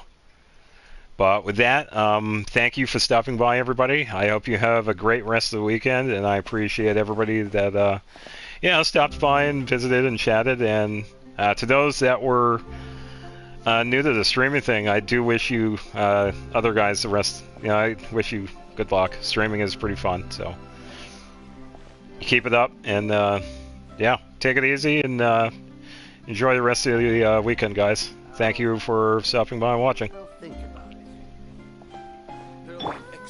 Hear the echoes